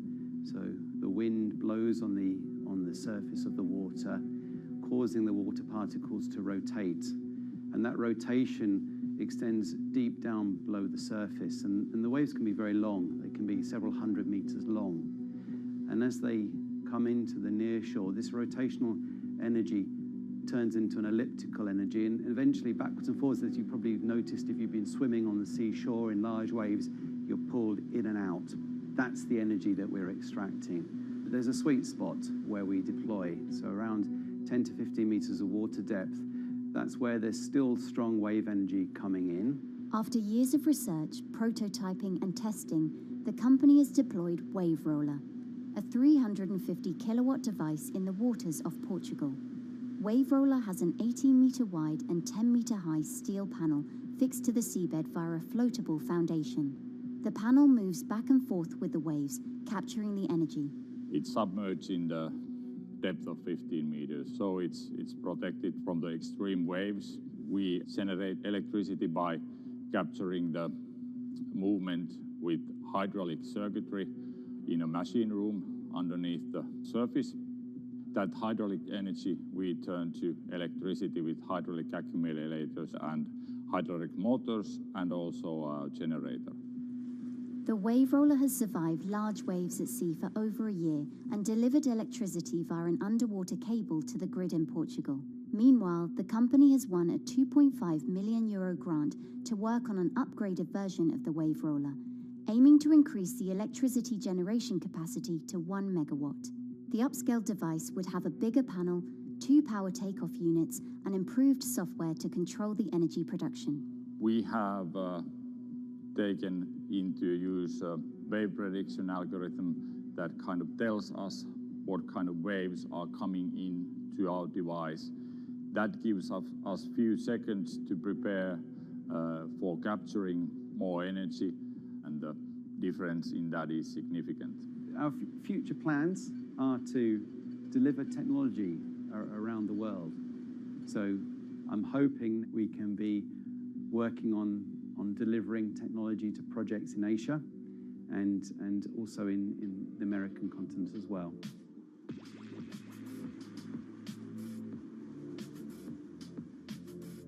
Meanwhile, Israeli company Eco Wave Power is taking a different approach to capturing the power of the ocean. For the company's founder, Ina Braverman, developing new sources of renewable energy is a personal mission.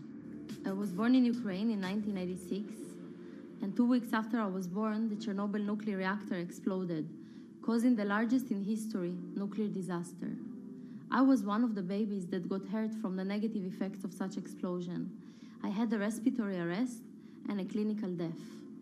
Luckily, my mother, a nurse, approached my crib on time and gave me a mouth-to-mouth resuscitation, which saved my life. I got a second chance in life and decided to do something good with it. Growing up, Ina wanted to be a politician to positively change the world. After working as a translator at a renewable energy company, she decided to change paths.